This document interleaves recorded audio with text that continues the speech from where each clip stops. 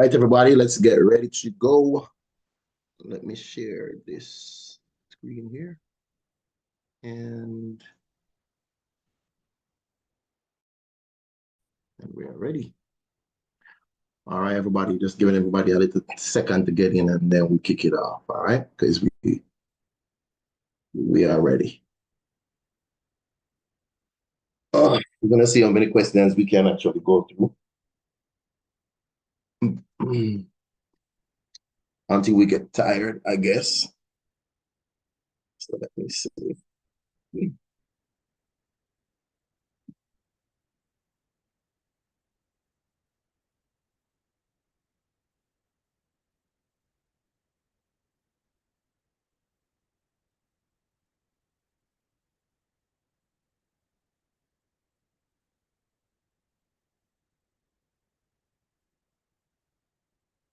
All right, people, we are. Oh, let me see if I let these people in this class. No, not this. Give me a second. I don't think.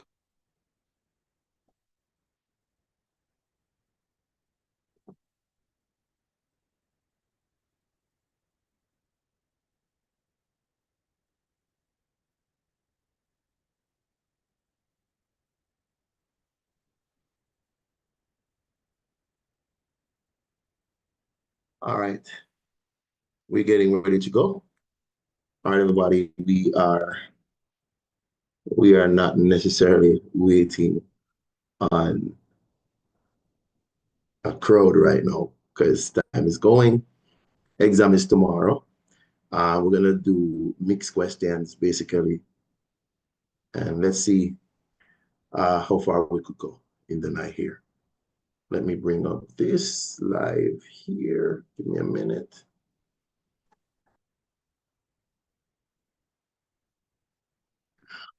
All right, so YouTube is setting up. We ready? Sir. Yes, sir. So you have like past papers with answers? With the answers? Like, what do you mean answers? Like you mark the answers. With the workout? No, the workout. No, just yeah, man. no, like you just like ABC. You know the money. Yeah, I post that on a Zoom group from how long, man, with questions from 2005 to 2020 with all of the answers at the back. So that means you click on the form the way you get, brother. Yeah, man. From 2005 to 2020, every single answer, it's at the back. 1 to 60 for everyone. So it's there in our class group. All right? You're intrigued tonight. Yeah, man. All right, everybody. We're ready to go. All right. So we are actually, all right, let me get my pen up and running. Hold on. Let me set up myself. All right, guys, we are kicking now. We're going to go now. Minutes right there. All right, I like the red pen better, so we'll go red. All right. All right, so I'm trying to do a variety of questions because I know y'all are used to certain questions. So we're trying to mix up everything. All right, everybody. So we're actually kicking it off right about now. If you're on YouTube, remember to drop your comments in the comment section. If you're on TikTok, then you're supposed to share the live right now. Let me just share it before we start. Everybody, just share the live to the status, Facebook, wherever. All right. Just share it so everybody can just jump on, do some work. A second, let me just share this. Remember, mute your mics in Zoom, please. You can't manage the sound that comes through. Mute your mic in Zoom. Class, mute your mic in Zoom. You can't manage the sound that comes through. Unless you ask a question, me tolerate it for the time being. All right? But we mute and we go. All right. I'm going to do the last year because I'm not sure everybody has to what I want because we're ready now, though. In the meantime, I can go and send off the answer when I have number one in the group. Yeah. All right. So for number one, as you could see, y raised to the fourth. And they're asking which one of these. As you could see, y raised to the fourth really means what? Why this is moving so weird now? It really means y times y times y times y, okay? All right, give the marker a little bit of time because sometimes it looks like it starts off slow, tell you the truth. I don't know why. All right, so you could see this answer is B right here. So number 1 is B, as we could see right there. Everybody get that, B. All right, let's keep it going, everybody. Number 2, we want to just work on those. All right, so this is our algebra, colloquial-like terms. All right, so we're talking about 5x. Oh, the pen really. All right, so good. Minus 3x minus 2y plus 2y. All right. And as you could see, the 5x minus the 3x will give you 2x. And then the positive and negative 2y is gone. So this is the final answer. All right, so we're left with just 2x. All right. All right, let's go. I'm wondering if because you guys are in Zoom. All right, let's keep it going. Number 3, a repeated question. In the figure above, AB and CD, they are parallel lines cut by a transversal, as you could see. What is the best relationship between X and Y? They are equal, they are alternate interior angles, and we know they are equal. All right, so alternate interior angles are equal. So definitely speaking, they're equal. Let me take this off my screen because I just feel like we'll close that. We'll close it and save them thing. I give me a little bit more vibes. Just feel like. All right. So as you could go. So everybody, we got that. Number 4. So number 4, it says the image of a point P under a translation is this. What is the translation? I've been saying this. Yeah. I've been saying this. The translation is simply your image minus your object. All right, so your image, so we're talking about P prime minus P, and that's going to tell you what the translation is. So in this case, P prime is -5, -4, all right? And we're going to subtract the object, which is 1, 2. Yeah, struggling. Yeah, man. So it's -5 minus 1, that's -6. -4 minus 2, that's also -6. So we're looking for a double -6. Our answer is D. So let me see you put out your answers as you're there. All right, whether you're on YouTube, I'm looking for the answers, or you're on TikTok. All right, remember now, number 5, going for number 5. So this answer is -6, -6. So a translation, simply just work it like that if you get any. And it seems as if they will be given a lot of translation questions. All right. Why is this on my screen right now? All right, as me say, maybe a system glitch. Okay. Give me a second. Not sure why this is not clicking off. Computer move weird tonight. All right, let's see what I want for a second. Sometimes that does happen.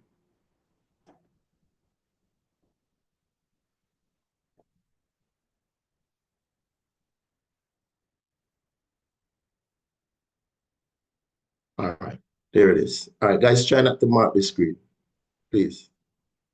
All right. Try not to mark the screen. All right, let's go to number 5. All right, so what number 5 is we definitely have 2 square, all right? And then we have 2/3, and we're going to square that. So basically, you're going to have 2 square divided by 3 square, and you're looking at 4/9. So make sure you don't make any error with those sort of questions. So these are like giveaway questions. You don't want to make any error with these, all right? You don't want to make any error with these. All right, number 6. So at number 6, you have 0.386, and you're multiplying this by 0.06. They're not asking you to do the multiplication. They're saying can you tell how many places of decimal you should get in your answer? So if you observe this, that's 3 places of decimal plus 2 more. That's a total of 5 digits behind the decimal point. So you're looking for that in your answer. You're not going to work out these type of questions. All right. So it's about, do you understand how decimal operate? And when you multiply decimal numbers, how it is that your answers will look. All right. So for number 6, we are looking for an answer with 5 places of decimal, and that is A, without working. All right. So that is A, without working. All right. Let's keep it going. Somebody mark my screen. Who that? Can take it off, please? There's a green mark. All right. So number 7 now. I want to see if you can get this. Read number 7, please, and see if you can come up with your answer quickly. Number 7, everybody. Look at number 7. Talking to people in YouTube, people on Zoom. Let's see what your answer is for number 7. Number 7. All right. So can I see number 6? Somebody want to see what number 6 is? Number 6 was A. Number 6 was A. All right. So I hope you see that. I'm going to scroll again. So number 6 was A. So for number 7 here, it says half of y added to 3 times the square of y. So just relax. It says half of y. So we're going to do it timely. Half was 3 times y squared. So read it. Half of y added to 3 times the square of y. So you could see that this is what we have here. And our answer is this. I'm wondering if because I have more than one PDF up. You know, Seriously, is your computer locked, sir? Yeah, the writing. But we're good. I'm going to close certain stuff on the screen and see if it write faster, because I have the other paper literally a wait. So I'm going to do this and see if it go better now. We close them off. Because I had some little stuff where I have dropped down when I don't want to show them, but we click it off. All right. See if we go better now. All right, everybody good with number 7? Everybody good with number 7 before me push? Class, I want to talk to the rest of people. You can just say yes or no, Yes, sir. people. Lily and everybody. Yes, sir. Just one answer. Yeah, man. Talk up. I want to talk to a regular class. Nobody know who. All right. So we have P is equal to M squared. And you're going to divide this by 2 minus M. So M squared divided by 2. So M squared, that's 3, negative 3, and you're squaring that. And you're going to divide this by 2 minus, and then you're going to have M. And I put it in a bracket again. Okay. All right. Well, let me on the pen. All right. Go to that. So when you square anything, negative 3 times negative 3, that's positive 9. The moment I see this, I know I answer this already. Why? Because this is the only one with 9 on top. But still, I go work it out for the class. Because when I'm doing multiple choices, honestly, I'll go a little bit faster than normal. So in this case, you could see the 2 negative will turn into plus. So we have a 5 there. So your answer definitely is E. All right. So we C for that one right there. Everybody good with that? Everybody good with that? Yes, sir. All right. Everybody good with that? All right. Still, I try to see if my pen can do pen all right, like regular. At the up still. All right, number 9. So we have a boat. We have a boat here that took 9 hours to travel. So mark down the key thing. It took 9 hours to travel a distance of 1080 kilometers. What's the average speed? Average speed is always equal to your distance by your time. So that's basically your speed. It's distance divided by time. In this case, your distance is 1080. And you want to divide this by your time, which is 9. Whether you want the long division or short division, doesn't matter. All right. So if you have the short division, 9. Okay. 9 into itself, that's 1 time. All right. Now 9 into 10 goes 1 time. Remainder 1 right here. So So now we have 18 right here. This is going to go 2 times. And then with the 0 at the back, 9 into 0 is 0. So you're looking for 120 kilometers per hour. All right. So 120 kilometers per hour is actually C. All right. So we have C right there. Everybody good? We good with that? All right. All right. Let's take a look at number 10. Number 10 says the height. So this question says the height measured in centimeter of 6 students are as follows. What is the range? Remember, range is your highest minus your lowest. Range, highest. So you look for the biggest number here. The biggest number here is 170. And you're going to subtract the smallest number here. 172. 72, my bad. 172 is the biggest. Yeah, 172. It's taking a while to come off. All right, so it's 172. I'm going to write it somewhere else.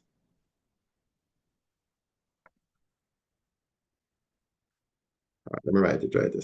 So it's 172 minus your smallest number. What's the smallest number that we have right there?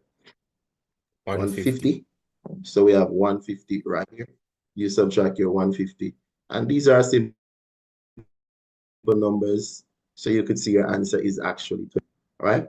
22 is the number that we're dealing with here. And we're good right here. I'm not pleased with the penny and not at all tonight. So the range is 22. Range is 22. I'm not sure why this I'm also. All right. All right, let's go to the next question. Number 11.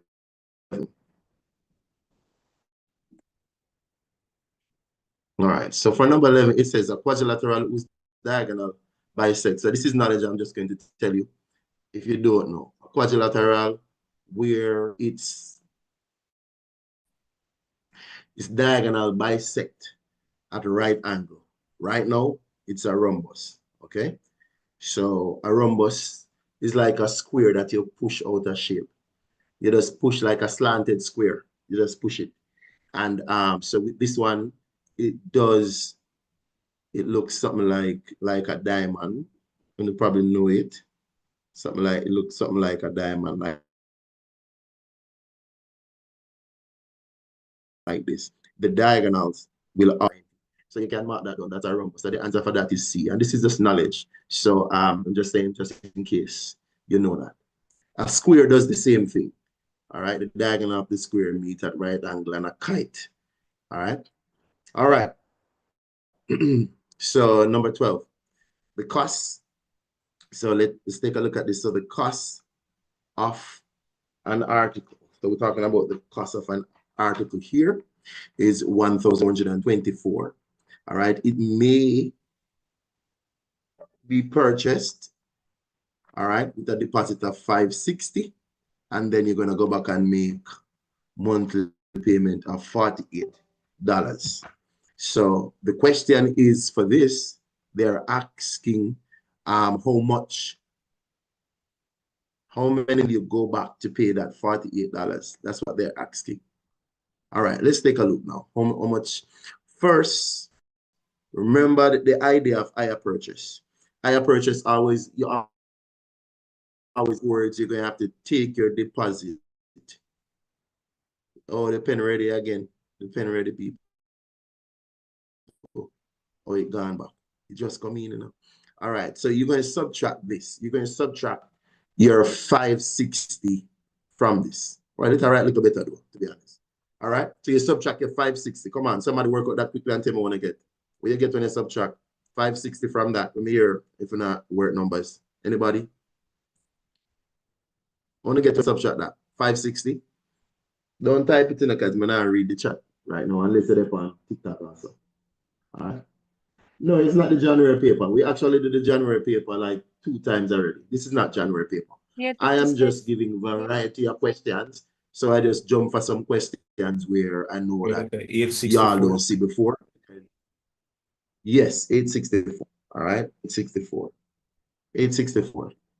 The reason this here thing, I'm going to depend on the screen. You know what, tonight, like it's a sabotage. I'm going to try one more time.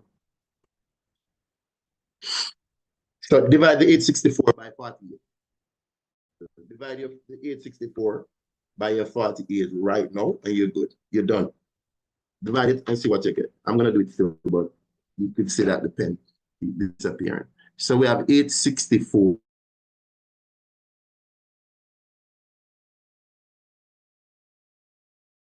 here, and all you want to do is to divide it by your 48. Now with this, you're going to break it down the best, but you can't think will work. All right. So you probably could use 6 or so on, but you try numbers within your scope, you know, because it's not like I'm telling you, because I don't know what number. You can try 12, all type of numbers work. You try 6, you'll see what you get. So if you divide the 864 by 6, you're going to get like about 144 up top here. You're going to get 144 over, and so dividing by 6, right? 48 divided by 6 gives you 8. So you can see, you can go again. All right, actually I use the most. All right, people. All right, so we can break this down one more time. So how many times can 8 go into this? Everybody should know. 18. How many times can 8 go into 144? But just now I'm telling you, you know, yes, wanting to break down the thing for yourself. Yeah, you're going to get 18, and 18 is there. So it's going to take you 18. Let's see what one, right? So again, with higher purchase, you take out the deposit, you're the amount you had gone back to pay over a period of time. Since you were paying $48 every time, if you divide by 48, it's going to tell you what was that number of, you know, payments that you made. Now, let's take a look at this one now. Where x minus 2 is less than 8 but greater than 4. We are suggesting that you solve this ordinarily.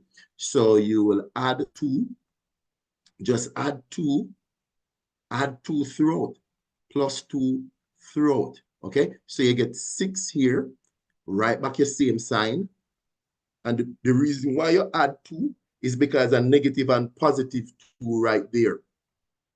So the negative and the positive 2 would have given you a 0 there. So now the x is alone, and now you interpret.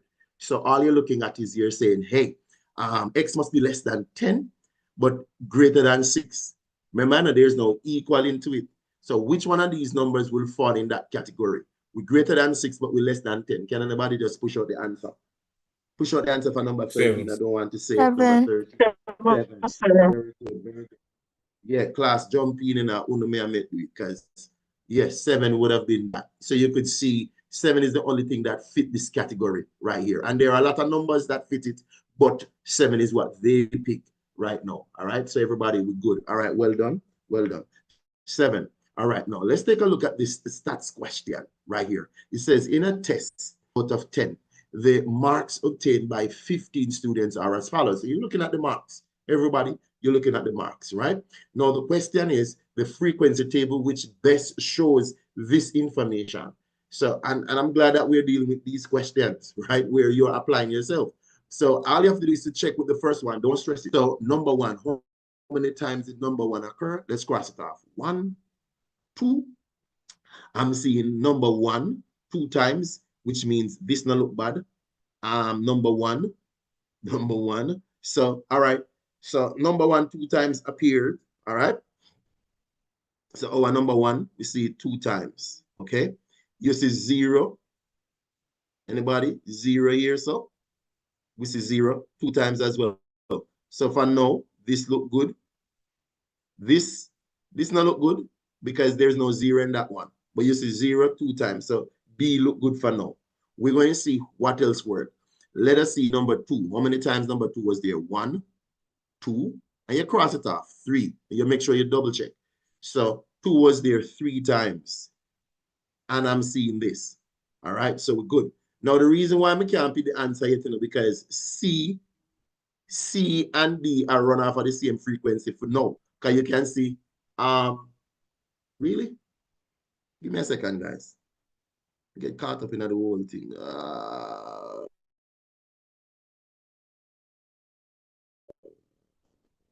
Wait, let me see something. All right, I don't know why the live end. All right, I'm gonna go leave it still. All right, come back. All right, the live end by error. All right, give me a second. Let me reconnect, please.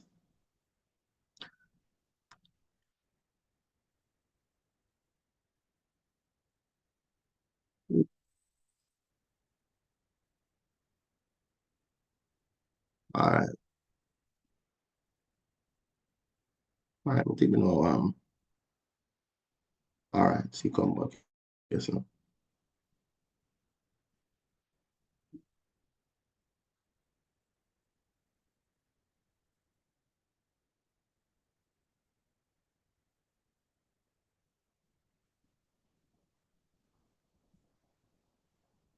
Why does it take so long? Something wrong. Okay. All right. I'm gonna run this up on my Wi-Fi. Give me a minute. Sorry for wasting the time.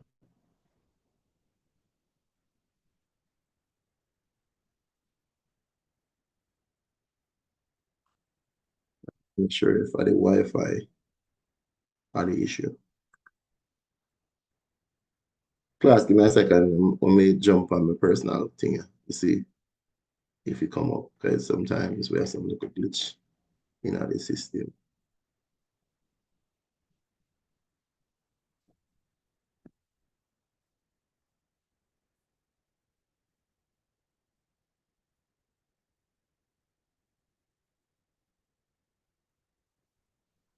Let's see my Wi-Fi neither.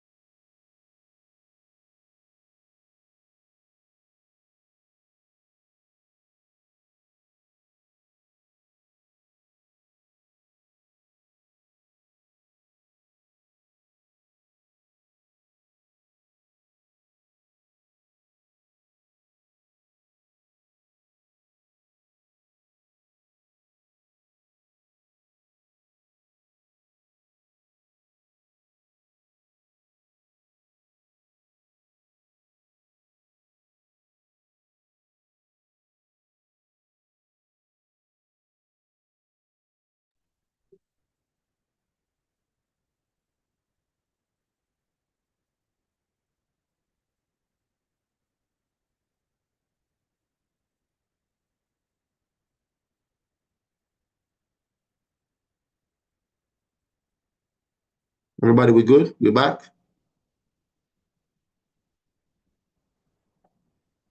People, let me know if you not hear me, because Yes, sir. Yes, sir. you don't always hear me. I want to just come back. Just starting.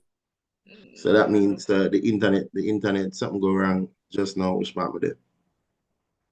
because the internet actually gone and the computer move really weird. Like everything I move weird. All right, I'm soon getting it up and running. Sorry about that. Okay, All right. sir. We good now? All right. Check if we still a stream on YouTube. Oh yeah. Everybody's supposed to gone by now. All right. Internet chip out. Yo. Sorry about that. And then we're not go back to TikTok, I swear. All right. Let me just do this right now. All right. So we were at, I bet it's everything right better now. See? Are the app we're on TikTok and the problem. See there? Everything now. So TikTok now record right now. Anyways, so we checked 0. Sorry about that. We're back. Sorry, everybody. Sorry about that. We have an internet glitch just now, but we're back. And we're not on TikTok. We're only on YouTube right now. So here's the deal. We checked 0, and we got 0 2 times for both. We checked number 1 2 times. We get 2. Number 2, we saw it 3 times. So if you look, we don't need to check these. Since we know that it's either B or C, we don't need to check this either because they are singing the same song. But we're gonna get the same. What we need to check is 7. Or we check to see if they have a 7. Or like this would be incorrect because there is no number 5. Like when you look in the table here, you could see there is no number 5. So that means this is correct. I don't have to even check anymore. In other words, we check a couple of things and we see that B and C are going together. But at the same time, we saw that there is no number 5. So that means C is out because there is no number 5. That's what we're saying. So the answer has to be B. All right. So we don't have to check the rest because there is no number 5 in the data that you had to check. And C is representing a number 5 here. So that's incorrect. All right. Anyways, so that one is B. All right. All right. Let's keep going. All right. All right, everybody. We are at simplifying this. So we have A raised to the M times A raised to the N. Remember that when you multiply the same base, you add their powers. So A raised to the M plus N. Are they happy? Okay, so this work over A to the Q. But remember, when you divide, you're subtracting because they're the same base. So you have A raised to the M plus N. But the same base, which is A, that means you're going to have to subtract that. So you're looking at this as your answer right there. Everybody, this is at the TikTok at the problem. Yeah, Yes, sir. yeah, guys. Right, yeah. TikTok at the problem. Close all at the phone. Maybe I'll look over this. All right. So again, so it's gonna be A raised to the M plus, because when you multiply the same base, you add their power, but when you divide, you subtract. So you could see this coming out. All right. Now let's go to number 16. So I'm gonna kick it now, people. You want to expand this. So if you're expanding X, look how this is a slide, man. X plus 2 squared. So here's the idea now. When you're doing that, you can do it the long way or you can do it the short way. So I'm gonna do it the long way for everybody in class. This is the long way, right? That's the long way. All right, that's the long way. So then you just do your foiling. So I'm gonna use a black marker just to push it. So X will go with X. You call that X squared. When X go with 3Y, you get positive 3XY. Again, when the 3Y go with X here, you get positive 3XY. And when that 3Y go with 3Y squared, you get positive 9Y squared. When you put it together, you see you have X squared plus 6XY plus 9Y squared. You look, you see it, and you pick it, and you're gone. Tell me if we're good for a moment. Everybody, let's let me know if we're good right there. So let me know if we're good. Yes, sir. All right, so we're good right there. Good. All right, number 7.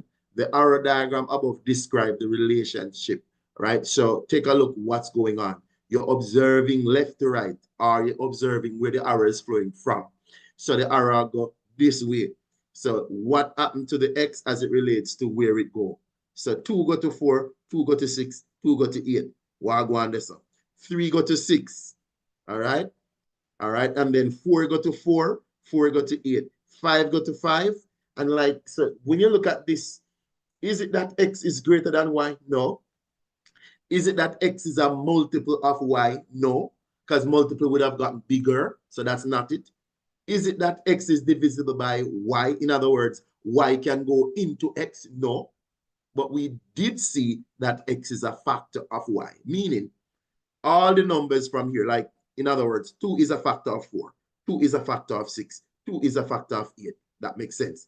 3 is a factor of 6, 4 is a factor of itself, 4 is a factor of 8. So you could see that x is a factor of y in this case. Everybody good with that?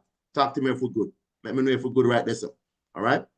1 or 2 persons, anybody just say something to me, please. Let me know if we're good. Yes, sir. All right, so now put in the chat on the screen now, everybody. Put the chat up on the screen. So sending on the answer in the chat, I'm seeing, okay? All right, let's go. Question 18. So like this, I'm going to tell you what this is because they can answer these things. These are just some properties in mathematics. We have seen the word commutative property. What is commutative property? It is simply like if 1 plus 2, it is the same thing as 2 plus 1. You could say that we turn it back way, but that's not what is going on screen, okay? Now, what is going on screen is what they call associative property, where, and I'm going to give you a context. If you have A plus B plus C, all right, this is how they do it. It's called the associative property. They can bracket off the first 2 and then bracket off the last 2. You'll get the same answer. So this one on screen, you notice they bracket off the first 2 on the left side, and then they bracket off the last 2 on the right side. If you could see it. If you really add up everything, you're going to get the same answer. So that's called the associative property. All right, everybody, we're good with that? That's the associative property. So that is something you can just keep in your mind. All right? That's the associative property right there for number 18. All right. Number 19. Number 19 says in a rectangular garden, 50. See this question. We see this question. Yeah. So we have a 15 by 12 meters. And they're saying 80 of it is used for vegetable. What area of the plot is left? So first you're going to have to multiply your 15 times your 12. I may do it the long way because I say, I don't know if people are going to know. It's at 180. But anyways, 2 5s are 10. 0, carry the 1, right? 2 1s 2 and 1 3. Put down your 0. Boom. So you can see when you add this, this is 180 that you're getting. So the area of this is 180. But they already used 80 for what? 80 was used for veg. So in order to find the remainder, we're subtracting the 80 from that. And that is why the answer is 100 that's left. Everybody, are we good right there? YouTube, let me see on the answer. Please drop on the answer in the chat. I'm looking at it. All right? Yeah. All right, YouTube.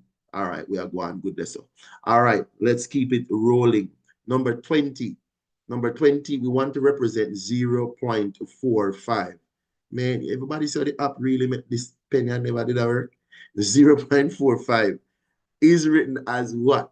Now, 0.45 is the same thing as 45 over 100. Everybody good with that? 45 over what? 100. And then now you could break it down. You could break down this. For example, 5 into 45 is 9. 5 into 100 is 20. So this is giving us 9 over 20. You look if you see it, you pick it and you go. Everybody good with A? Yeah. Everybody good with A in the chat, right? There's a Merlin, Derica, wonderful Tiana. And then on the YouTube, everybody still a kick it up. All right, we're good there. So. All right, make we keep pushing it now. Now, if x plus y is equal to, I'm going to write this. If x plus y is equal to 2, all right, then y minus x is equal to 2 also. They're asking what is x and y. I'm suggesting we're going to put this up front and put the y at the back so we can set it up the same way so you can feel more confident. So this is like negative x plus y equal to. We're going to pause. I only did it like that so that you could relate better. All right, you don't have to, but I am doing like that so you can relate better to what we're looking at. Let me know if everybody good, if everybody see what I'm saying right there. Let me know.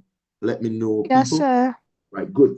No, so at this time, what we're going to do now is to do regular simultaneous equation. If we add the negative x and the positive x will become a 0. We're adding now, okay?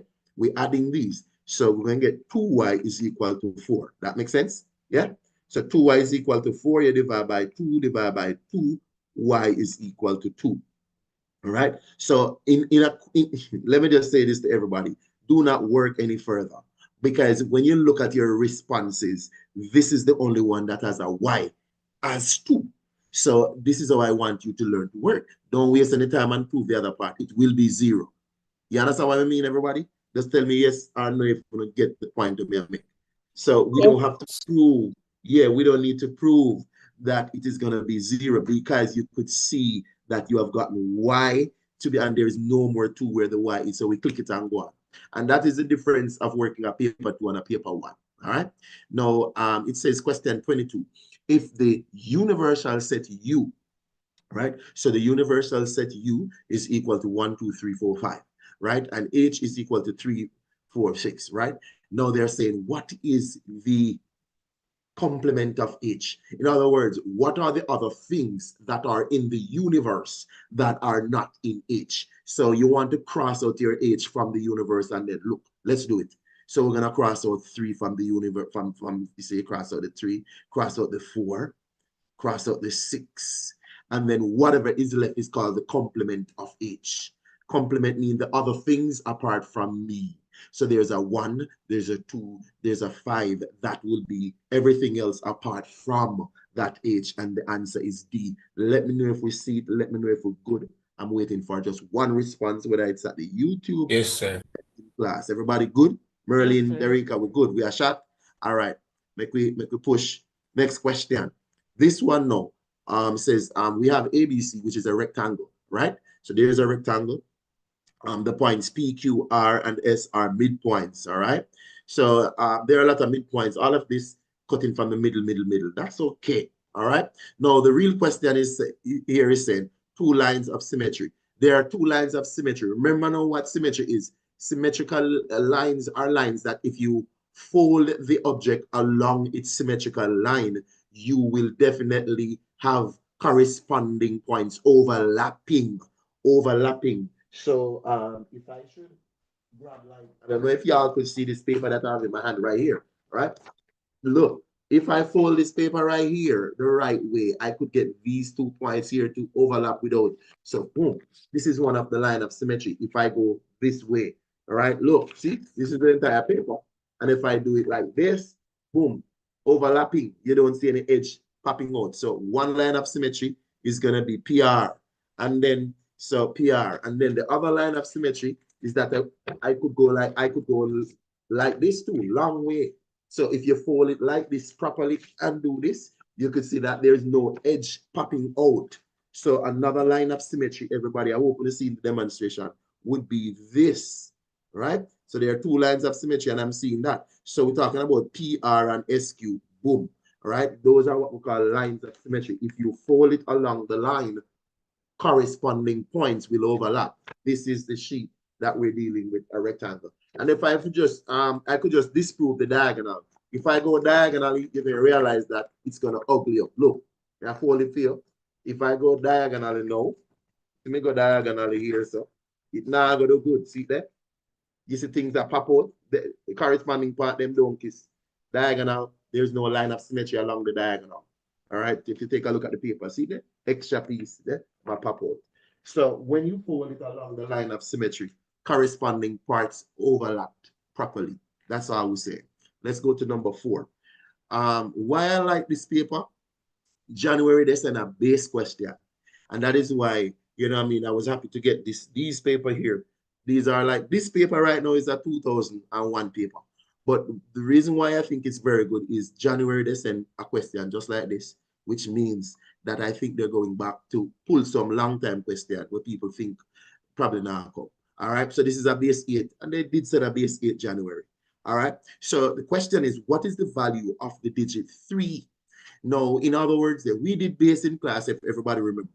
Now, all you're going to do is to set up your base 8 table, okay? But they want it in powers of 8. So here's the deal. It starts with 8 to the 0. We call that 1. And then it's going to be 8 to the 1. You call that 8. And then it's going to be 8 to the 2nd. You call that 64. And then it's go 8 to the 3rd. You call that probably 512, right, everybody? yeah. Check it if it is 512 for me. Yeah, as in 8 times 8 or 64 times. Yeah, it's correct. 64 times 8 is 512. So these are what you call the place value. These are just place value in your base 8 table. You're going to put the numbers now that you have here. Now, I only put these under here for you to make connections. I'm going to remove them now. I'm going to remove them. I'm going to remove them for you to see what the question is about. So sometimes the question will use these numbers like 1, 8, 64, and 512 to do the working. This time they never want that because in January they use these are what they use January, but sometimes they will use the power. So 3 will be 3 times 8 raised to the second. That's the value of it. In other words, then 3 times 64 will tell you what value the 3 holds in this figure. One, somebody can just tell me if they understand me. I say, these are the answer. All right. So under style. So 3 times 64, you know, is the same thing as 3 times 8 to the second power, because 8 to the second power is 64. Everybody, we good this up? Let me know if we're good people. 1 or 2 people just say, yes, we're good. All right. Yes. Sir.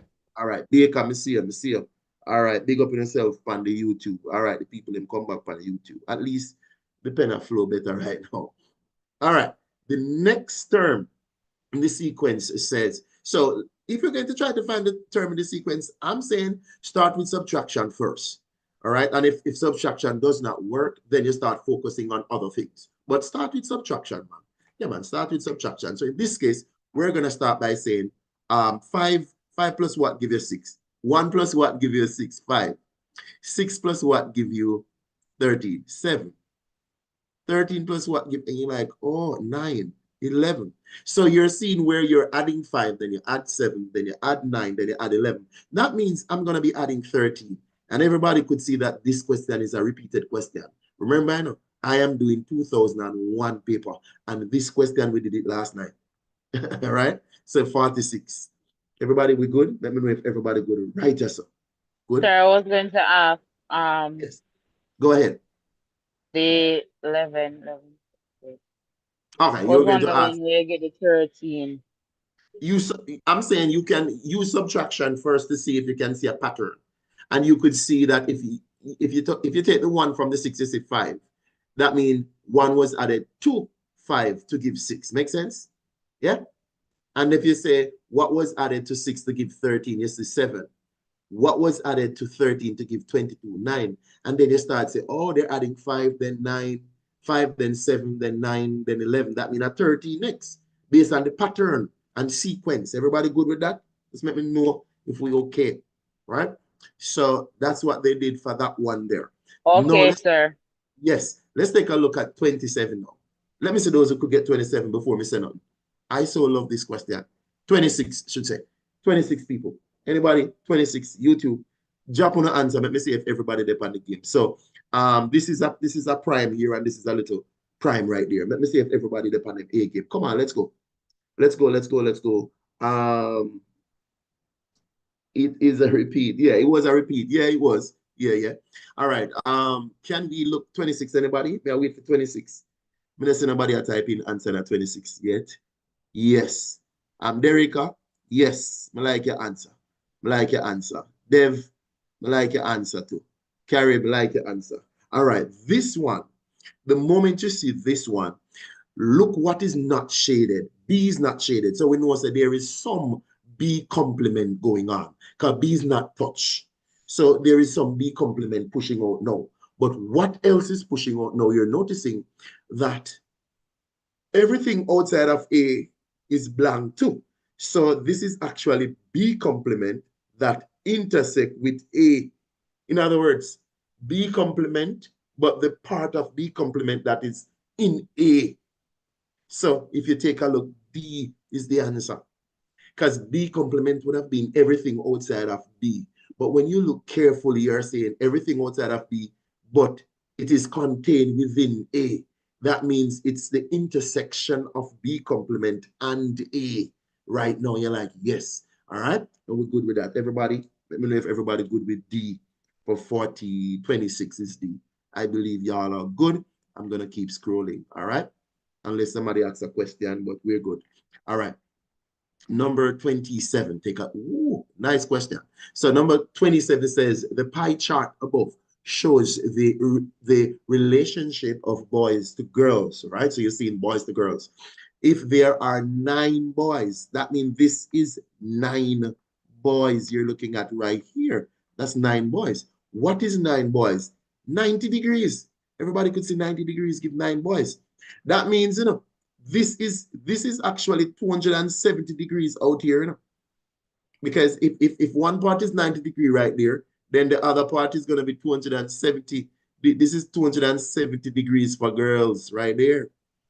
So you could see there's 3 times. So I could see the answer. It says how many girls are there. There are a number of ways you could do it.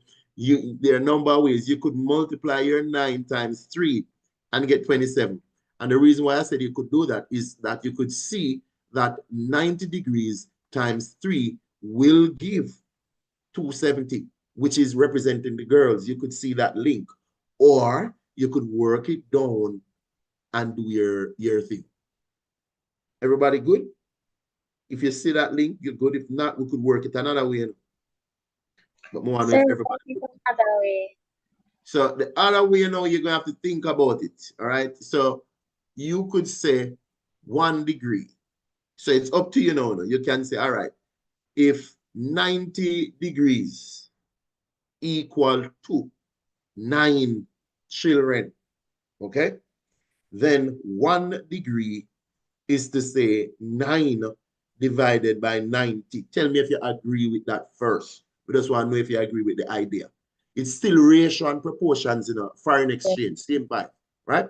So this is 1 degree, you know, but me have to break it down because me can say then if me want to find 270 degree, because if this is 1 degree, me just multiply by 270 and see all of the regular numbers are cancel themselves. 9 into itself, 1. Boom, 27 is left. I mean, up to you. It's up to you based on how you want to go, everybody. But the answer is 27, whichever way you interpreted that question. How do we know it's 3? Because we saw the relationship between, because we know our timetable.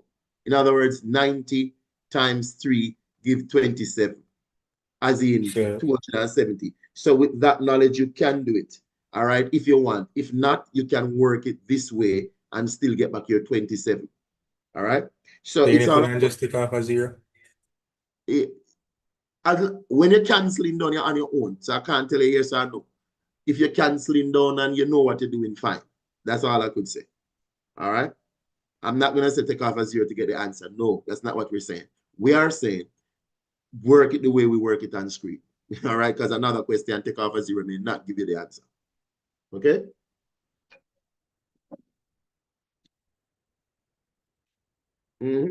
So there are multiple ways you can approach it. Because remember again, let's look again, people. Let me just brush it up one more time, just in case anybody, because every now and then you're going to find, somebody in a certain. So we'll just brush it up again. But remember now, you're doing a multiple choice. So you're looking, and they will give particular questions like this. They put this here, so everybody know that this is 90 degrees right here. That's 90 degrees. Remember that a circle is 360. So if you take out the 90 from this, you're left with 270 for girls. That means this angle here, for the girls, this was 270 degrees for the girls. I'm already telling you, 3 times 90 is 270, and that's a natural. That's me looking at the numbers, okay? So in the exam, students will do that. Now, everybody work differently. So me just go work it 2-way quickly, just quickly and then go. We were also told that there are 9 boys here. So you could start by saying 90 degrees is 9 boys, or you could say 9 students if you want, all right? Therefore, 1 degree is to take the 9 and divide it by 90. You can break it down if you want. So let us say you want to break it down. So you can say 9 into itself 1, 9 into 90 give you 9. So you're left with 1, 9. Don't bother trying no decimal right yourself. Okay? My bad. 10 if you say, and everybody say 9, right? So you get your 10 right here, right? So the thing is now 1% is 1/10. But if you want to find the 270% for the girls, remember I know 270% for girls, it's gonna be 1/10. So Lily, see the zero, I mean I do it so you can see a zero drop off. So 1/10 times that would have meant that this zero drop off here, and then you're left with 27 girls. That's what we're saying. That's another way you can do it, which is a longer road. There are a lot of people that will look at it and just say, okay, 3 times 9, 27. And you get your 270. So, I mean, you could do whatever you want. All right. This paper is actually 2001, but the questions are what you're focusing on. And do not go in the exam looking for a repeated question. Man. Beg you, don't do it. All right. So, I just make you know. Matter of fact, all of the concept is the same. Like the concepts are the same. Let's kick it. Because I think everybody exhausts the recent papers already. Because I've done one paper 3 times. I'm tired to do it. So I just say, I go way back now. Me do everything. All right. Now, so which of the Venn diagram below illustrate the statement? No positive, even this is a repeated question. No, we do it last night. No positive integer is negative. That means you're looking for a disjointed set. You're looking for a set that does not overlap. Because, so you look, a set that does not overlap because there is no positive number that is negative. And you pick a D and you're gone. All right? Everybody good? Everybody good? Everybody good? Talk to me, man. Talk to me. YouTube, we good. Make we know if we're good right there, so. We're good for YouTube. Good in the class, yes, so too. Merlin, no good. Make me know if we're good enough. All right. We are scroll. All right. So we are 29 now. 29 says a rectangle. All right. This is something we just need to tell you. And this is a very good question. Like, I think maybe about 3-4 years ago, there was a question on paper 2 about this. All right. Rotational symmetry. What is rotational symmetry? Sorry, I never put up my other board. I probably got to put it up. I'll make it go and load in the meantime. What is rotational symmetry? It is to take a shape. All right. You take a shape and you're going to rotate it, and it's supposed to come back looking the way it is. All right. Before you reach back to its original position. If you can get it to look like itself before, then those are the number of rotational symmetry it has. So while you're rotating it, so let me pull out one and show you. No, I'm going to pull out a rectangle right now. So here is a rectangle here, everybody. Here it is.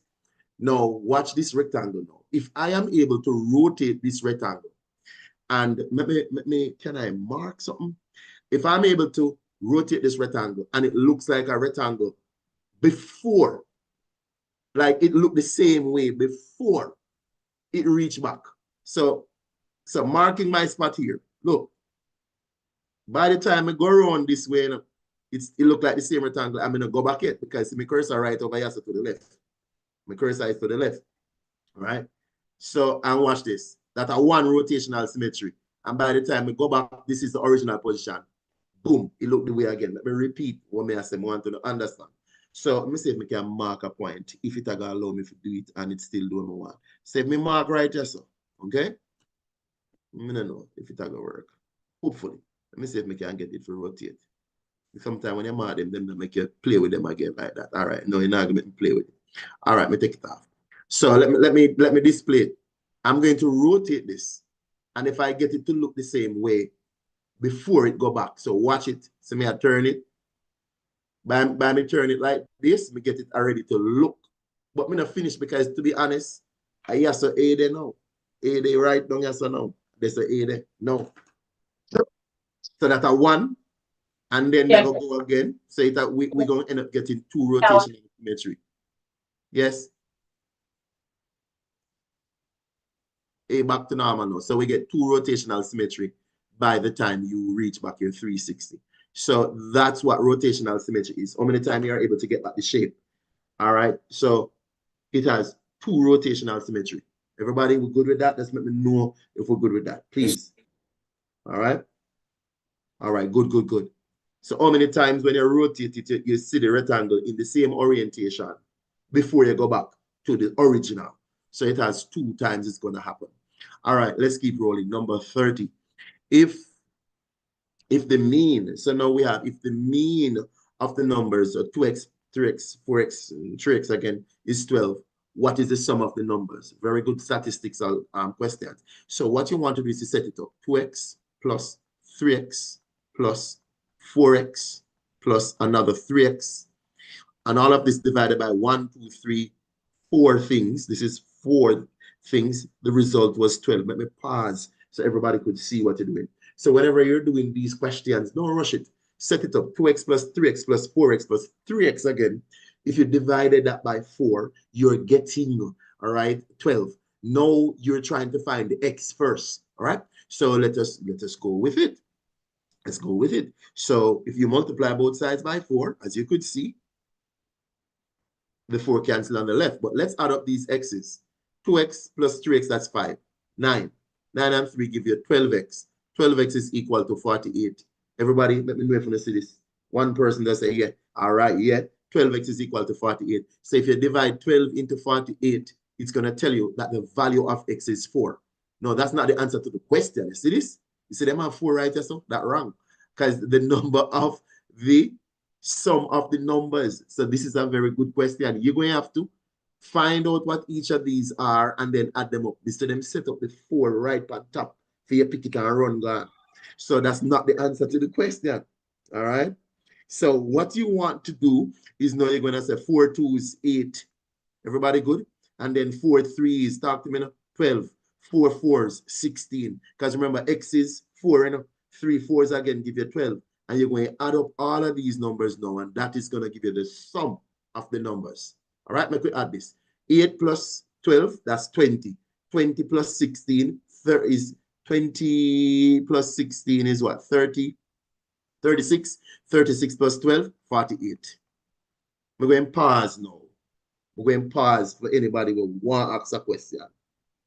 Yeah, I'm sorry about that. The TikTok was slowing up the whole writing. I don't know what happened tonight with TikTok. I don't know if it's, I think maybe too much people over there, I don't know. But what happened is, while I was on TikTok, my whole live I shut down. Like, it go slow, my pen now right on the screen. And the moment I come off a TikTok, right now, my thing I write and I delete same time. So TikTok slow up the thing. So sorry about that. So over here with it. So everybody just let me know if you see the 48. Please, my class and those who are online, let me know if you see the 48 before we move. Sir, can you go over? Yes, I can go over. All right, let me go over this one more time, guys. Remember, I'm not upon a rush tonight, you know. Please understand. I'm not upon no rush tonight. Tomorrow, exam, we are trying to do as many questions as possible and then send them to go on the bed probably by 12 o'clock and then just wake up and kick it. Now, the question wants us to know the sum of these numbers, but we got the mean, that is 12. Mean would have meant that you're going to add up all of these numbers that you have. Add them up. Let me try to write a little better now. See, over here is a nice man. So that's it. All right, so these are 4 numbers. If you divide this, maybe because of the internet too. If you divide this by 4, the result is 12. That's what the question said, the mean of all of those numbers. Now, if you should add up all of those numbers on top, may I do it one next way now?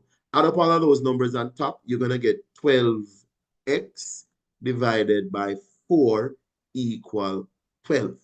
I just want to know everybody see, because I just showing you something diverse ways to do it. I approach that different way now.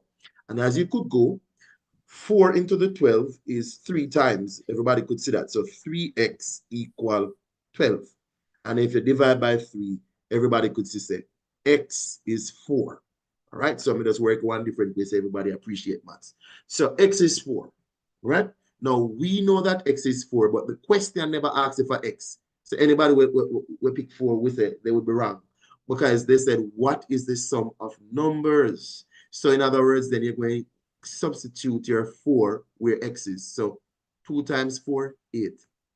3 times 4, 12. 4 times 4, 16. 3 times 4, 12 again. And you're supposed to add them up because you want to know the sum.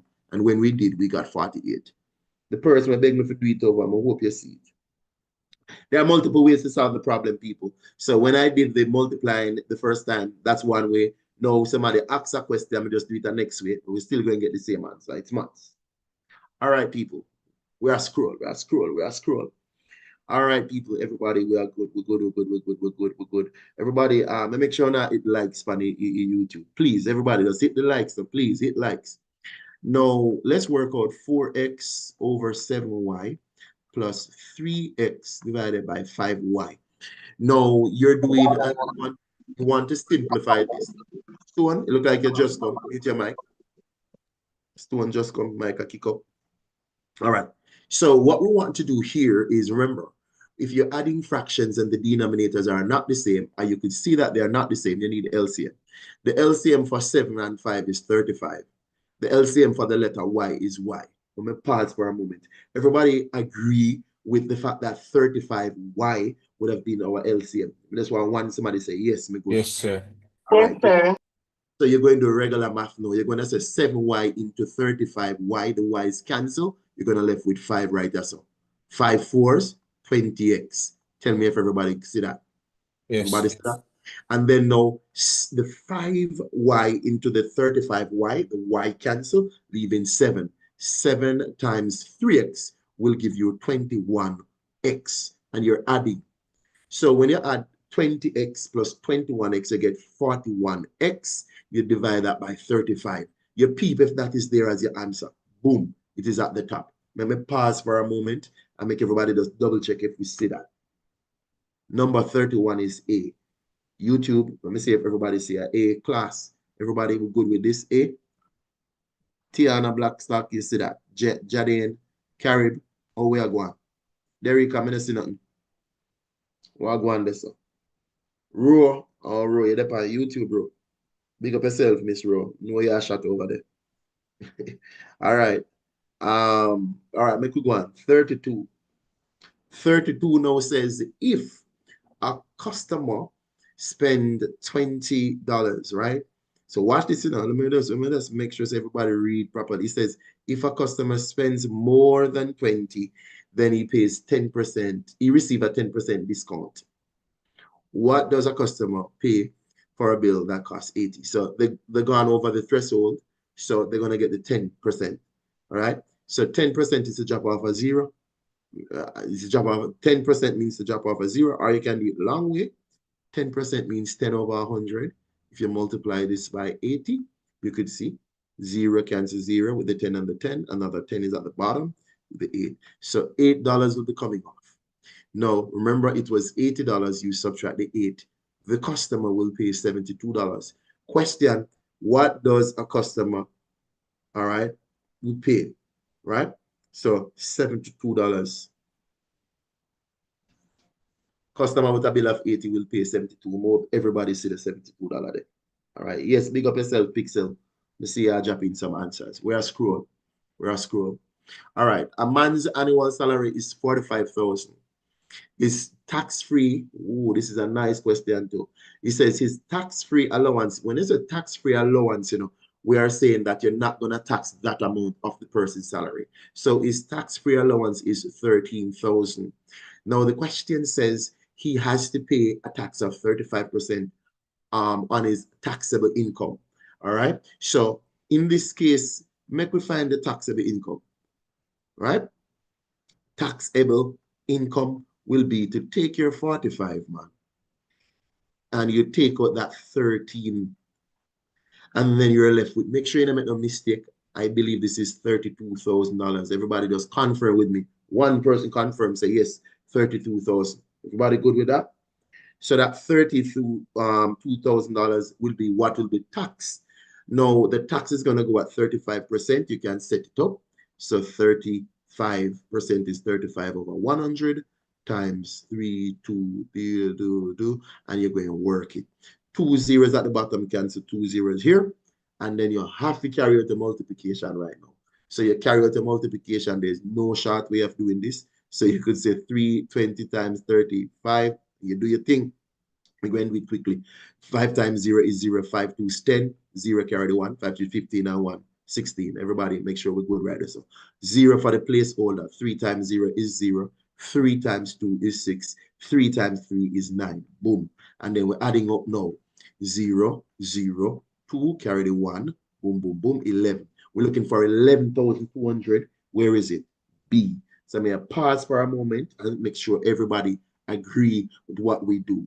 All right. Jenny, my sister, you said B. All right. And things like that. Anybody else anywhere? We good? Everybody, are we good over here? We good over here? Top up the screen. Yeah, man. Everybody top up the screen. Yes, I'm Terry Rowe. Want to remind them that, please remind them every 5 minutes. Top up the screen, man, and send anything on road. Send anything on road. All right. That answer is good. We're still pushing. All right. Now it says Anna and Betty share a sum of money in the ratio 2 to 3, respectively. Respectively would have meant that Anne get 2, Betty get 3. All right. Watch this. I'm a rubber. Boom. Same time a rubber work. What do you mean? All right. So it says Anna and Betty money shared like that. And receive, watch this key, and receive $120. $120. Right? So the question is saying, what is Betty's share? There are multiple ways you could do this. All you have to do, you know, and the relationship is with Anne. 2 parts. Anne is 2 parts. And 2 parts is $120. That means 1 part is to take your 120 and you're going to divide it by 2 and you're going to get $60. So we want to relax. 1 part is 60. But remember now we want to find Bet money, right? Bet get 3 parts. I notice that many of you are rushing up, which means that is 3 times your 60. And everybody know this is going to be 180. And then the answer is right here. Let me know if everybody good with them C right there. TikTok, not TikTok. Yeah, you always use the smaller number to do. No, it's not about the smaller number. Ask the question properly, let me can respond to you. If I always use a smaller Yeah, number. I realize what you did, sir. But I still want to hear what you're doing now, Mr. B. Talk to me now. I want to make sure so you connect. Remember tomorrow exam.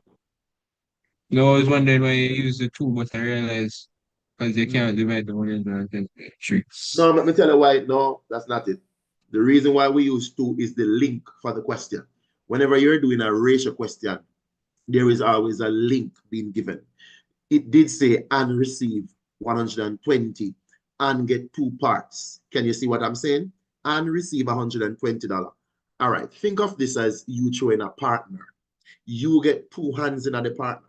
Your 2 hands was $120. Make sense? So that's the link. That means you could use your 2 hands and then tell somebody what 1 hand represent. Because you're like, yeah, if you throw 2 and a 120, that means 1 hand is $60, sir. And then if Betty have 3 hands, then it's going to be 3 times 60. Can you see that?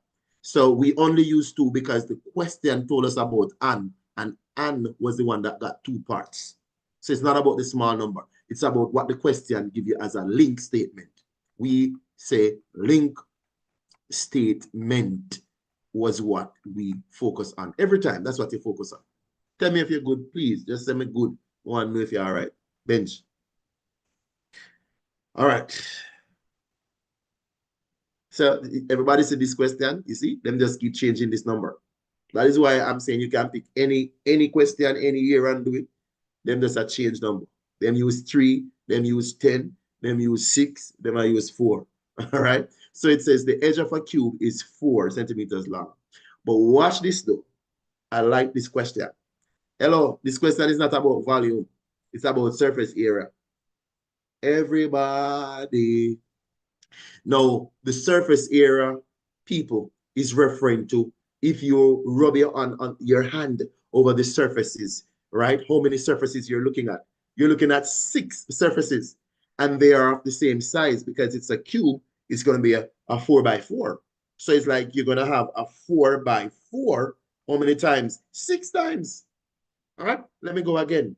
1 surface of a square is going to be 4 times 4, which is 16. All right, we're talking about the area, but you're going to see that happening. So 16 will happen 6 times. So 6, 6, 36. All right, bring a 3. 6, 1, 6, and 3, 9. So it's 96 for this one. Hello. Me know so well for people pick C. If you pick C, it means say you're not read the question and you're not listen to what me are telling you to do. because CXC not always give the same thing. So if you pick C, you are thinking volume. This question didn't ask for volume. And this is what I'm saying they're going to do to everybody this year. They're going to bring back some same numbers and flip where them are asked. And them are going to put the one where them are know say you're going to pick it up. So let's go again, class. The answer is not C because the question did not ask for volume. This question asks for surface area, which means there are 6 identical areas. You're finding them. Be careful. All right. And use tonight as a marker for you to say, look out. Now, people, this question right here is very good. So we're going to use it to help everybody to decide. No, excuse me, sir. Where did you get the 6 from? From it's 6, right? Defined surface area. So I'm saying it's a dice. How many surfaces a dice has? Talk to me. Talk to me. 6. Exactly. So you want to find the area of all 6 surfaces. But the good thing is each of them, they're identical. So that means when you find one, all you have to do is to multiply it by 6. You connect now? Because it's like you have 16 on the bottom, 16 on the side, 16 up at top, 16 at back, 16 at front, 16 aside. There's 16 everywhere because it's a cube. And with a cube, all the sides are the same. Are you there? So you're gonna have Yes, sir. 16. Thank you. All right, wonderful. Now, can I just show everybody something before we do the questionnaire, please? Before we do the questionnaire, I think I need a teachable moment. Like I'm gonna say teachable moment, maybe like a 1 minute, just a 1 minute to show everybody something. Everybody take a look at this. Teachable moment. Now, let me just take this off of the screen quickly. Now, whenever you're doing inequalities, there are 2 types of line. There is broken lines. Whenever you see broken lines only come with less than or greater than. More everybody know that. When you see solid line, it comes with greater than or equal or less than or equal. There's a big difference. So like the moment I look at a question, I can eliminate certain things already because broken lines come with these, solid line come with this. So you can't trick me like that, okay? Now, the next thing you're looking for is this, people. Now, when you see the lines, if you shade on top of the line, it's greater than. You hear me? If the shading is on top of a line, it's greater than. However, if a shading is under the line, it's less than. That's all.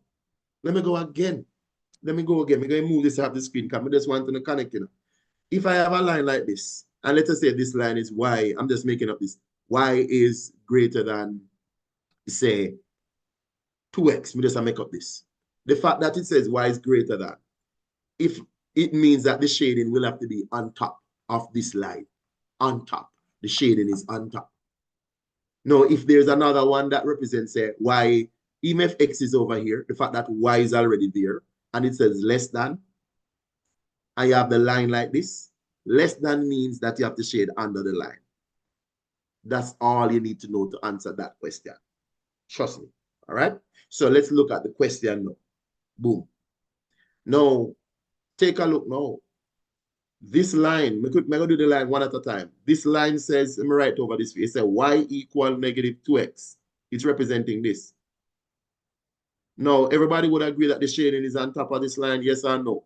Look at my red line that I draw here. Would you agree that the shading is on top of the line because it's in that region? Yes or no? Yes, sir. So, Yes, so sir. that means you will be looking for y is greater than or equal to negative 2x. Like, yeah, look for this. You are going to look for this in the answers. And look, it's in the answers. You're going to be looking for that. Now, let's look at the other line now. Look, and you notice all the lines are solid too. This one is y equal 2x, everybody. This one is y equal 2x, right here. Now, would you agree that the shading is underneath that line? See that underneath the line then? Yes, sir. That means you're looking for y is less than or equal to 2x. I don't know, big lesson, you know. Yeah, man, I don't know, big lesson, man. Lastly, this one now is a vertical line. This one right here, it's x equal 4. Everybody see it? Them say x equal 4. That's a x one. Would you agree that the shading is less than 4? Tell me. It's behind it, that means it's less than 4. Talk to me to the left. Less than 4 to the left. Because the shading was not greater than 4. Because greater than 4 will go in that way. More one somebody just confirm. Would you agree that the shading for this line, let me put it in blue so everybody can see this line, the shading for this Yes, line sir. is behind it. That means X is less than or equal to 4 because it's the numbers less than 4. It's touching 3. It's touching 3 point something, 2 point something going that way. You're looking for these 3 things for the answer. Those 3 things satisfy that region. This is called linear programming that we never did. We never get a chance to do it. But this is a lesson for it. Let us look for all 3. Everybody help me look now. So y must be greater than or equal to negative 2x. Look if you see it. So it's negative 2x. So you can eliminate this wrong. You understand? All right. All right. Just tell me if you see it. Me see it, This one, if anybody can identify all 3. Want to see it? I'm seeing everybody at B. See there? Y is less than 2. Y is less than 2x right here. Y is greater than a negative 2x right here. X is less than or equal to 4 right here. So even before we come to the answers, we know what we're coming to look for. If them drop a question like that, it's D. And that's what linear programming was all about. Nothing else, not the do. Understand? But we're rolling. You understand? We just like the fact that the questions, you ask a variety of questions that touch your syllabus. All right? Now, let's jump to 37. Everybody, 37. Look at 37. Let me see if anybody can pick the answer for this. Let me see if anybody can pick the answer for this. Them don't have the right distractor for this question. Let me tell you the truth. So the question wanted to find the value of the angle right here. I'm going to think them have the right distractor for the question. Yeah? The right distractor, would have been to put 45 there. I'm a positive whole of people would have picked 45. That would have been the right distractor. If them put 45 at Q, whole of people would have picked 45. Agree or not? Would you pick 45 if you see 45? Yes. 45? Yes, sir. Me know. So if I was setting the exam, me that put 45, that's because me know. But watch this. The reason why people get it wrong is the 90 is inside. Angle at the center is outside of the circle, people. Is outside of the center. Like, it's not in the shape you're looking at. So angle at the center, Merlina, out yourself there. I know, inside the little shape. So you see the 90 is a camouflage, a 270 I work with. I'm going to pause and make everybody digest that. The 90 is there as a decoy. It's really 270 hanging at the center because the angle at the center must not be inside the shape. It must be outside of the shape. Everybody see what we have to write this up? So now this is how the relationship goes now. Angle at the center is 2 times angle at the circumference. 270 must be divided by 2. You will get 135, which is the answer to the question. But as me said, all them set this up, you probably would have get it right because they don't have a good distractor. The good distractor is 45 and it's not there, which means that B, all right, D is not correct. The answer is 135. I'm going to pause and everybody tell me if them get it first. So the rule was angle, let me just tell you the rule. Angle at center is twice the angle at circumference. Everybody's supposed to remember that circle theorem rule. All right. But normally you see it like this. I saw on a seat. Normally I saw on a like seat like this. I saw on a like seat, man. Like this. With the angle and the angle. But then the always are going to do that. At the same context. Angle at center is 2 times the angle at the circumference. Different diagram, same concept. How you get 270? All right. This is how I get 270. Let me wrap it up for you so you can see what I go on. You have to take it up and then put it down. May I say to you, say, remember, the angle at a point is 360. They gave you 90 inside yourself. That means this reflex angle on the outside would be this. I'm going to work it now. 360, take out the 90. You're left with 270 on the outside hanging at the center. Let me know if you see it. The person who asks just say, see, it's a 2001 paper, but it's a shot. It's a shot. You have all the base question them and thing. Yeah, man, a 2001 paper, but I tell you it bad.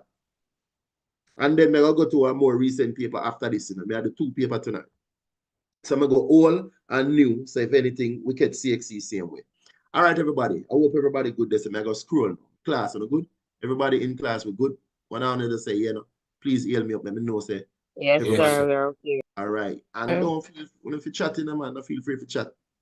All right. So this question now is nice. Let me see if we can jump on this. Number 38. The diagram represents a circle placed inside a square with, so watch this, with a side 14. So them give you this. This I give you 14. Them telling us that this is 14.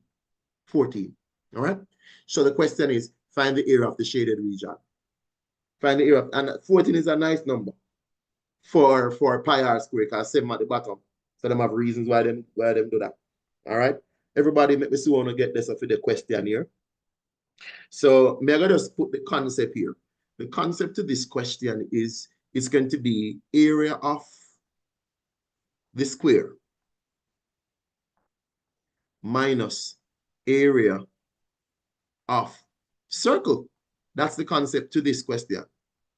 All right? Area of the square minus area of that circle. Yeah? That's it. What is the area of the square? 14 times 14. Anybody work out that? You're going to get 196. Everybody good with that? 14 times 14 is 196. Right? All right. Now you're going to work out the area of the circle. Area of circle is pi r square. Now, if the watch this, everybody's supposed to agree that the diameter is 14. That means the radius is 7 people. That's the trick. So them only put 14 like it's a big thing, but I really 7 you're gonna work with. All right. So here is the thing now. Pi is 22 over 7 times 7 times 7. See that? See that? Now 1 7 at the bottom, can see 1 at the top. Then now 22 times 7, that's 154. 22 times 7, 154. Make we subtract this now, man. This is 154, right? All right, make we subtract this. All right. So when you subtract this, you get 242. 42. Not too bad. Not too bad. Mr. B, Wallipa B on the YouTube. Wonderful. Everybody, tap up the screen on YouTube. Just beat up the screen. Everybody on YouTube, subscribe to me thing. Please, just hit the subscription right now. Subscribe to the YouTube channel at the same time. Yeah, son. So if 147 people on me, say everybody just subscribe right now. All right. Roar, remind them for me. All right. Everybody good with this question with 42? Just let me know. I'm willing to re-explain. So if you think you're not good, you can just say yeah. But if may I look, it seems like you're good. All right, make a scroll. Re-explain. All right, cool. Somebody say re-explain. So re-explain means I'm going to take off all of the details. I'm going to do it one more time so everybody can be good and up to par. So bottom line, based on the information you got, you could see what's going on. The shaded region is what you want, but the shaded region would be to find the area of the larger shape and then subtract the area of the smaller shape. The larger shape is a square, the smaller shape is a circle. The length of one side of the square is 14, so 14 times 14 would give you 196. So we are saying we need to find the area of the circle and subtract it from the 196 so that we can get what is the shaded region. So in this case, the area of a circle can be found by doing pi r square. They force you to use 22 over 7 as pi. So it's 22 divided by 7 times r.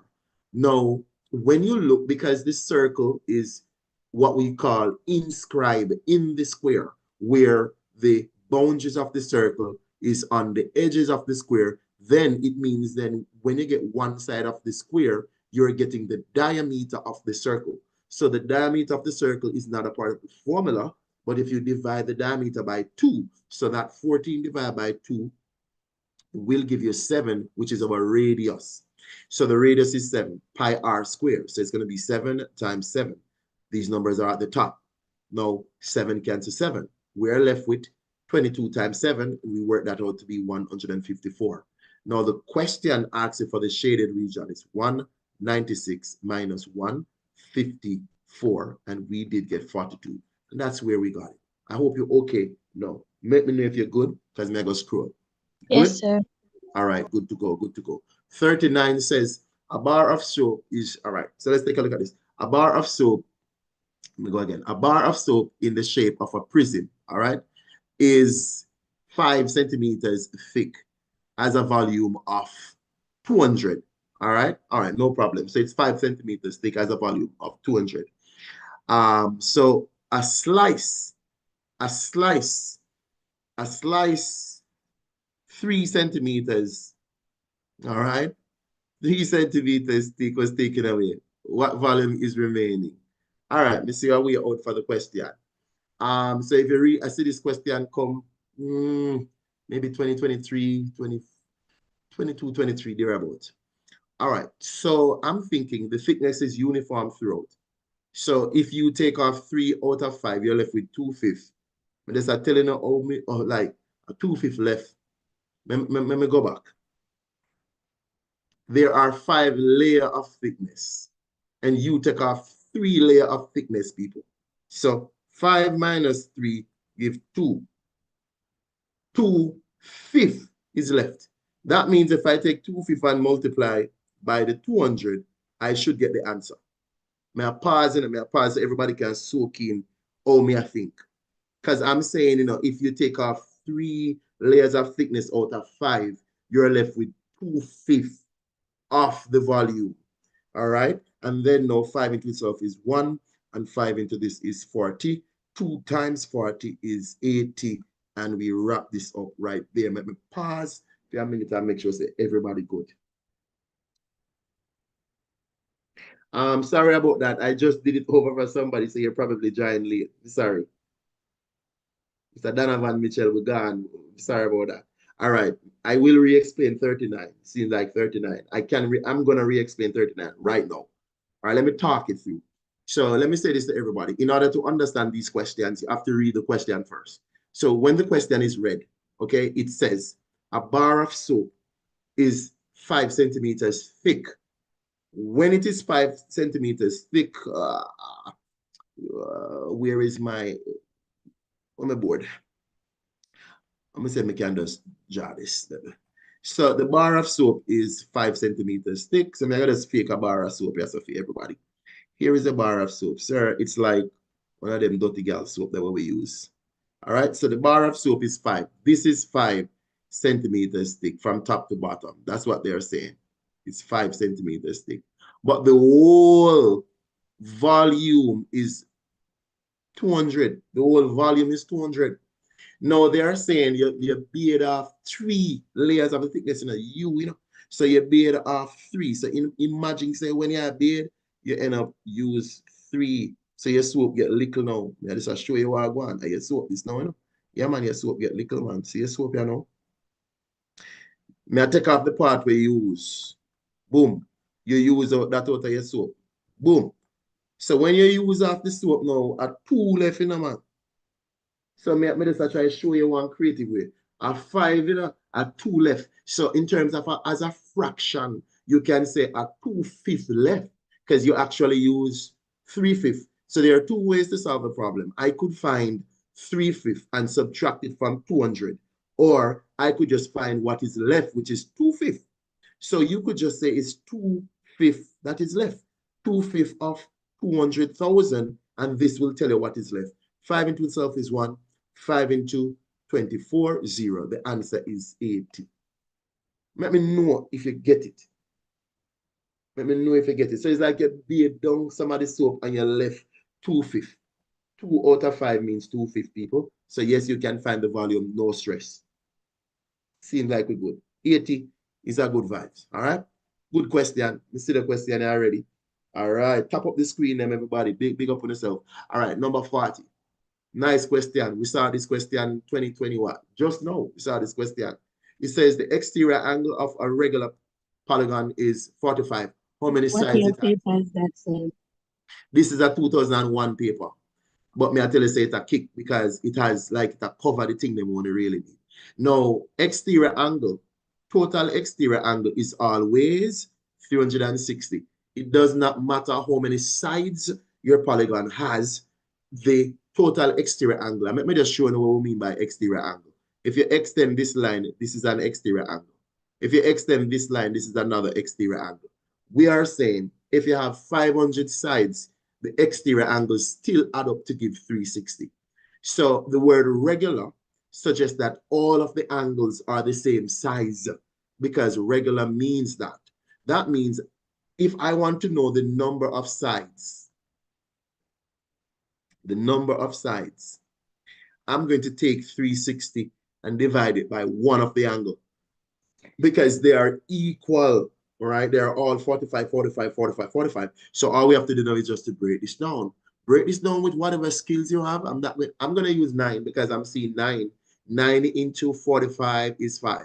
9 into 36 is 4. 9 into 0 is 0. Hello, Missy 8 I come already. 5 into itself is 1. 5 into 40 is 8. The answer is an 8-sided figure, people. Talk to me now. Talk to me now. 1 or 2 purple person, let me know what I want. Everybody right now, may I say A few 100. people in the chat were saying that it's C. Oh, yeah. People were saying, oh, you're suggesting that people get it. Yeah, it is C. It is C. Wonderful. Because we did it with 60. We did it with 60 recently. And we divided 60 into the 360 and get a 6-sided figure. You understand what I mean? So now they might use 45, but the concept is the same. What is the general concept? Exterior angle had to give 360. Exterior angle had to give 360. Is interior angle change? Exterior remain the same. All right. Everybody subscribe to the channel, man. Make it go on. Make it go on. Wanna move. All right. 41 says an article bought for 125 was sold for 175. The percentage profit is what? You could see that there's a percentage profit. Okay. We increase. So in order to know the percentage profit, you need to know the profit first. So you need to know the monetary profit. 175 minus 125. When you subtract this, try to make no mistake, you're going to get 50. Right? Now, 50 must be represented as a fraction of the original thing. Original is what you would have paid for it, 125. And then you multiply this by 100 and whatever you get would be your answer right there. So I want everybody to take a look at that, right? You can divide this by using 25. 25 into 50 is 2. 25 into 125 is 5, all right? 5 into itself is 1. 5 into 100 is 20. 20 times 2 is going to give you 40. And you could see 40 right there. I'm going to pause and make sure that everybody good. Everybody, we're good? We're good? All right. Everybody, just share the live one more time. Share the live one more time. Share the live one more time. Everybody, you don't know. All right. We are trying to push. We are trying to push. We are trying to push. All right. Let's go to 42. We're going to 42 right now. Everybody, top up the thing now, man. Let's see no likes. No likes on the thing. All right. Let's go to 42. Come back already screen. Okay, so you don't want me to move yet. There you go. We're going 42 after this. Let's go. Good? Okay, now. All right. Okay.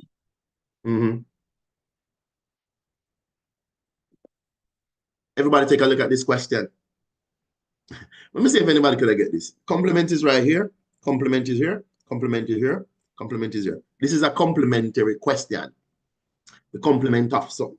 So I want you to just take a look and see what's going on. Everybody make me see what I want. Talk to me now.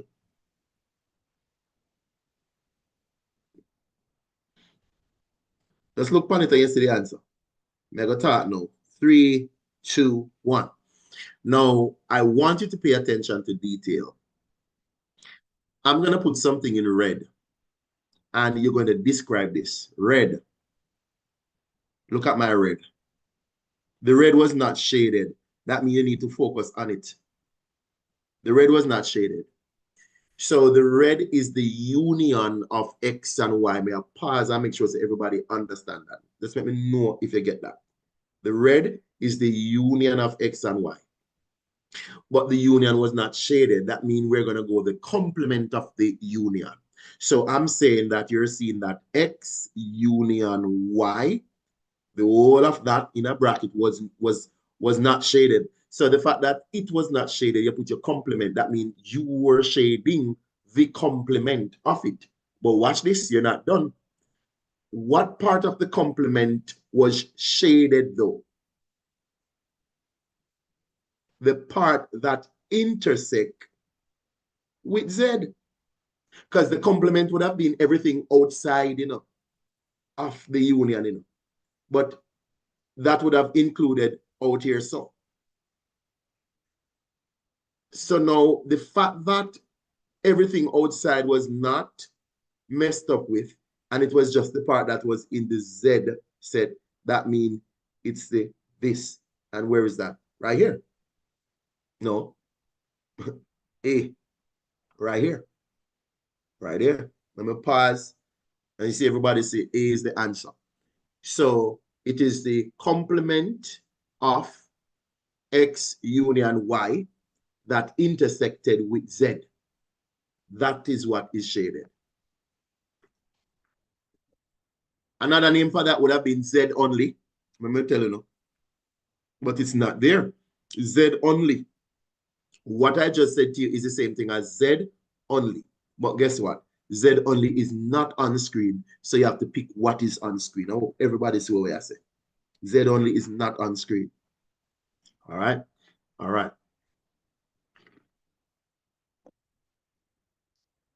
A car bought for 10,000. Repeat question, people. But them repeat, but them kind of mess up with it a little bit. Them not really run it straight. Look on it. The idea repeat, but not the question. So he said a car was bought for 10,000 in January 1997. So it says if the car depreciates at 10% every year, what is its worth in 20? So that means so it depreciate in 1999, my bad, 1997, and then 1998 it depreciate, 1999 December, and then going over to January. You see, this would have been end of December, and they'll make this tricky. This is December 1999. And that's the concept. Because December 1999, when it was January morning, at that price they come over in a January. You notice them say January. So no matter county year 2000 and a part time. So we're gonna depreciate it 3 times: 1997, then 1998, and then 1999. That's it. All right. Now they might use a nice percentage at 10%. They might use. So can I show you how I use 10%? To be honest, I don't really use 10%. I don't really work out 10%. 10% means to take off a 0, people. So can I just do this? Can I go over to the other screen and do it though? Since we're going to work this out. It says 10,000 going for 3 years. Make we go over here. All right. So over here, so now we have enough space. Now, we are talking about 1999, and then let me go back here. Let me do it from 7 to 9. So from 1997, and then 1998, and then 1999, all of them here would be December, because them do it at the end of the year, and this I gonna roll over into 2000 January. Okay, 10,000 depreciate by 10%, people. At that come off, at 1,000 come off. So at 9,000 you reach now. I know if everybody get that, because I'm making to know. So your 10,000, you're going to take out 1,000 out of it, left 9,000. But it's showing and say, when you know the 10% in a CXC, you don't need to be doing too much work. You just drop off a 0 for 10%. Now 9,000 is left for this. For this 1998, 10% of this. 10% of 9,000 is 900. So if you subtract the $900, you're left with 8,100. So by December 1998 at 8,100, let's assume on to work with 10%, please. 10% is a drop off zero. Don't stress on yourself, please. And then now in 1999, this money I will go over, and then by December, 10%. Look again, 10%, drop off a zero. All right. So 10%, $810 are come out at your 8,100. Everybody see what I want? And you're left with what? 7,290. This is what this is in December. And it's going to carry over to January, which is like a couple days or no, it's just midnight to January. This is 2,000. It will be this 2,000. That is there. The same money from the end of December will be January. So I'm going to just go now, and that answer should be there. If not, I would have made a mistake. Okay, so I'm going to check. Let's go over here. 7,290. Bingo, right here. Take a look on it again. See there? Just remember, say 10% is a drop off a zero, please. Or you can work it out long way, but you still get the same number every time. All right, so you work it out, you get that. Probability question now. So it says a bag contains 2 red, 3 yellow, 6 blue. The probability of drawing a blue from the random bag is what? So remember, your probability is your desired outcome.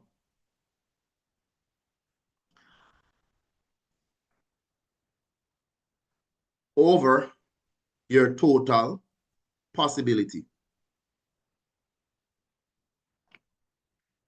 What's your desired outcome right now? What you want? What is the probability of drawing a blue? Blue is 6. Out of how many? 2 plus 4 plus 6. That's 12. Everybody agree? So it's 2 out of 12, 6 out of 12, which can be if you break this down, you get 1/2. The answer is C. Let me know if everybody good with that. But just wait. Now stress now. There are 6 blue, 2 red, 4 yellow. Total 12. So it's 6 out of 12, 1/2. And that's a very straightforward question. 45. So 45 is a compound interest question.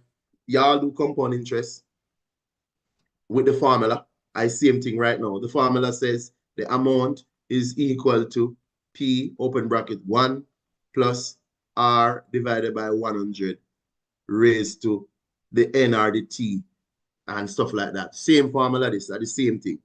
So an article costs 161, so 161. Profit of 13 is made when selling, then the price would be what? So it's simply 1 plus whatever this is. That's it. Let me write this back for you. Because it's like you're appreciating something where it costs 161 and you're going to be adding 13% profit. So your 13 divided by 100. And the number of years would have come here. But since a one time you do it, you don't need to put none because I really one guy, but you don't have to put it. So you're looking for this idea. The 161 must be outside by itself. That comes from the same formula right here. So A is the answer. What is this? Regular appreciation, regular interest, or if you want to see it as your compound interest, same way, the same concept. You're appreciating something, you're giving value, adding value to. All right? I make we scroll, we keep scrolling, we're scrolling, everybody. We're scrolling. When we look on people in my chat, because that's the only thing come off of the screen go out. All right, let me scroll, go all the way down. All right, Merlin, Mr. Say, yeah, go on with yourself. The simple interest on $560 for 3 years at 12.5% is what? You can work it out. Simple interest is given as P times R times T over 100. P, 560 times R, which is 12.5 times 3 over 100. And then now you have to just break this down, whichever way you want to do it. So make we see what can go on now. This can cancel this if you want. All right, so you have 10 there. So you're going to have to do some quick multiplication. You can multiply everything on top and then divide by 10 if you want. Or you could have multiplied them and divide. It doesn't matter. So make we see what you want to do here. All right, so we have, because you have to work out. There are certain things you're going to have to work out. So you could have multiplied this and then multiply again. So I'm looking, but there's no easy way around this right now. I'm looking at it. I'm just saying. So let's go. 3, 5, 15, right? 3, 5, 15. I'm just doing regular multiplication here. 3, 5, 15, carry the 1. 6 and 1, 7. Make sure I'm not making a mistake. All right, 3 1's 3. So this is 37.5. So to get the answer now, you're going to have to multiply your 37.5 times 56. And when you're done, you're done. That's it. All right, so this part give you 37.5. Multiply that by 56. Remember that there's a 10 at the bottom to divide by when you're done. And you're done. Or if you want to divide by the 10 from now, it doesn't matter. All right, so you go again. I'm going to work it again. But it's a work. 5, 6 is 30. Bring the 3. All right. 42 and 3, 45. Bring the 4. 18 and 4, 22. Put a 0. 5, 5, 25. 35 and 2, 37. 15 and 3, 18. Add up this. 0. 0, carry the 1. This is 0 again. Carry 1. 1, carry 1, 2. And so, the answer is B. Because as you could see here, this is this. And remember that there's an extra 10 at the bottom to divide by. See, it's still there. So basically, you're going to have 2 places a decimal at the end. Because the 10 is here to divide by 2. So when you're done, all right, if you wanted, let us say, I'm just saying, 1 place a decimal, you would have had this over 10. Because the 10 was still at the bottom. So 10 cancel, the answer is this. I'm just saying, sorry about that. Some of the questions you just have to put in some quick work and you work it down. But what I don't do is I never guess the answers because some of the questions are so easy to do, you'll get the answer in 2 seconds. There is actually 90 seconds per question and a 60 question in 90 minutes. So you have 90 seconds for your question, 1 minute and a half per question. So sometimes you have leftover, you can just work out some stuff. The answer is B. All right. All right, let's roll. All right, 48. Algebra time now. People are gonna have fun. All right. They're saying 6A is equal to what? All right. So let's see what we have here. All right. So we have P is equal to. Let's see if we could do this. 3 times A give you 3A. 3 times negative Q give you negative 3Q. Everybody good with that? All right. And then now the question is saying 6A is equal to what? So I'm going to keep the A's by itself. So I'm going to bring the negative 3Q over here. So it's going to be plus. So you have P plus 3Q equal 3Q. All right. Now just tell me if you want to see what I'm going to do now. I want to know if everybody see that.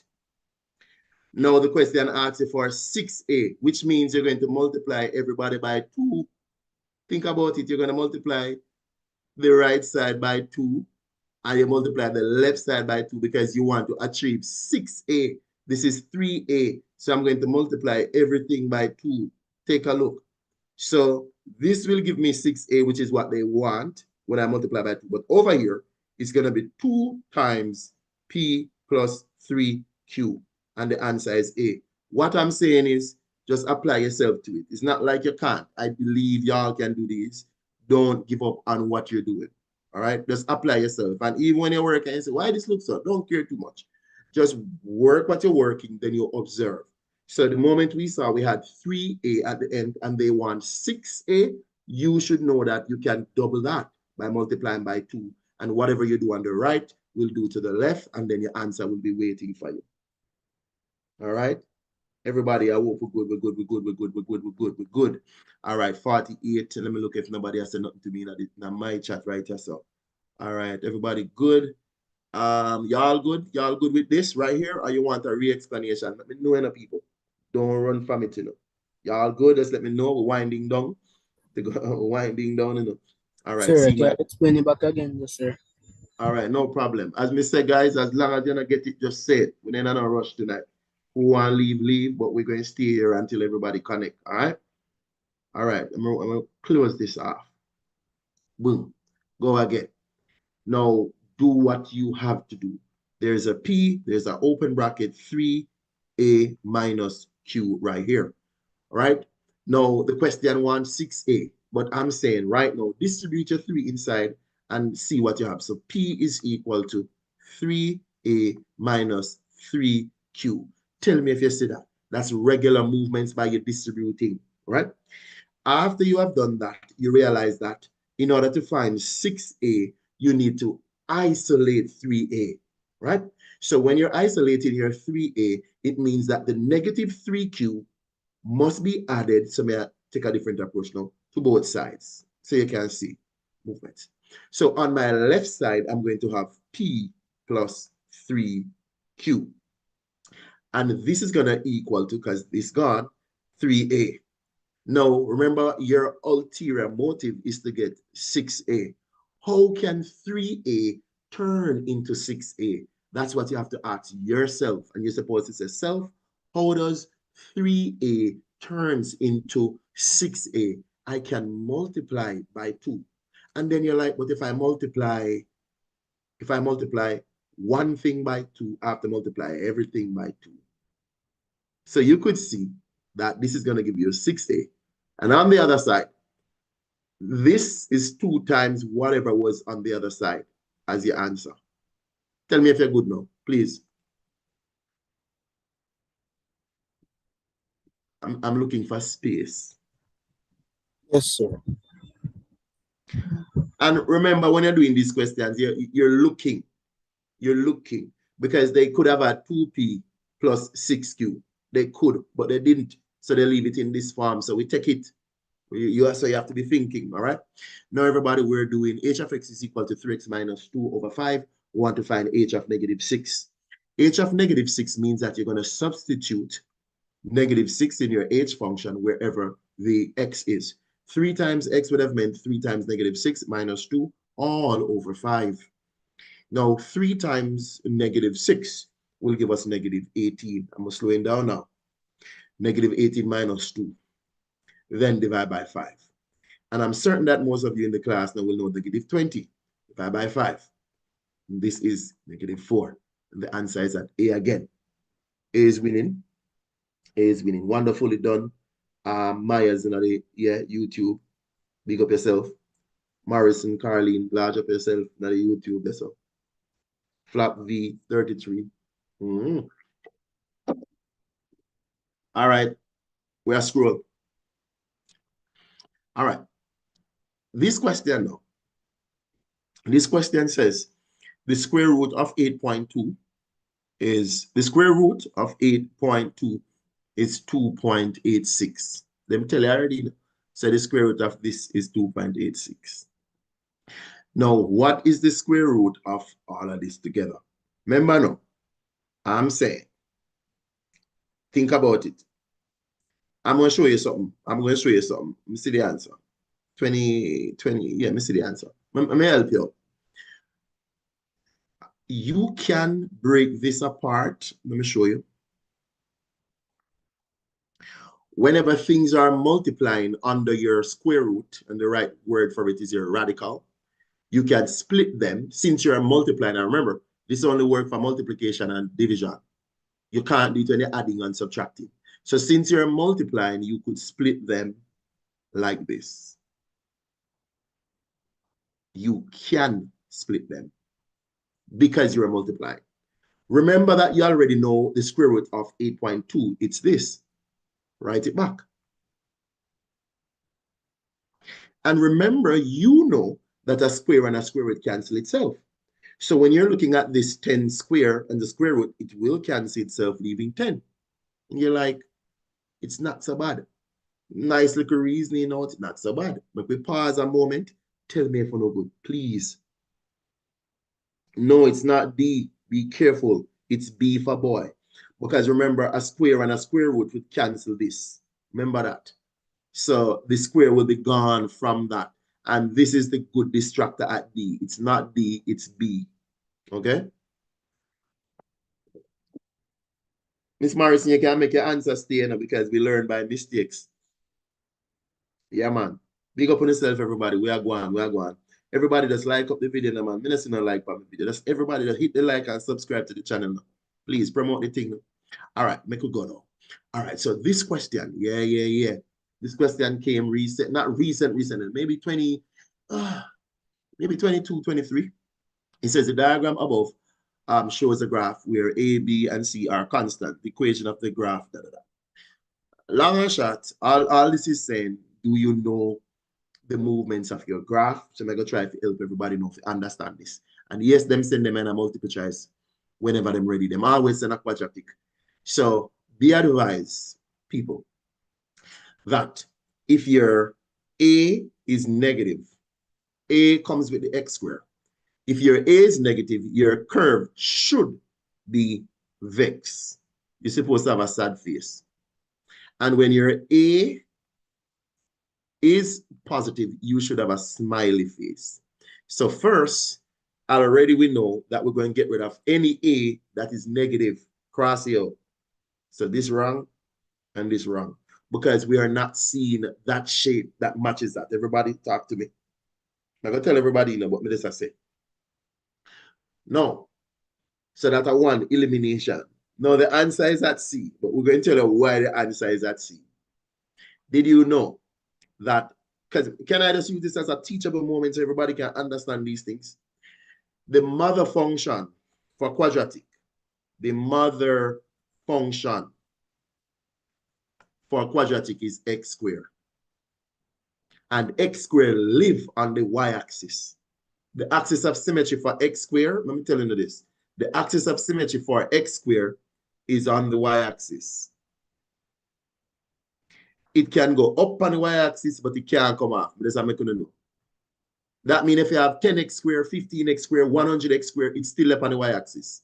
Negative x squared, half x squared, 0.5x squared is still up on the y-axis. The only time your curve can step off of the y-axis like this is when this drop in. Everybody, let me just make sure it's second up. Just make you understand. So you see A, this, that depends on the y-axis same because you're not getting no x. You need an x term to take it off of the y-axis. And when it come off, it can go to the left or it can go to the right. But when it come off, the only thing that can take your curve off of the y-axis is this right here. Your x term there, your bx can take it off. So that is how we know that it is the answer, because you could see that the curve came off the y-axis because your mother function lives on the y-axis, whether it's in the negative section or it's in the positive section, but it depends on the y-axis. I mean, the axis of symmetry cut it into two equal pieces on the y-axis. But because we never saw that, we saw that it went off. Then we're saying, let's see if there's a bx. And that is what take it off the axis. All right, everybody? Merlin, let's make me know if you're good. One only just say good or not. One person. Because remember, I know we have to communicate. That's the only way I'm going to know if you're good. All right, good. Good. All right, sound good. We are move. Yeah. We still wrap up the 2001 paper. This is the best paper for a long while. Nah, lie to you. And then we're going to go up on maybe a 20, I don't know. Our next paper, we're not do yet. We're not the 2015. All right, let's go. So it says the diagram shows the floor. All right, and if all the angles are 90 degrees, when they tell you that, they're telling you that this is all parallel lines, to be honest. The moment you see them tell you this, they're telling you that this is all parallel lines. All right, so this is all parallel lines we're dealing with. So here's the deal though. Let me help everybody out. They want the perimeter, which is the distance along the boundary. Okay, we already see that this is 8. Come on, people. We say this is 8. Yeah, man, guys. The 8 at top match with the 8 at bottom. Everybody good? Everybody said this is 8. Everybody said this is 8. Everybody just subscribe to the channel now, please. And just like up the video right now. Please, just take a second and do it. All right. Promote the video so people come in. So here is the deal now. When we saw this now, you want missing pieces. But look at this. Everybody could see that this is 2 right here. Everybody could see the 2 right here, so. Because all of it is 8 and then 6 stop right here, so. Which means that this that you don't know is 2. Because it's the same thickness for that. So everybody see how we get the 2 right there. Because you saw 8 and then this part stop at 6. So you're like, right here, so is the 2. Everybody could see the 2. This is 8, this is 6. So you could see the 2 right there. All right. So now this is 6. And then guess what? This is 6 again. Same size. Now, how are you going to know what this is now? Take a look. Look at the vertical. The vertical distance is 10. Take a look, everybody. This vertical distance here is 10. This is 10. This is 2 out of it. And this part inside here so is 3 out of it. Remember, I say everything at 10 from top to bottom. You know? So if everything at 10 from top to bottom, that means this is 5 here. So this is 5. Because remember that 2 right here, so plus this 3, then the 5 would have made a 10 from top to bottom. I'm going to pause more and if everybody see that. Yeah, more and if everybody see that. No, that's everybody see that. We're going to add up the numbers together. We're going to use a red pen now. We're going to add up the numbers together. We're trying to find the perimeter. So it's going to be 10 plus 8. That's 18. Plus 2. That's 20. All right? Work with me, everybody. Hold on. That's 20. Plus 6. 26. Plus 3. 29. Plus 6 again. 35. Plus 5. 40. Plus 8. 48. Boom. My pass. You think we're good? We're good, done. Everybody, we're good, done. We're good. We're good. Not 36 people. At the perimeter, you're finding. You left off 12 out time, but 48. The person that says 36, you get 41. So you now count all of the distances. It's 48. We get when we count all of the distance along the boundaries, you know. Come on, people. Let me know if you want to see it, you know. You can't lift off the 6 inside and them little thing there, you know. We're good. Yes. All right, everybody. All right, we're good. All right, make we kick it now. Subscribe to the channel, everybody. Subscribe to the YouTube right now. And me I tell you, if you want to spend the whole night after the class, we have 1,500 videos for CXC right now. Paper 1 for kill. Mark you. You did it. All right. Now, this question is going to be used to answer this diagram, 53, 54. We're going to kick it now. 53, 54. Make we take a look at this, please. 53, 54. Look at the lines. Move up the line and clear. We good? Move on with the line clear to everybody. Everybody in my class. The line them good. Just make me know, please. Let me know if you line them good. Line them good? All right, good. The equation of the line. All right, good. The equation of the line, PQ. So you're going to focus on PQ. All right, make me see PQ. Everybody see PQ. Make I put it in red. PQ is this. Right here. This is PQ right here, everybody. That's PQ. Now, the equation of PQ. If you're going to find the equation of PQ, you know what you want? You need your gradient. And you need y-intercept. Remember, your gradient is what we call M. Your y-intercept we call C. Your gradient can be found by counting. You definitely don't have to calculate your gradient. You can count your gradient based on the context of your question. No, what I'm saying, you can find 2 good points that are on the line that you look at the blue lines I'm marking, my blue dots. Look at my blue dots. So we go up, rise over run, up 2 and across 1. So this is 2, this is 1.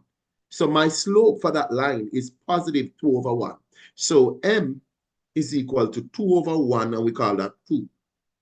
Let me know if everybody see the 2 over 1 right there. Because you can go up 2 and across 1. And that's a positive line. All right. So we're seeing that. And then look at your y-intercept now, man. Your y-intercept is 1.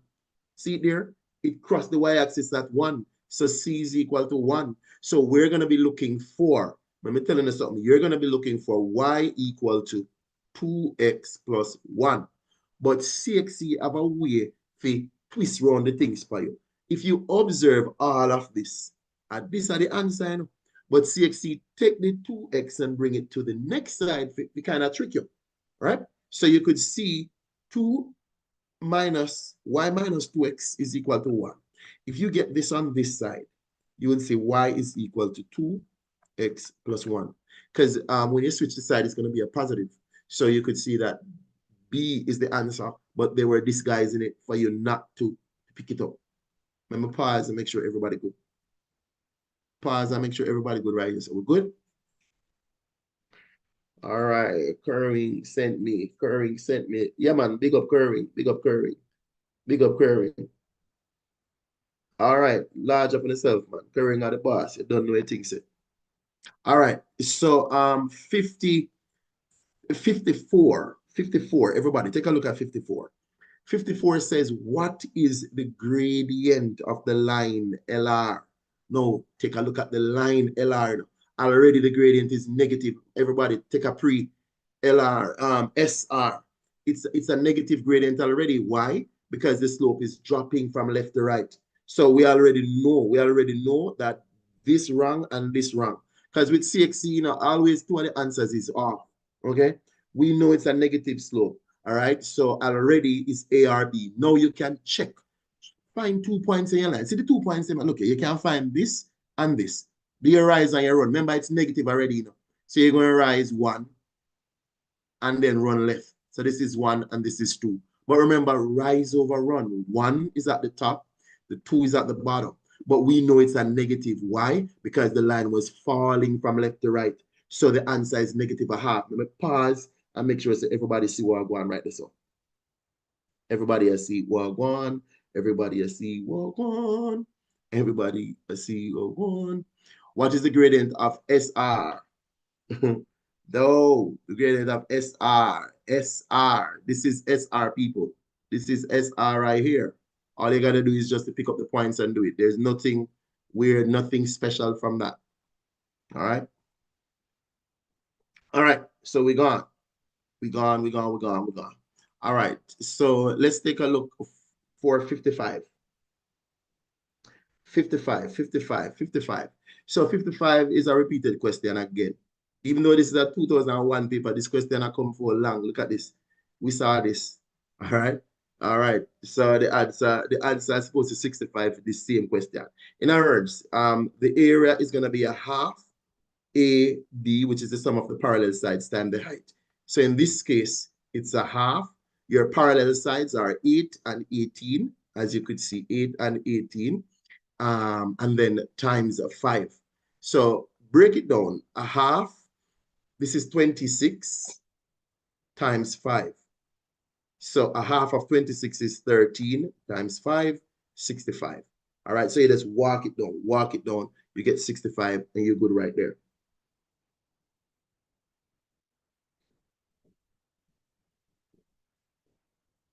All right. Let's go for that one. All right. Now let's keep it going. A toy was sold for 24 at a profit. Watch this question. Sold. This is selling price, people. So it was sold for $24 at a profit of 20%. All right. Then the cost price. In other words, this is 120% you're looking at. If something is sold, all right, at a profit, then you already went up. So this is 100 plus 20. It was sold at 120%. So you can start this. There are multiple ways to do it, but I'm going to do it the standard procedural way, right? I will say to you 120% by principle is equal to 24. I'm just saying, all right? Now, 1% is to take your 24 and divide it. But you see, in this exam, it's not like you need any decimal. You could just keep your numbers. Keep your numbers. All right, you could keep your numbers. You can break this down because the 24 and the 12, everybody see 12 could break down this nicely for you. In other words, 12 into 24 is 2. 12 into this give you 10. All right, and then 2 into itself is 1 and 2 into 5. So this is 1/5. 1% is 1/5, you know. So 100% is to take your 1/5 and multiply by 100, and everybody could say 5 into 100 goes 20. So even though the maths look away, at the end of the day, it works out quite simply. The answer is 20, right? But if you're thinking with your 10% knowledge, you could know, but I'm not even stressing that. All right, so our answer there is 20. All right, our answer there is 20. Do like profit and loss. That anyone here from Cuba? All right, it is 65 instead of 65. Let me go back. Let me go back. Yeah, man, 65 was correct. We're good. 65. All right, let's go. Number 50. Take a look at this. Let me tell you why I like this question. This question is raw data right here. And it says, Tony, obtain the following scores. The median is what? Did you know that a lot of people would have just picked the answer in the middle? You cannot do that. In order to pick your median, you have to first organize your data. And you have 2 ways to organize it, ascending or descending order. So it's either you go from lowest to biggest or biggest to lowest, whichever one that suits you. All right, so in this case, I'm going to organize it from lowest to biggest first, then you pick the one in the middle. So be careful. Don't just go ahead and pick your median unless it's organized. This is not organized, people. So help me organize this, Merlin, quickly so when I make a mistake. So we have 1, 2, 3, 4, 5, 6, 7, 8, 9. So we know so we are counting 9 things. So we start with a 3. This is the lowest. 3, then what? 4. 4. Make sure, yeah, make sure I make no mixture. 5. 6. 6. 1, 7. 7. 8. And 2, 9. Very good. Excellent. Thank you for that. Everybody, a strategy is to cross off. So you don't make no mistake. Cross off. No, you can pick the one. Sir, 2, 8, Mr. All right, 8, 8. Very good. I see in every cross. You see that? Boom. Wonderful. Thank you very much for seeing that. So now you can pick the one in the middle. So normally when you're done, you double check to see if it is the same amount. 9. 1, 2, 3, 4, 5, 6, 7, 8, 9. You're like, yes. Then now, if it is 9, you're going to pick the one in the 5th spot, right? So 1, 2, 3, 4, 5 from any angle. 1, 2, 3, 4, 5. 7 is in the center. So this is their median. Now I'm saying to you, if you had gone ahead, tell us a CXC, if you had gone ahead and you're trying to find the median without organizing it, you might be picking the wrong number and then feel confused in the exam. All right, people? So again, in order to pick median for raw data, make sure that you organize your data, whether in ascending or descending order first. All right? Everybody, like up the thing now and subscribe to the channel. We are push 58. So we are wrap up 2001 to go for our next paper, people. Because we're not done for tonight. All right. So it says here, given that 3 asterisk 6 is 12 and 2, this question is that, would you believe that this is from 2001? And this question just come the other day. Like literally the same question came the other day. Anybody know the answer for this? You know the answer. All right. So in this case, you're seeing, so what we normally do with this, you think about this mentally, and then you could try. I'm going to try B, all right? I'm going to try 2 times A, then add B. This is like my A, this is like my B. This is like my A, this is like my B, okay? That's like my A, that is like my B right there. So here is the deal, here is the deal. Now 2A, so 3 asterisk 6 should give me 12. So we're going to work and see. 2 times 3 plus 6 should give us 12. 6 plus 6 is 12. Good. 12 is 12. That means it worked for that. We're going to have to make sure it worked for the other one too. What is the other one? It's going to be 2 asterisk 5 should give us 9. But we're using this. So it's going to be 2 times 2 plus 5 should equal to 9. 4 plus 5 is 9. So you can see that 9 is 9. Let me just write the final thing. Just, oh, the paper done. Come here, me scrolling our work. 9 equal 9. So it worked for both. This is the answer for real. I hope everybody see that. We're good? Let me know if we're good. D. The answer is D. A repeated question from 2001. All right, everybody, we're good. We're going to, all right, let me switch over this. We are almost there for the end of this paper. Trigonometry. All right, them always, yes, sir. What about B? What about B, sir? B, what about B? You're asking, all right, B, what about, is only one of them can work, sir? Is only one of them. I promise you, if you try B, it will not work. Only one of them, because it has to work for both cases. Both, not just one, both. So the thing is though, because it's a multiple choice, the moment one work, it's over. All right? All right, the moment one work, somebody says you squared. No, that won't work. That won't work. 9 plus 6 is not 12. All right. So I was seeing like somebody saying D there, but all right, we good? Everybody good with D? All right, let's go. Remember, guys, it's principles. Please do not go in the exam to look for repeat question. You will not see any. So you could say, don't go in there. Go in there to learn to work out your questions. Don't be tricked. All right, let's go. Now, for this question in the figure, sign of, remember, sign. So it's so, ka, toa. Come on, man. Everybody agree? Soka toa, right angle triangle with angles inside. Soka toa.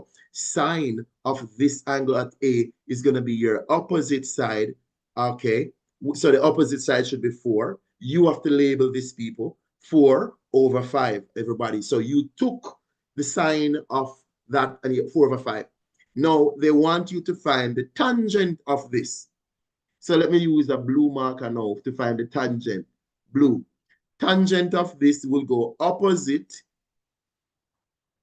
over adjacent. Opposite is missing. But isn't it a right angle triangle? Yeah? So if it is a right angle triangle, can you not find that side? Yes, you can.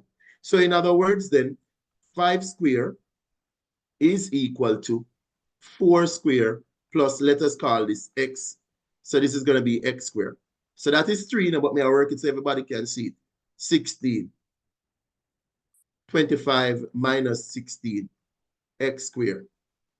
9 equal to x squared.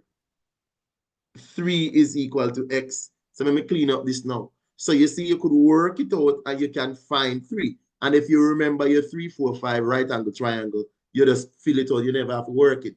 Now, tangent of the angle, tangent of this B is 3 over 4 because it's opposite over the adjacent, 3 over 4. Very nice question. Simply put, not a big deal. And they push it. Because remember, in the CXC changing how they're asking your questions, and y'all could see the 2026 May paper, everybody of course, it's how they're asking the questions. The testing, you know. All right. Now, final question is right here. We're almost done. We're still on the Pythagorean theorem. The moment Mr. Right angle triangle, Pythagorean theorem. And the thing is, they are going to give you nice numbers to work with. I promise you, because they know you're not doing any, you're not using any calculator. So let's go. We're trying to find x. So we're gonna have to find this first. It's the hypotenuse. Let's call it h. All right. So h square is equal to 6 square plus 8 square. 6 square is 36. 36 plus 64. 64. All right. Now, as we go here, this is 100. This is the number easy. So h is the square root of 100, which is 10. So I'm telling you, so they make sure it's an easy number come. This is 10. This is 10. Now that you know that this is 10, there's another right angle triangle you work again, and you're done. Because, so, and they don't want any decimal or anything. Take a look. X, which is the hypotenuse, is equal to 10 square plus 5 square. 10 square is 100. 5 square is 25. So I could see 125. You can see my answer already. Because remember, I said they want x. So x is the square root of 125. And they don't want you to break it down. They want to know that you can do this. Yeah, man. All right, everybody. So you see, nice and easy question. We're going to push now. We're going for another year paper now. This is our old paper with some nice vibes. We're going to go, so boom, we're going to keep that. Let's go for more questions. Yeah. D. All right, so may I pull a question here, so because as I said, we already exhaust everything, everything we're just done. We done that already, so we're not do that tonight. We now go back over them tonight. All right, so we are on 2015 now. So and then everybody are gonna say, oh, I'm used to the question. That's why CXC now gonna send them here because everybody know them already. So this is 2015 we're on now. Take a look at this question. -3 square. Anything negative, square is positive. All right, anything negative, square is positive. So this is 13, and everybody grab them 13, and everybody good. All right, we good with that? No, we're not the 2025. We do that like 3 times already. What I'm saying, guys, me right now on this channel have done like all of those questions already. So I'm trying to do papers that we're gonna do because this is now 2015. And the questions are basically the same. Take a look at them. So 2025, asking me to do 2025 doesn't mean that 2025 is coming, people. CXC is not stupid, all right? It's for you to learn the ideas. Let's push. What number when added to this? You see, the same question come the other day.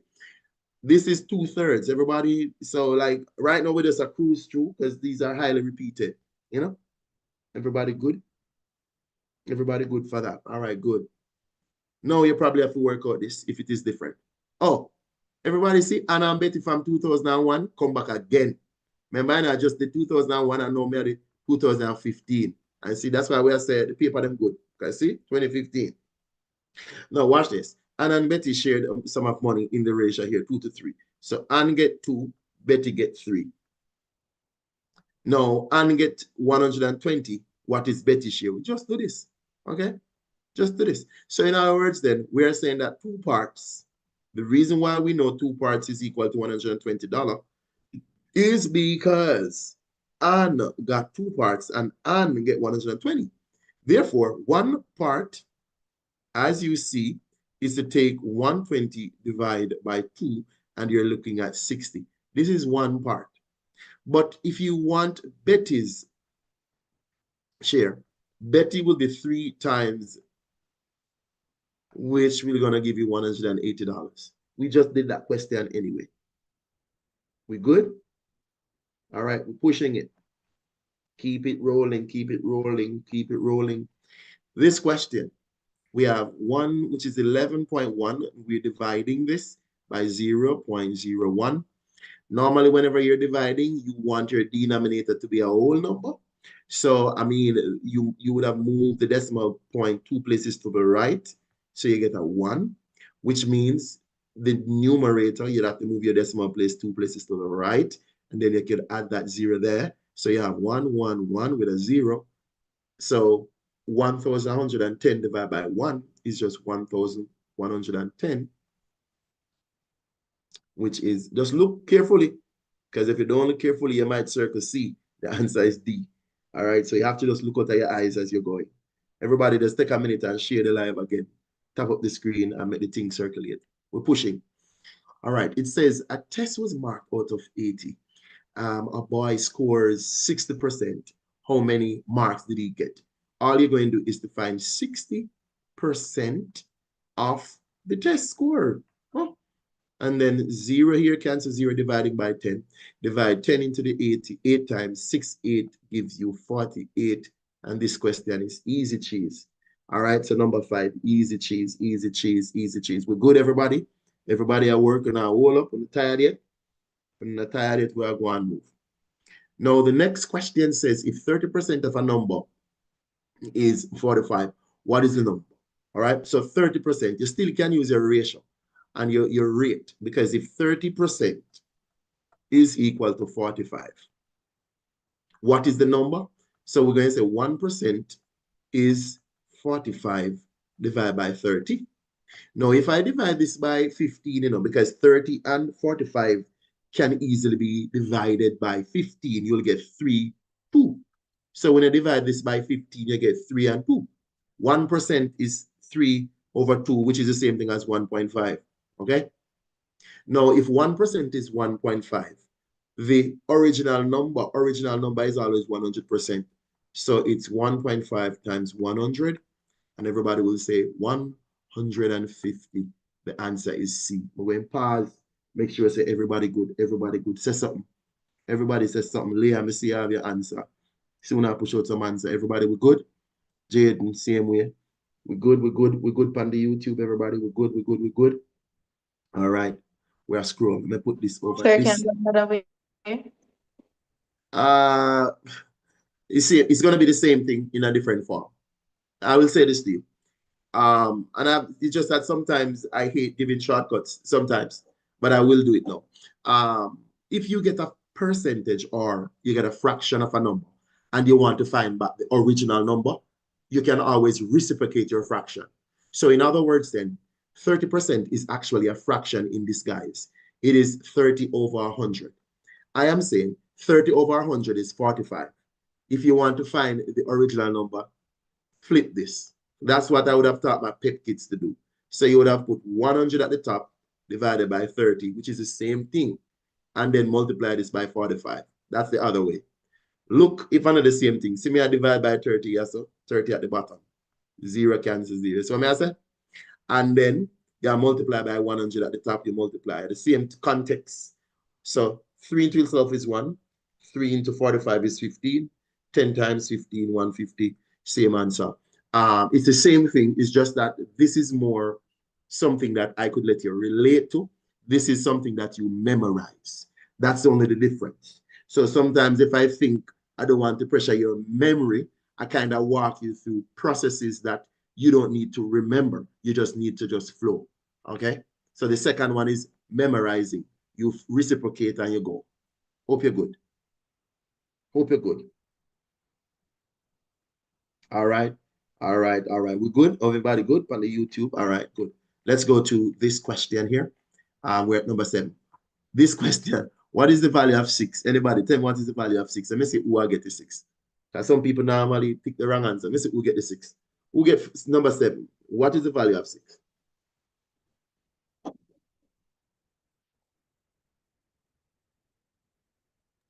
Sir, A. All right. A is good. This means 0 over 10. This means 6 over 100. This means 1 over 1,000. There is no 1th, because sometimes people think there is a 1th. There is no 1th. The first decimal place is a 10th with a TH. All right. So 6 is in the 100th with a TH. The answer is A. YouTube are shut up, you know. You can't make YouTube are beating out so in our class. YouTube are beating up, but people push out an answer. Practice makes perfect. Come on. Come on, come on, come on. Let's go, let's go, let's go, let's go. All right, we are at number 8. The highest common factor of these. In other words, what's the largest number that can go into 12, 15, and 60? This would have been you knowing just regular timetable to, I don't know, biggie. Because it can't be 60. It can't be 12. It can't be 1. By elimination, the answer is 3. All right. Everybody hope good with that. The answer is 3.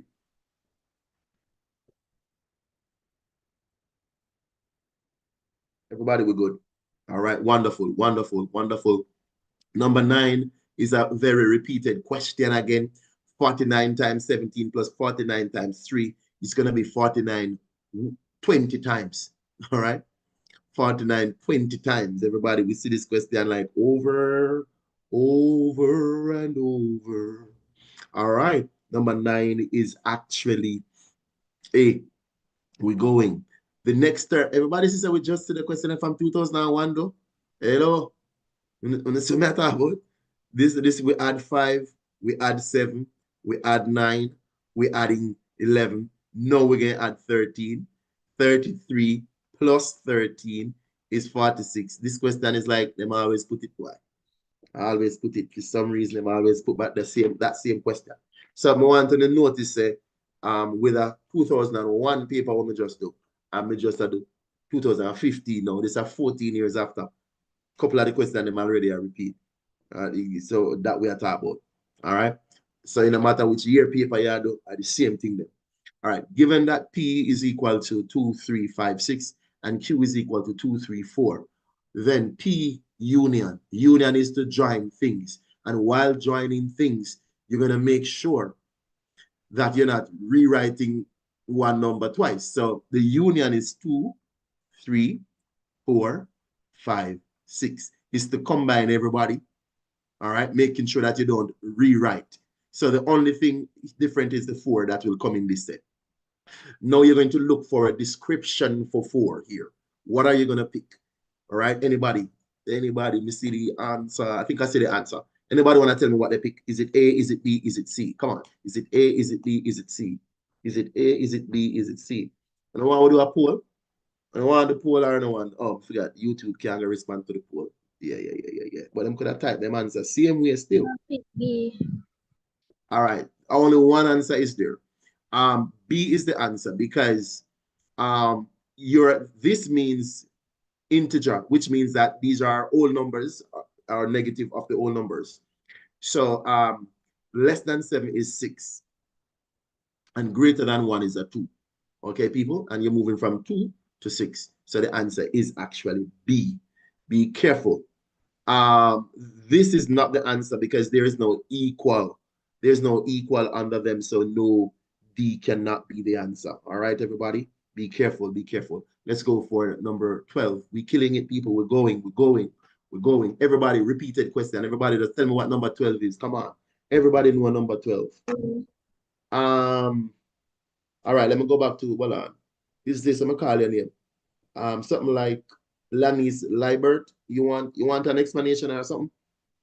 Libert, talk to me if you want an explanation. Talk to me, no, man. Who want an explanation? Who want an explanation? The start, I could go back to the question. Is number 11 my problem? Is number 11 my problem for anybody? No, I don't think so. All right, so everybody is responding to number 12. This is a repeated question. A. Everybody good with the A right there? Everybody good with the A. Everybody in the class good with the A. All right, let's take a look at this one on number 13, people. Number 13. Number 13. Let's go. Tell me what you get for number 13. Number 13 is easy. Easy cheese. All right. So as you could see here, this says in a group of 40. So this is the union. This is the entire thing of 40. 28 play tennis and 22 play chess. Okay. What is the least number of students who play both? Intersection. So we're looking for the intersection. Basically, it's going to be 40 minus 28 plus 22. Well, it's the other way around. Sorry. 28, my bad, plus 22 minus your 40. So this is going to give, this is 50 minus 40. The answer is 10. My bad. There we go. Everybody, we good? We're good with 10. B. Number 13. Let me see if everybody, why is YouTube looking like, move it. All right, move. All right, everybody in the class, we're good with 10. We're good with B. Let me know if we're good with B. We're good with B. All right, everybody good with B right there. All right. Sir, are you recording the class, sir? No, it's on YouTube, so I don't have to. Okay. Every time I do the lives, it's on YouTube, so I don't have to record. You just go back and watch. All right. Yes, sir. All righty. All right. Let's take a look at number 14. Come on, people. Number 14. Yes, I'm listening. 13. Go again. What you want? You want a re-explanation? To read it. You want me to do it over? All right. If you look, all right, I could do this. I could do this a standard procedural way, where I said to you that we're talking about tennis and chess. So I'm gonna do it for you. They want both, which means they want the number of elements in T intersect C. It's gonna equal to the number of elements in T plus the number of elements in C minus the number of elements in T union C. That's the same formula I've been giving all week. No, so we're trying to find the intersection between both. T was given as what? 28 plus C was given as what? 22 minus the union in the group of 40. That's the union. So this is me now giving about the formula. Okay? So this is equal to 50 minus 40 equal 10. It's just the same thing that you have been doing all week. Remember that general formula that I gave you and I said, listen, use it like it's always going to pop up. May I tell you, it's on the paper every year. Derek, are you good? Sound like I did you that. Yes, sir. All right, we're good. Number 14 now says factors of 6. Can I just write them on top of 6? It's 1, 2, 3, 6. Factors of 4. 1, 2, 4. Everybody see the question I repeat a million times? And then the shaded region would have been the overlapping. So it's going to be 1 and 2. 1 and 2 would have been that overlaps. Yeah, 1 and 2. There's a 3. And there's a 6 here, and there's a 4 here. 1 and 2 will be overlapping. And I hope everybody good with that. All right, we're good. All right, we're push 14. We're at 15 now. Let me switch over here. Switch over here. So, all right. It says, It says, Mr. Jones' taxable income is 18,004. Take a good look at this. She pays tax at 20%. All right. So the amount of income tax she pays is at 20%. You can say, we can just the regular. Maybe I stress it. 20% times 18,000, and you just the 2 zeros I cancel 2 0. So you really multiply 184 by 20. I may just normally do this and put on the 0 yes, and then we say 8 and then 16. Carry the 1, 3. So I look for 3,680 straight. Boom. All right. Everybody good there? So let me know if everybody get that. Now, my yeah, pass a shot, Peters. Stop it. Stop the negative thing, Peters. All right. Let's keep it. 16. The value of a plot of land, right? So we have the value of a plot of land is 18,000. The land tax is charged at a rate of 70 cents. This is a repeat question. So answer 126. It's a 70% per 100. What is the total amount of tax paid? So remember now, for every 100 is 70 cents. So you need to know how many hundreds can you get out of 18,000. So you're going to divide the 18,000 by 100. So you want to know how many 100. You could get it 180 times. Now, they are saying for every time you get 100, you're going to pay 70 cents. 70 cents can be written as 0.7. Is no stress. 0.7. And then now you multiply by 0.7. 7 times 0 is 0.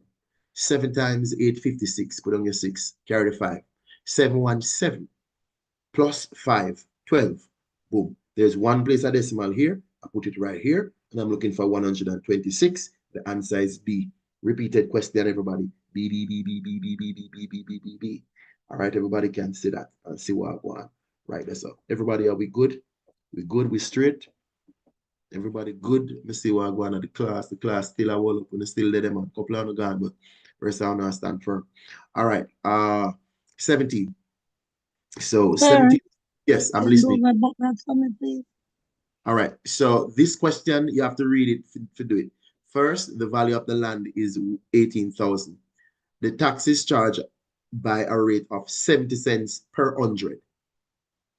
Per 100. So it's your duty to know how many 100 you can get out of 18,000. So that means you need to divide 18,000 by 100. Because you're dividing by 100, the 2 zeros at the ends will cancel. So you're left with 180 times. In other words, you're going to pay 70 cents 180 times. How do you work out that? What does 70 cents mean? It's 0.7. It's 0.7. But you don't have to worry about those. Just 0.7 is what you need to worry about. Right there. So remember, I know 70 cents times 180. And you multiply. And one place a decimal. You look for your answer. There it is. It's consumer maths. There's not going to be much in it more than you read and you do it. You're tired. If you're tired, go on your bed, but we are going to kick it. All right. At the end of the year, a car is worth 5% less than what it was worth in the beginning. All right. So it's a depreciate. If a car, if a certain car was worth 10,000 in the beginning, all right, then at the end, what it is worth is 5% you have to take off. So you can find the 5% and subtract it, or you can find 95% of this. It's up to you. Now, remember, I'm going to find 95% because I just switch up the ways in which I do it sometimes. If 5% come off, it means that it's worth 95% in the end. In the end, it's worth 95%.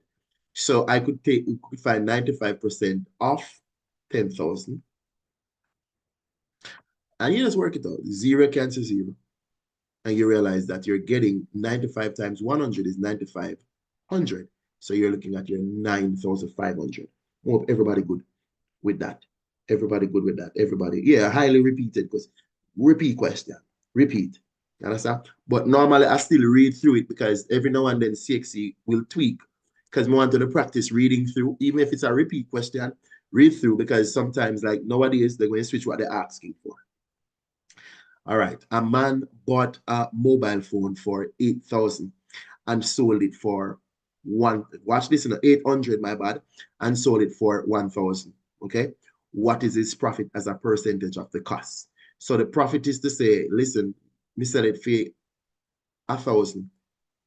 So when I subtract what I paid for it, I get 200 as my monetary profit. I need to represent this 200 as a fraction of what it cost me and then multiply by 100. Now, as you could see, 2 zeros cancel zeros, and this is 1, 4. 4 into 100 is 25. So this is actually 25%. D for dog for number 18. Waiting for people to respond to me. 18 is D. Yes, Leanna, you get that?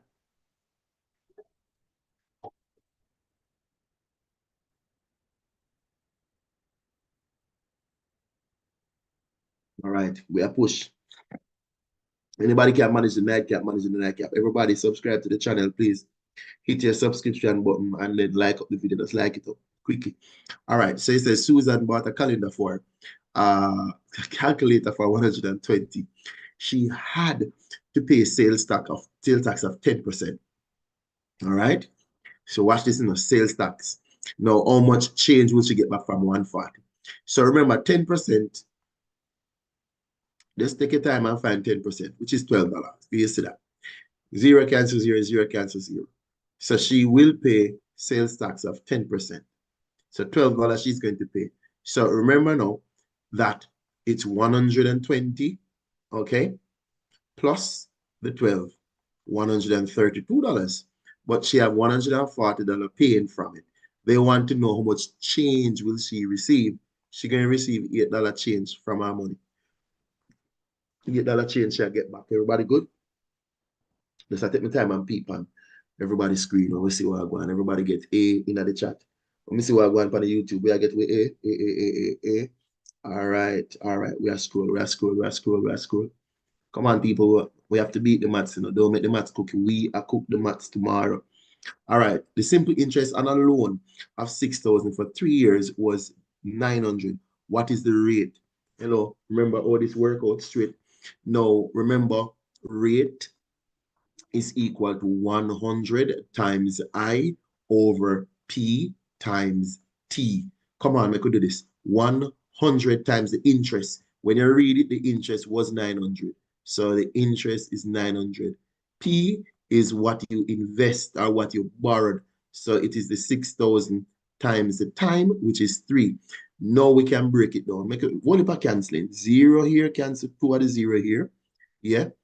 Let me write it better because I don't want it to look like. So 2 of the 0 cross off. And then you could break this down if you want. So much things to do. 3 to itself 1. 3 to this is gonna give you 300. All right. And then we're taking off. Everybody could see 0 cancel 0 here. You could see 6 into itself 1 and the 16 to the 35. You can see the 5 popping out for our 5%. Like, remember, as fast as you can do it, you do it. I am just breaking it down for people little by little so everybody can appreciate, the pace at which we're going. All right. Me in Nigeria and doing Jamaica, CXC, that's crazy, No, this is a paper one cleaner, remember. It's the fun paper where everybody have fun with. He said, a dress which costs $180 is being sold at a discount at 10, all right, percent. The amount of the discount is what? All right. So a dress which costs 180 is being sold at a discount of 10. All right. So the discount is 10%, yo. 10% off this. Remember, I'm telling you 10% drop off a zero. You know, so the answer 18, but just work it down so everybody see. Zero cancel zero, 10 into the 180, boom. We're left with 18, and that's the answer. Again, with 10%, you can always just drop off a zero. All right, and you're good. All right, number 21. 7,000 is borrowed at a rate of 5% per annum for 3 years. What is the interest? Simple interest is P times R times T over 100. What is my P? $7,000 times my rate times T. This is a repeated question. The answer is right here. So you could see 100 into 7,000 is not. If you take 70 and multiply it by 5, you're going to get 350. And then if you multiply this by 3, you will get 1,050. So the answer is D there. We're walking, we're going. Everybody good? Double checking. Everybody on the YouTube, 1,050 coming in. Everybody in the class, D. Shaden, rest of people, them will go on. Lena, 23 is, oh, Lena, Ghana, 23 already. All right, you now waste the time. All right. Big up on yourself. Abby is read. Yes. Abby, what you say? 23 now. So for 23, you're distributing -2 inside the bracket. So -2 times x, then -2 times -4. This is going to give us -x with +8. Be careful. Negative times negative is positive. So -2x plus 8 is what we're looking for. And the answer is A. All right. Large up on yourself as we go through. Big up on yourself. We are cut and go through. Everybody, yeah, we are kick it. We are kick it. We are kick it. We are go. We are go. We are go. We are go. All right. It says if x is an integer that satisfies the inequality, all right, then x is what? You need to solve. All you have to do is to solve this. Don't watch them big statement, whatever they're saying, solve. So in order to isolate the x, you divide everything through by 2. So 4 divided by 2 give you 2. Put back your regular sign. 2 divided by 2, you're left with x. Put back your sign. 6 divided by 2 give you 3. So we're looking for this, and it's at A. So the only thing is with this, you try not to make any error when you're circling your answer, because you can well work it out and circle the wrong one as you go through. All right. So that's the only issue. Everybody, we're good there? We're good, we're good, we're good. Yeah, we're looking at the 2015 paper, and it looked like the 2025, 2026, same thing. All right. See our question now will look a little bit different now. All right. So it says the following, all right, which shows the cost of a pen and a box. Okay, so these are the costs. Now, the total cost for 3 pens and 2 boxes. All right. For pens, 3 pens will be 3 with the X, and then 2 boxes will be 2 with the Y. All right. And you're going to add them when you're done. All right. So everybody, so it's basically 3x plus 2y. And you add them when you're done.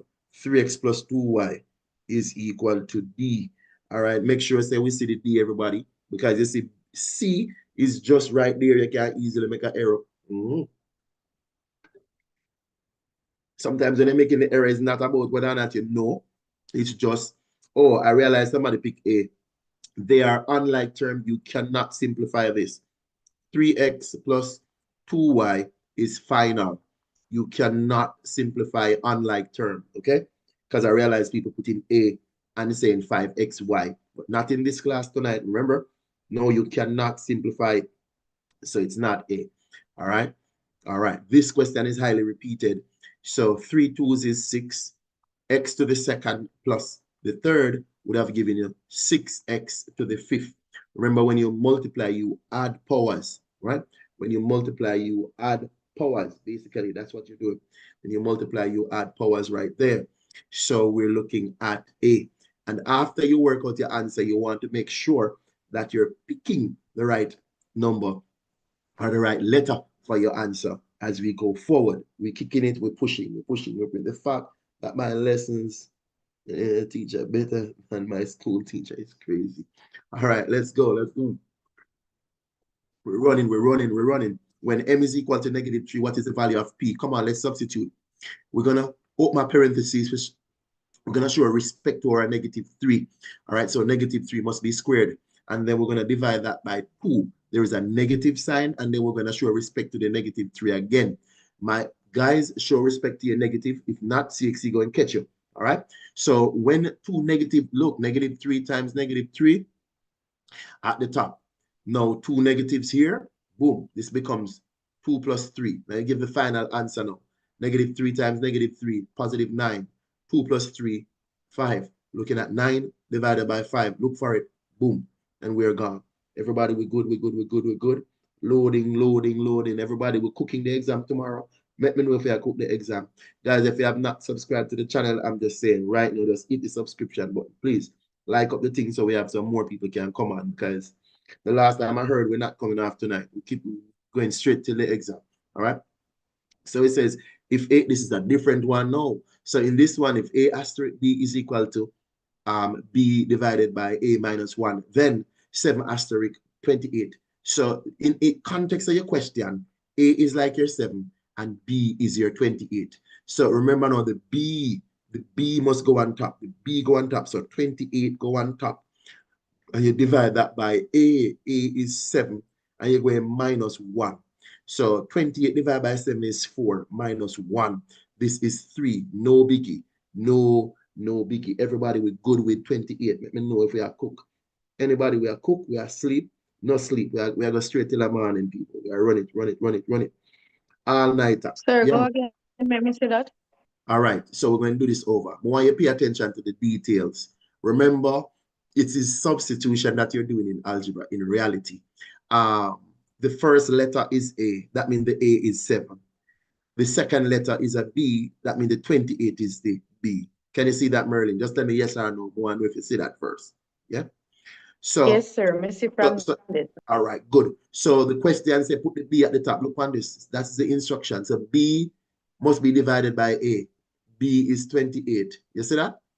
Must be divided by A. A is 7. And then whatever you get, your minus 1. Tell me if you see that. May I pause for a minute? Tell me if you see that. Just make me know if you see that. Exactly. You see it? Yeah. So if you see it now, 4. Because remember, you know. Yes, sir. Yeah, 4 minus 1. That's how we get the 3. All right. We are scroll. We are push, everybody. We are push. We have to move. We are move. We're still in the algebra. Let me know when I get for 29 people. Work out 29 and let me see when I get 29, everybody. 29 and stay in line. Are we cooking? Let me know if we are cooked, no man. If we are cooked, I'm going to just share the live right now. Stop and just share the live. Tap up the live right now, people. You get me? And subscribe to the channel. The channel go on road. Send the channel on road, no man. All right. So we have 5x minus 26. And this is equal to x plus 50. Now, collect your x's on one side. So we're going to migrate this one to that side, and then we'll migrate this one to that side. Mind you, when you migrate them, you're going to change the sign. So this is going to be 5x with a minus x, and this is going to be 50 with a plus 26. Because we switch them on the sign, basically, you change your sign. So this is going to be 4x, which is equal to 76. This is a repeated question. The answer is 19. We divide by 4. This is equal to 19 times. Hello. This question is highly repeated. All right. And then them still keeping 19 at D. May I say 19 at D for like 20 years for the question. Me don't have no coffee. When I need no coffee, go buy yourself a Red Bull or some Celsius. Sit here at this I keep me for the night. Everybody take a peep on it. At this I keep me for the night. Celsius. So what I talk about? Celsius I keep me for the whole night. Sip it.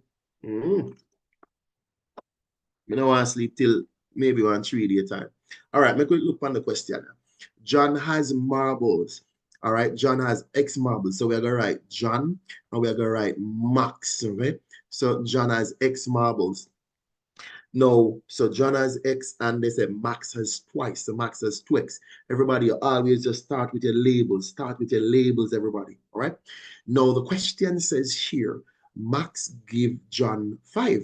Max give 1. That means giving is to take away and getting is to add. Hello. Now the only question is you need to know, are they asking for Max or John? Now this particular question, they have been switching it on you over the years. So I'm begging everybody tonight, if you see this question, don't just pick an answer. Read first. Because last night at John them asked for, and you see, right now, I Max them asked for hello. I Max them asked for tonight. Last night, you know, remember last night at John them asked for? Tonight, I Max. So the answer is C. All I'm saying is, this question is repeated, but them always switch round. So everybody, hope everybody are log on to what me I say. All right, CXC, I go switch round where them ask for even with a repeated question. So if you never know, all right, that them do. So when they make more questions, them rewrite the questions and switch round. So me can make it know. All right. When 8 is subtracted from a certain number, so we're going to breeze now. This says 8 is subtracted from a certain number. You need to pick a certain number. We're tired of using X, so the certain number is N. So when 8 is subtracted from N, see there? 8 is subtracted from N. Make we breeze, you know, people think. Let me read again. When 8 is subtracted from a certain number, I am picking N as my certain number. Okay? And then the result is multiplied by 3. It is equal to 21. I that, you know? So you set up your thing, and we know the answer you are repeated at 15, but we're going to work it same way. All right? So you divide this by 3, divide this by 3, 3 cancel there. N minus 8 is equal to 7. Bring this over here, so N is equal to 7 plus 8, 15. Are we cooking? Are we cooking or are we being cooked? Are we cooking or are we being cooked? Let me know if you're not cooking. Type cooking in the chat on the YouTube. Everybody just say we are cooked, please. Because I cook, we are cooking. We're not play right now. All right. See this question I come back right now? All right. See this, remember the other one, them asked for surface area. This time them asked for volume. See there? So I'm going to draw the cube again. Because remember, you know, the last one, then draw the cube and ask for surface area. This time, them ask for volume. They are big on to read. So this is a 10 by 10 by 10. The question asks for volume. So this time, volume is equal to a side square. So you can say the length, not square, to the third. My bad. So the side cube. So 10 cube means 10 times 10 times 10. This means 1,000. And you look, you see a 1,000, boom, you're gone. So in this question, they ask a volume. And remember the other one where everybody had put 64, they thought they were asking for volume. They must switch up on a thing. So I'm telling you, say, read tomorrow. I'm begging you, read. Everybody, if you just come subscribe to the channel and just like up the video and just go and push on the video. We say we did this till a morning. I don't know who can manage. All right. Right now, I have question. We have question for kill, so we can't run out of resources tonight. All right, and we have Celsius, so we're good. All right, now it says a car travels 800 kilometers in 2.5 hours. What is the speed? All right, in kilometer per hour. Remember, speed is equal to the distance divided by time. Yeah, man. So what is the distance? 800. My bad, 80 kilo, right? So this is the distance, and you're dividing this by time. But guess what? Me gonna turn this in a, if you know, stress you out, me gonna say 2.5. Me just show you something. Because when I look on this, me can say 2.5 is the same thing as 5 over 2. Okay? So if me gonna divide by 5 over 2, it means me multiply by 2 over 5. Let me repeat. I'm supposed to divide by 5 over 2. But if you divide by 5 over 2, it means to multiply by 2/5. And then you work it down. So that's one way you can do the thing. I'm going to do it 2 ways. So I could do it this way first, quickly.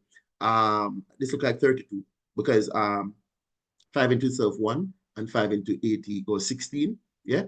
16 times 2, 32. All right? So these are the answer. Now I could do it the other way now with the decimal. I could work it with the decimal now. Speed over time. Your speed is 80. Divided by your time, 2.5. So this now, you can just remember, say, if you're dividing, you want to make sure that your denominator is a whole number. So you move the point one place to the right, you're going to get 25. That means you're going to have to add another 0 to this, make it 800. And then from this now, when you do this, you're going to get back your same answer. That's all we are saying. All right, so maybe break it down now. Let me use a different color marker. We'll break down 800 divided by 25. But if you know yourself, you help to you, I'm not stress, 25 into itself is, or you can use 5 then. Say you don't want to stress it. 5 into this is 5. 5 into this goes 1 time, remainder 3. 5 into that is 6, 160. And then you go one more time, now you find an answer.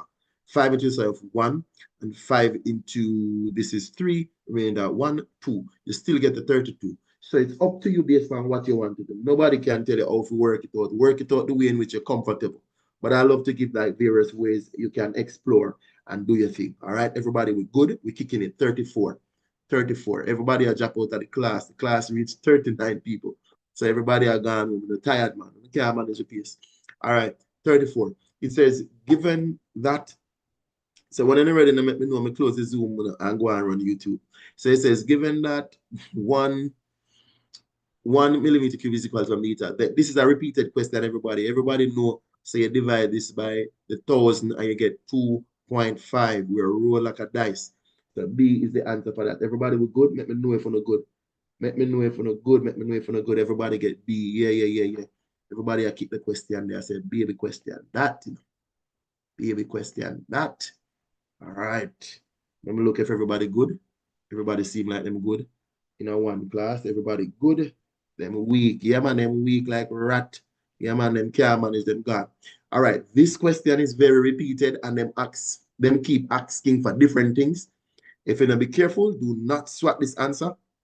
I beg you, because them have the 2 wrong answer here. So take a look at this. This question is asking for the area of the sector, people. Last night, the one who made them ask for the circumference with the same diagram. So now this is the area of the sector. So please be advised, area of the sector is with the pi r square. This is what they're asking for tonight. So it says it's going to be 60 over 360 with your pi r square. This is going to give us 1/6 pi r square. Remember somebody I say, you're wrong, bro. Listen, you have to pay attention to what they're asking. This one is 1/6 this time, all right? So you have to look out. Don't just look at this diagram and pick the answer. I beg you, because if it is circumference, 1/3 is the answer. So look out. Be careful. See, somebody I put B is not the same question. So this one is not 1/3. Please, this is 1/6. So you have to look. We are doing area this time. So we want to pay attention to the context of the question. All right, we are scrolling or we are scrolling. We are roll. The distance around, here's this now. The distance around a circle upon. If you have a circle or anything, the distance around is called circumference. So the circumference of a circle is given by 2. So circumference C is equal to 2 pi r. Now the question wants us to find the radius if the circumference is 88. I am suggesting that you substitute 88 is equal to 2 pi r. This question is highly repeated. I did it last night and I'm doing it this time. I did it the night before. Every time I take up a paper, the same question comes, right?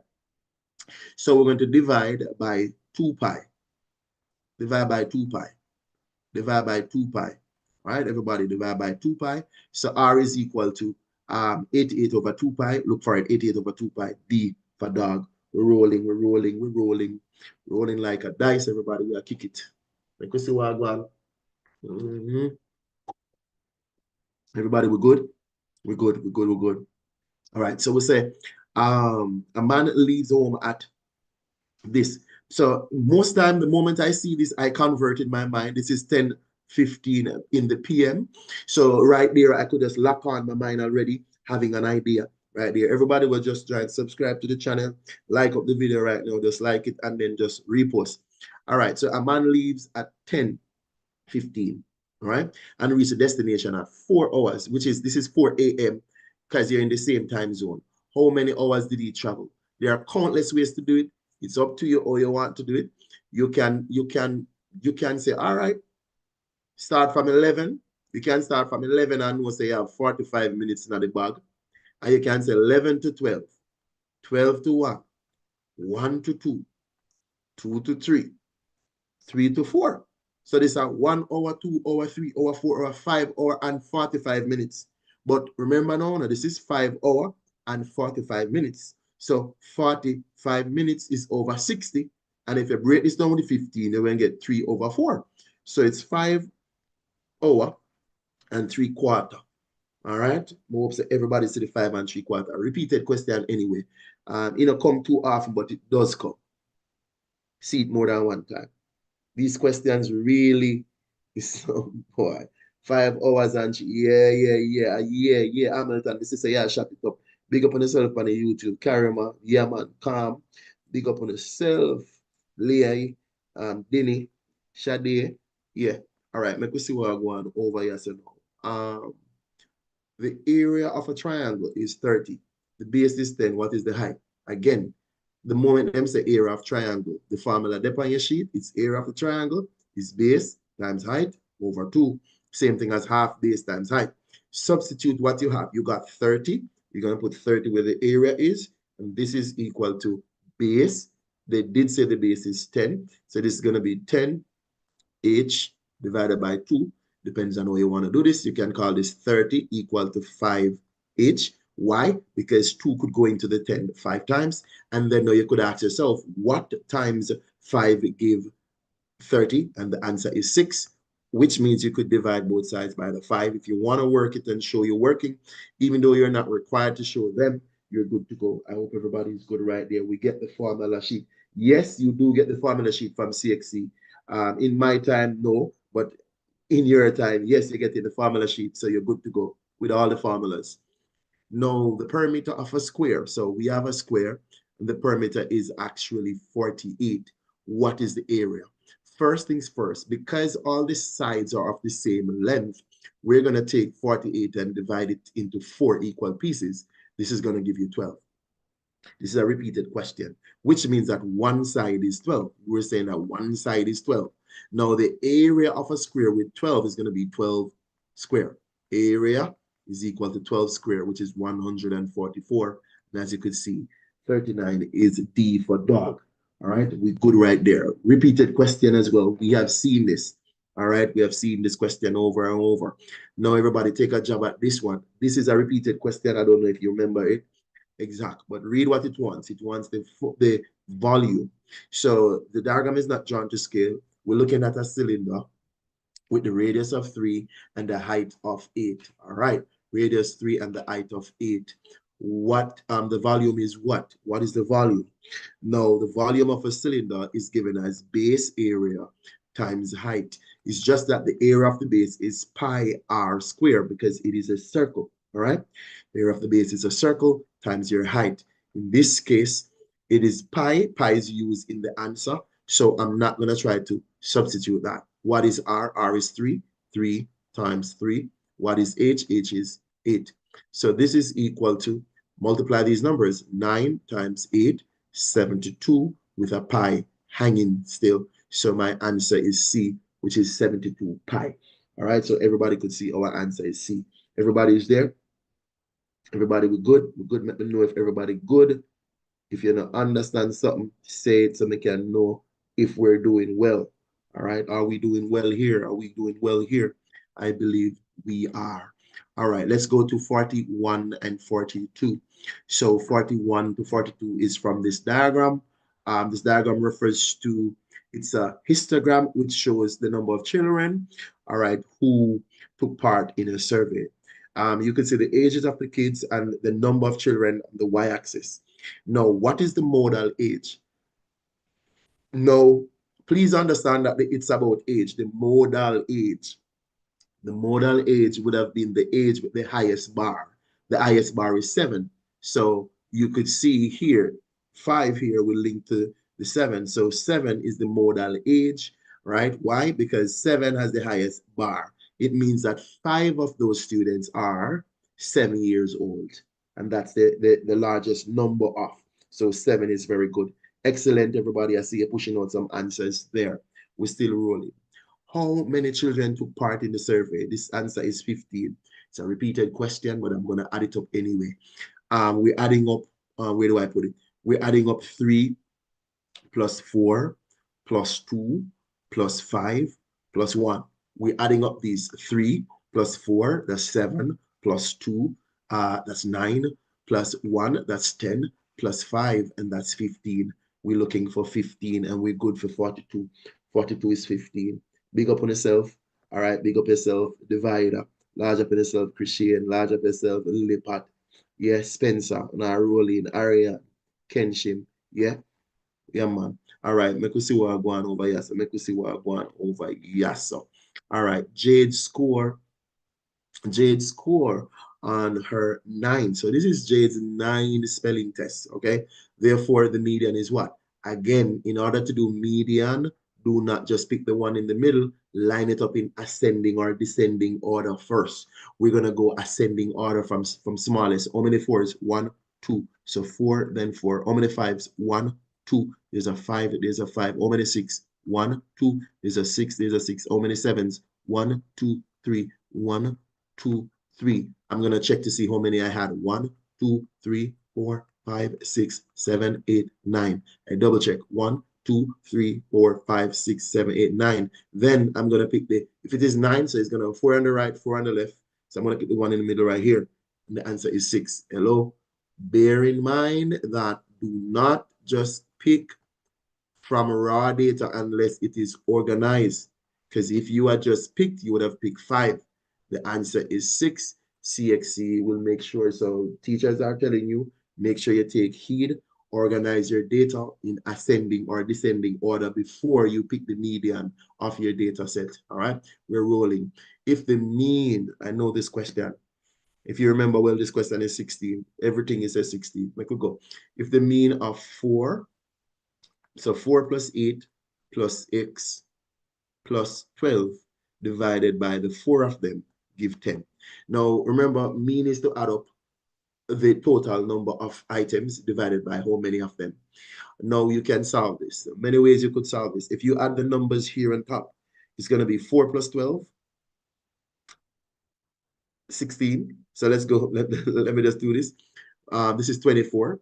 8 plus 4 is 12 plus 12, 24, plus x is on top divided by 4, and this is equal to 10.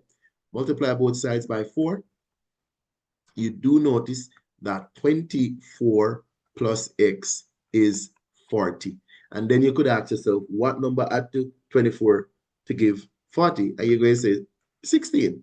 All right. Most people say, let's bring this on the other side and subtract.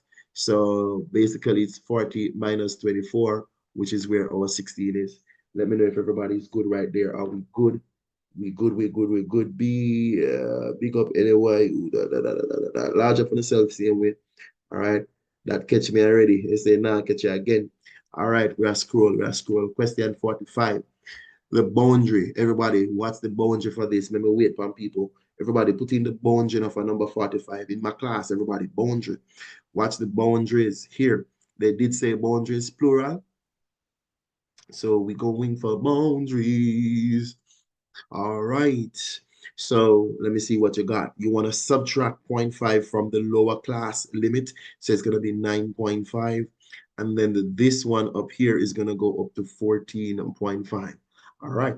So you're looking, so you set up yourself, then you are going for that. So here's the thing. Here's the thing though. Here's the thing. So you're going to have to pick which one of these going to work for you, right? So it's going to be C. All right. So if you look at everything that's here, you're going to have to pick the one that works is C. All right, everybody. Everybody's to C. Nice. Knox College. Big up on yourself. Big up on yourself. All right. Wherever I want to go. All right. 45. Let's switch here. We're switching here. 46 now. The straight line AB cuts the x-axis. X-axis. The moment you're cutting your x-axis, all right, your y will be 0. So I guess we have to look at this. So my bad, there's a diagram. The straight line cuts the x-axis at B, all right? And this is a coordinate 3, 0. Everybody, I hope everybody see that. You cut the x-axis at B, and it's 3, 0. Our answer is A. All right, everybody, are we good with that? We're talking about A right there, everybody. Waiting on people to show the answer. Merlin, you get catch. Merlin, you get catch. Are you sleeping in the class? X-axis, Merlin, not Y. Come on. X, look, not Y.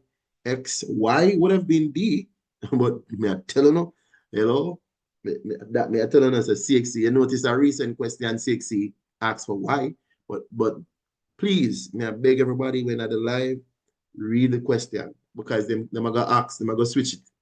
Because I've seen where they ask for everything. Please. Don't make this sketch on 47. We do this just now, we did that last night. Everybody, don't make this sketch up. I mean, the paper we did last night at 1993, I'm gonna see almost half of them yes already. Let me see if this will catch nobody now. I want pizza. Do that shit, no man. All right, somebody said, why not D? Okay. Can I answer the person by saying why not D? Let's scroll back. The question, look, the person that says why not D, it asks about x-axis. Is not the question that you use to that asks a y-axis. This one asks where it cross the x-axis. Look where it cross the x-axis, me mark it right here, so. Be careful, that's all I can say. X-axis, not y. If it was y-axis, you would have been 0, -2. But this is not what they ask. They ask for the x-axis, right? So be careful. Now, I may say, stop swap the question them because no that to catch people. All right, this is many to one. You can see two things going in one place. Two things going to one place. The moment you see that, it's called many going towards one. So in this type of math, 2 is many.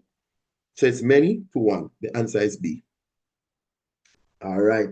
Don't make it catch it. DoorDash goodly ruin the perfect pizza. I wonder why DoorDash are gonna ruin the perfect pizza. Why? All right.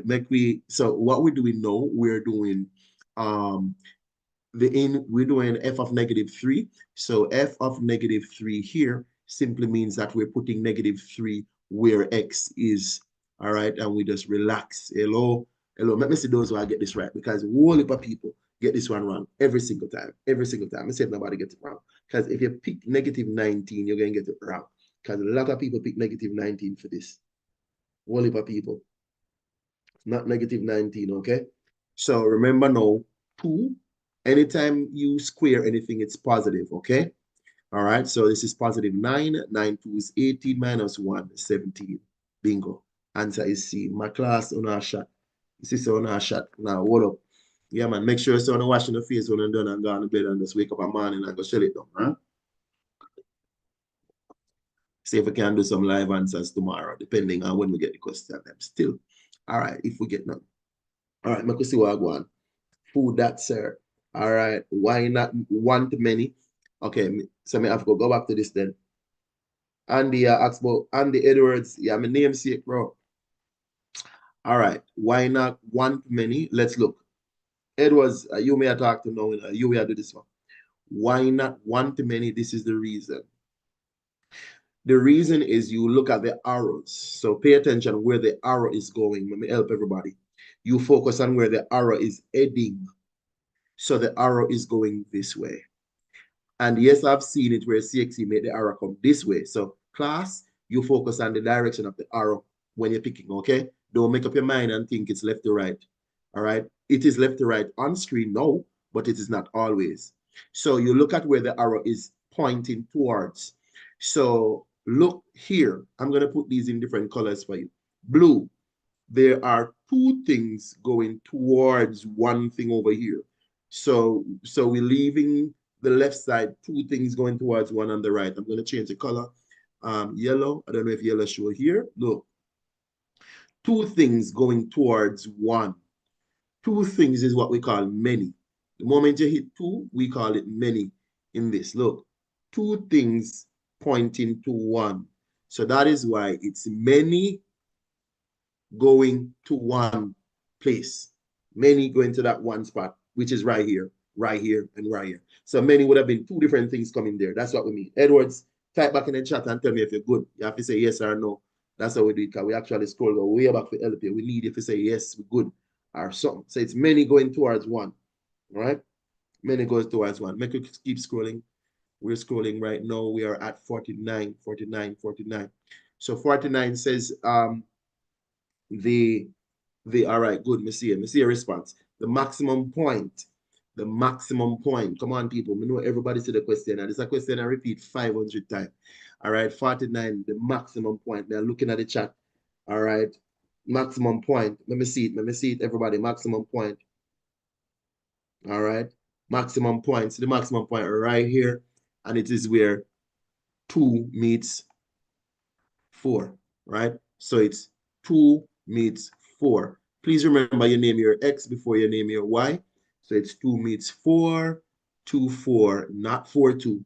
Because a lot of times people just make a mistake and put C. Because if somebody put C in the chat, no, it's 2 meets 4. Read from your X and then the Y.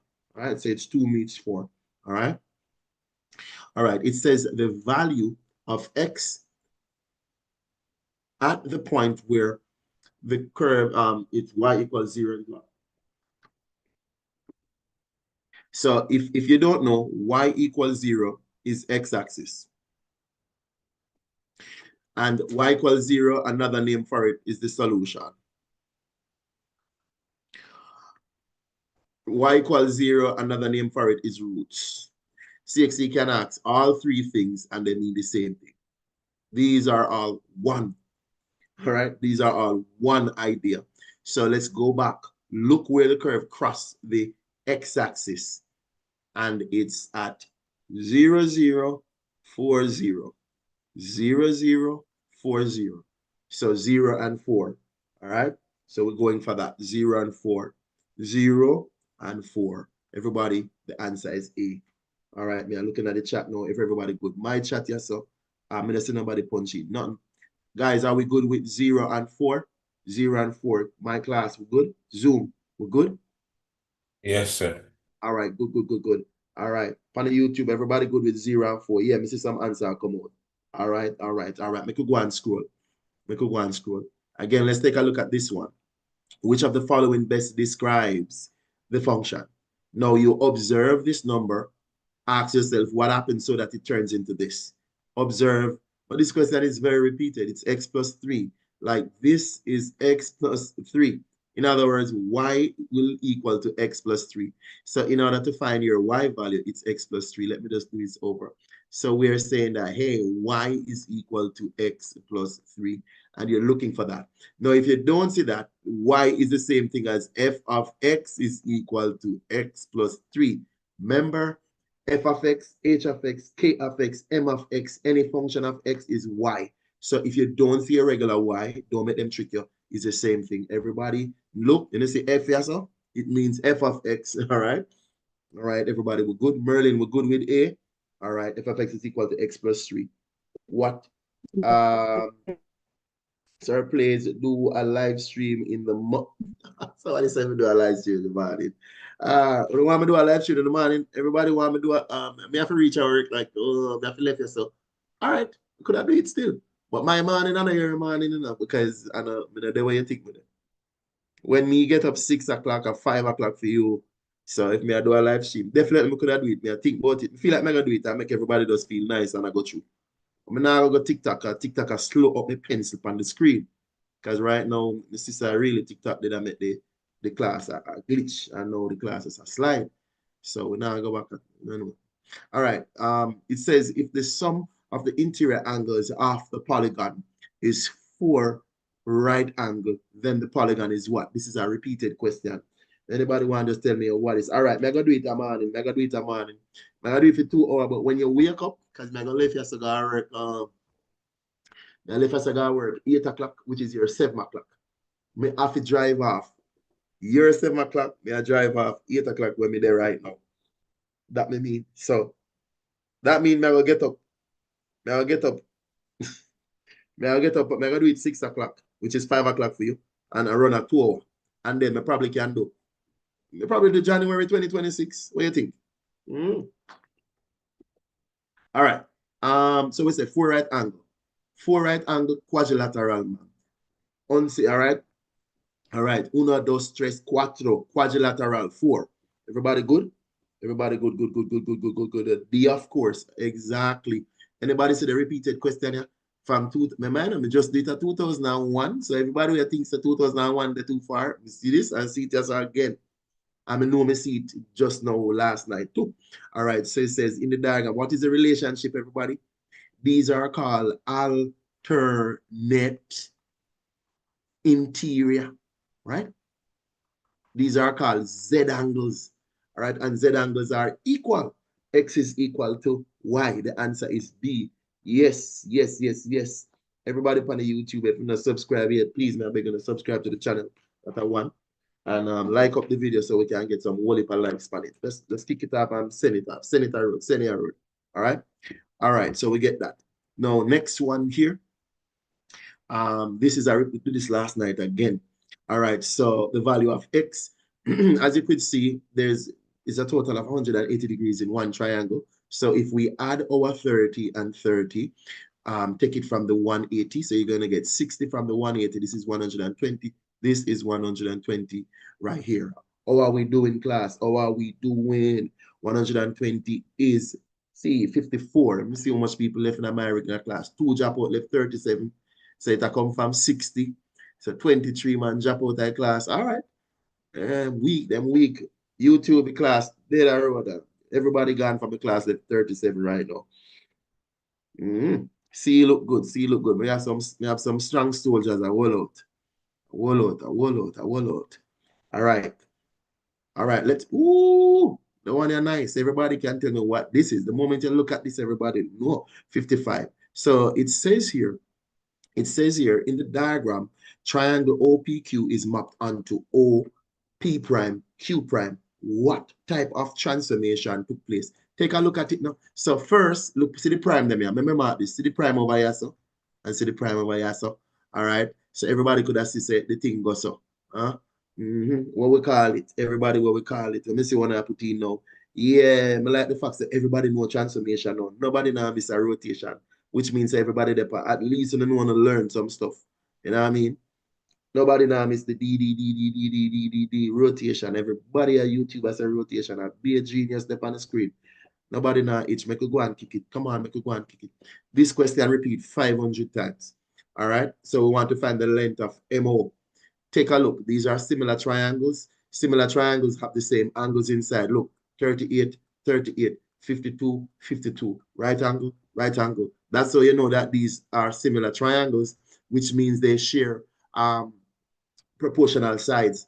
Corresponding sides are proportional. So if you divide the 6 by 2, you get 3. So 6 divided by 2 give you 3. That means if you divide 7 by 2, you're supposed to get the answer for the corresponding side. Hello? Take a look at what's going on. 3.5, repeated question. Nobody missed this. Every single person at the chat said B except one person. Understand? So everybody well confident and a push through. We are roar like a lion. When the lion roars. All right. This one now. Let me see who get this now. 57. Let me see who I get the one right. Let me see who get the one right. Who get the one right? Number 57. Take a look at this. We can just drop the clue on the side. So the clue say trigonometry. So ka tower. So ka tower. What are we dealing with? Now the question says the length of BC. We want to find the side here. The angle here is opposite side to it, to the angle. Yeah. And then gave us the hypotenuse. So which one of these trigonometric ratios that satisfy our doing, right? So it's going to be so, right? So in this case, the sine of 30 is BC over 40, which means 40 sine 30. We'll let BC stand alone. All right. So the answer is A. 40. No. Anybody said B, you're wrong. Come on. Unless it's the B was for the other question, though. I'm going to look on and say, no. Look, man, opposite and hypotenuse. This is hypotenuse. There's no tangent going on here. Opposite. All right. We go and eat some oats. Yeah, man. Go and go eat your oats and strong up yourself. What the fuck? We eat some fruits in the night. Yeah.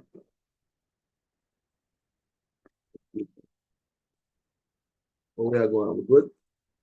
Fruits are the best thing right now.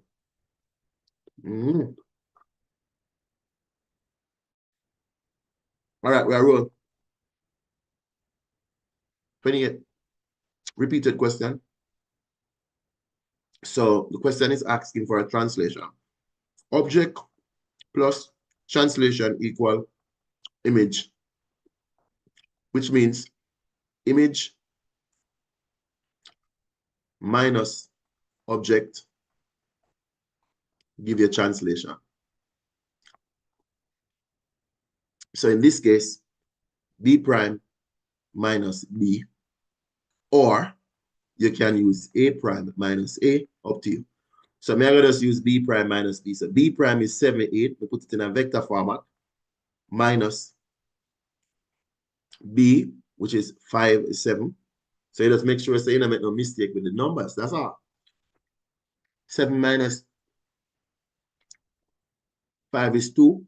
8 minus 7 is 1. I'm looking for 2 at the top, 1 at the bottom. Scroll. B. Let me know if everybody good with that. Yes, sir.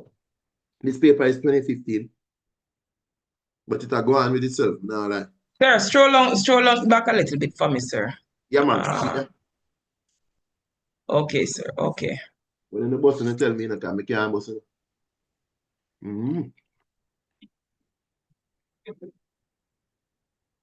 All right, it says item 54 refers to the diagram below, which shows a ladder. 5. Hey, everybody remember I'm telling you about one thing when you 3, 4, 5 triangle one item. I'm telling you one next one a 5, 12, and 13, a right angle triangle. So this answer is 4 already. But I'm going to work it out still. You understand? But if you keep them triangle in mind, you don't have to waste your energy. Anyways, so the ladder lean against the wall, and they want to know, all right? They want to know how far up the wall the ladder reach. So they want to know this. I'm going to say answer 4 because this is a right angle, and 3, 4, 5 make a right angle. But the real way to work it out is to apply Pythagorean theorem. It says C square is equal to A square plus B square. C is the longest side. 5 square is equal to 3 square plus the wall square mega put X square. So 25 equal to 9 plus X square. 25 minus the 9, get the 9 over here, equal to X square. 16 equal to X square. 4 is equal to X. But instead of go through all of that, like when I was doing multiple choice in my time, the moment I see this setup, the answer is 4, and I'm not working this out because these are called the Pythagorean triple. There are some triplets that people don't think about. 3, 4, 5 make a right angle triangle. 5, 12, and 13 make a right angle triangle. And multiples of those, like 6, 8, 10, and stuff like that. All right. We are at, this is a question I repeat till, I think I repeat the question until the question is supposed to tire. This one. So I'm going to read the instruction. Basically, the question want to find the height of the wall, but based on the instruction where you get, you're going to have to find right answer in blue first. I'll call it X. Now, this distance from the wall is 12. So we're going to use our trig ratios to work out this X in blue and then add it to the man height. So the man height are there as a weight. So the height are weight. The height are weight to be added to whatever we get. Okay? Now, as you can see, 40 is opposite from this angle here, and the 12 is adjacent. So it is tangent, because remember, so, ka, tawa, right? Opposite and adjacent. This is the opposite, and this next door is the adjacent.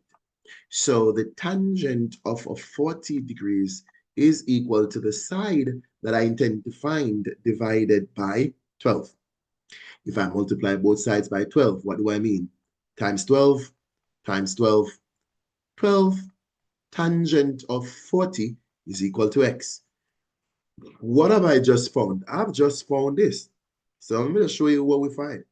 We just found This distance is 12 tangent of 40 from right here to right here. So in order to find the full height of the building, we're going to add that to the man's height. So it's 1.6 plus 12 tangent of 40. We're looking for that. Where is it? Don't want to make any mistake. It's that D. Everybody make sure, confirm it's that D. Confirm. Confirm too. There's a 2 paper done already. I'll go on a third now. Third. Now let's pull a paper. Sir, me can't manage no more, sir. Me tired. No, man, you can't go on, man. I work. Go on and look, sir. Yeah, man, everybody go on. You can go on. Everything good. Go on, man. All right, me say me can find. But I go spend some more time and work. All right, where are the questions? All right, I'm gonna go so. Some of these work already. We cannot do everything already. I swear, more do the one. So can I just do 2026? 20. I say me not gonna do it a morning, bro. Me say me not gonna do it a morning, you know. I feel like more left for a morning. 2025, that's 2025, January 2025, June. I'm gonna go 2025. Sir, is this going to be the last paper? I don't know. How me feel. Remember, say you can jump out anytime you're ready. But that's how work. I'm just in a mood right now, so I just go and build. That's how work. Oh. You can stop anytime you want to stop. You can cut anytime you're ready, man. And if you feel like you want to sleep, go on. Remember, me not do exam, but that's how work. All right. These are 2025 people. These are June 2025.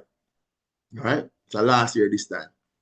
All right, make you kick it. Same question, repeat. This give you 9, this give you 4. When you add them, you get 13.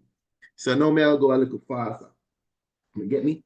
You go move a little faster. So this is 2025 me work. A morning, if me wake up early enough, we jump on the 2026 people. But that's how I'm gonna know. All right. What percent off? All right. The one that normally kill people, you know. What percent of 40 is 50? Hello, this is 50 on top of 40 times 100. Hello, please don't play with this one.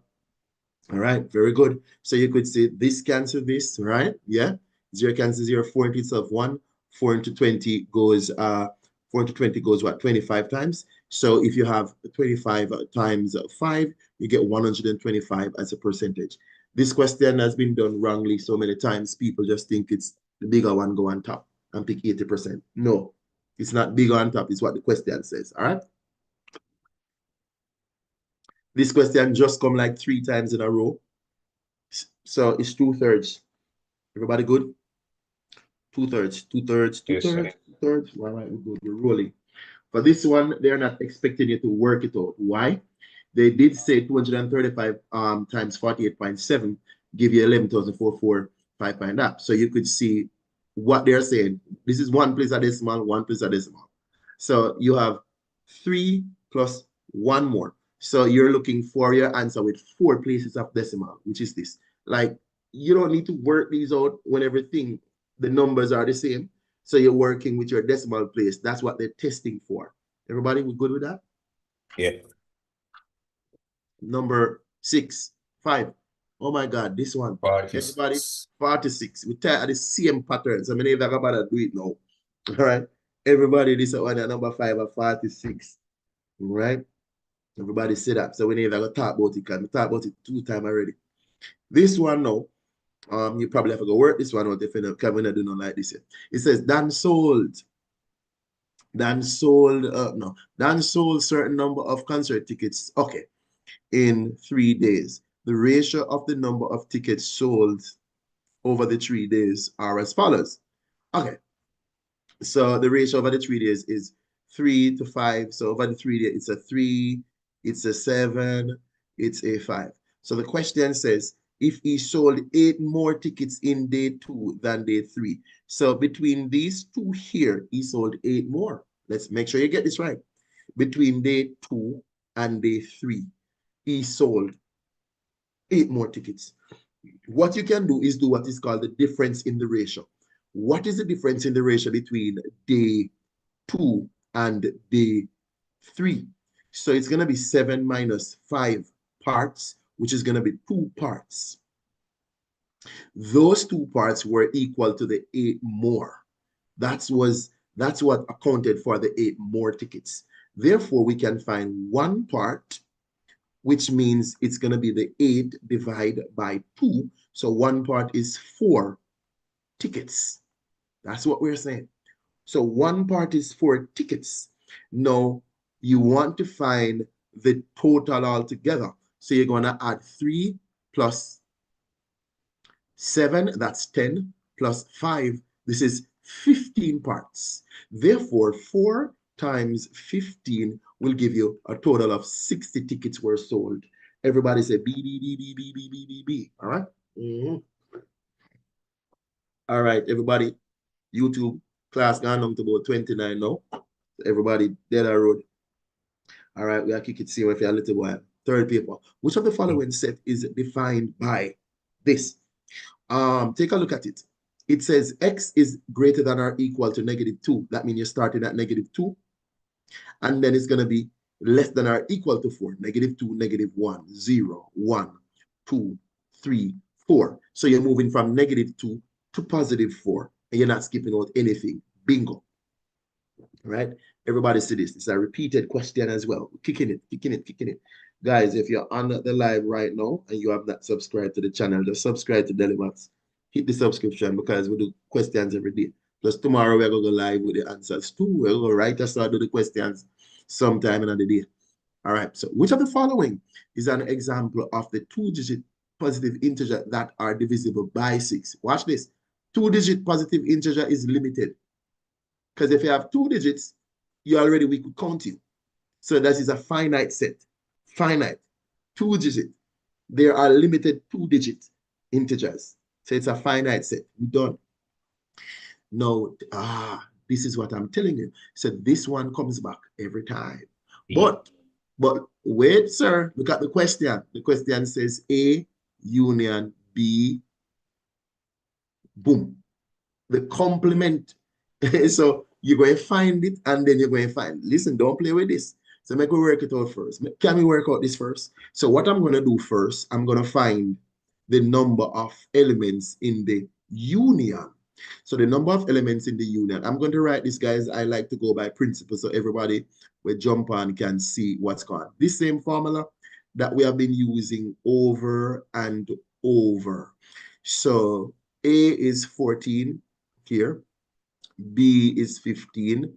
The intersection is 6. So this gives you 29 minus 6, right? Make sure you're not 29, this is 23. This is not the answer to the question. So people are going to grab 23.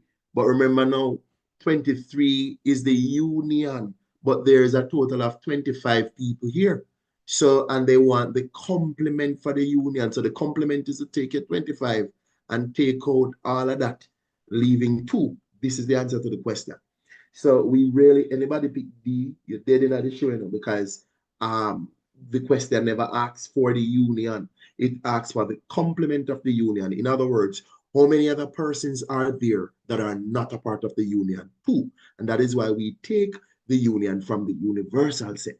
We have to be spot on with this one. All right. And I remember this question, when I did this question last year when I went live, everybody said, oh, you get it wrong, sir. And I'm saying, guess what? They just got tricked. Why? Because CXC never gave this one before. So CXC tweaked this last year and people picked 23. Be careful. That's what I tell you. All right. Let's go again. All right. So for this one, we see the description. We're looking at it. Highly repeated questions. I'm not going to read. It says, how many students play tennis but not chess?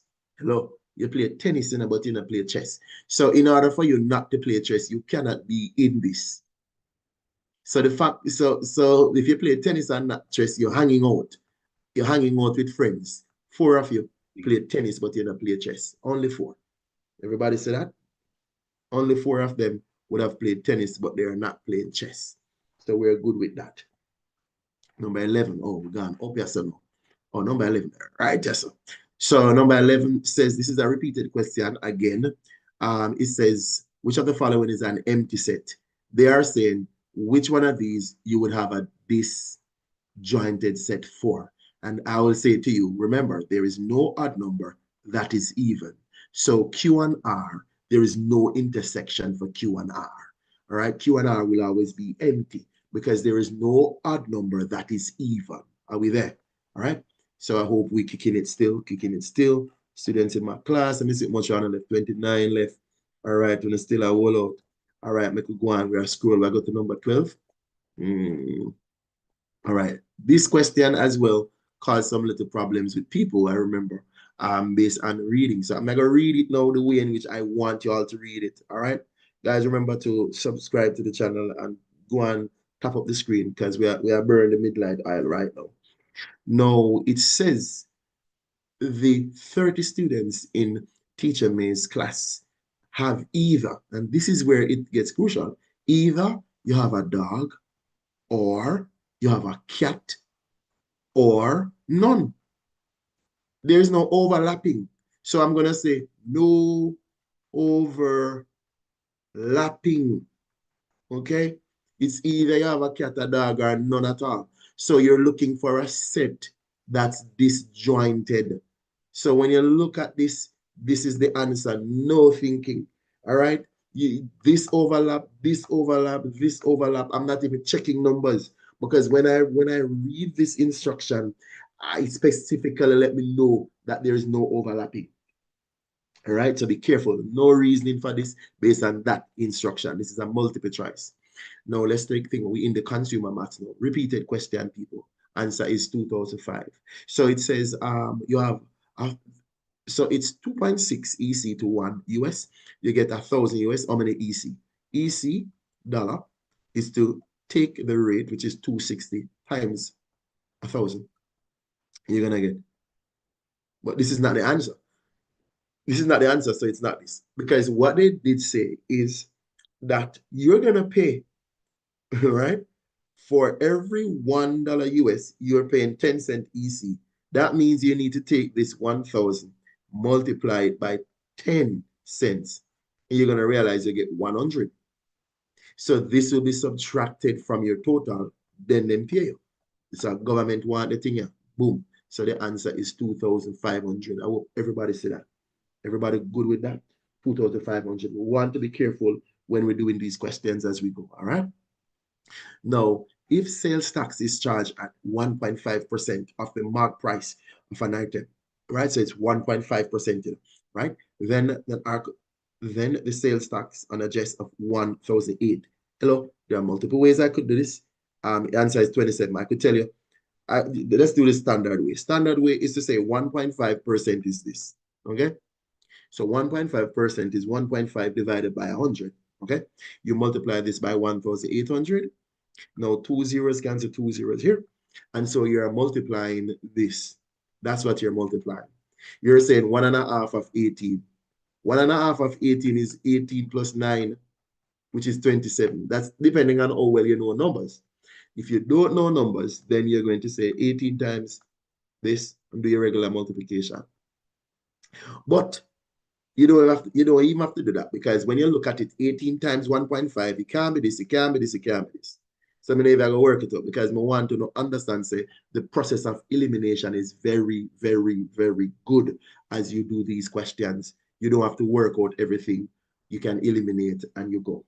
All right? Let's go for 15. 15, we're still in the consumer math, right? 15, you're still in consumer math. So 15 says 7,000 is invested at a rate of 5% per annum, right?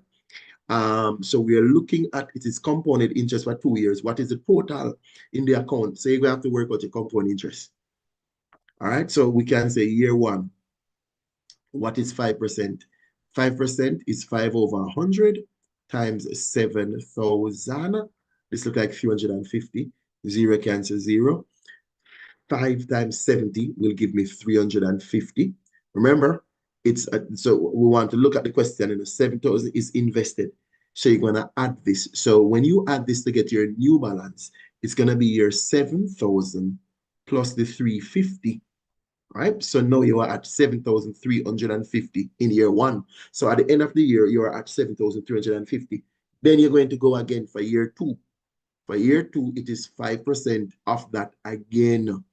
So 7,350, boom. Now take a look at this. It's up to you based on how you want to do it. We know that when you divide by 100, the decimal point come right here. So this is actually 7,350 times 5. Hello? So may I say, apply yourself mathematically, right? Because you don't have calculator. Some of this I say, you just go work. 500, 5525, carry the 2. 5 2 is 15 and 2, 7. 5, I don't know if I make a mistake, but no. 5, so it's carry 2, carry 7. All right, 17. So 35 and 136, right? And there's 2 places decimal right here, all right?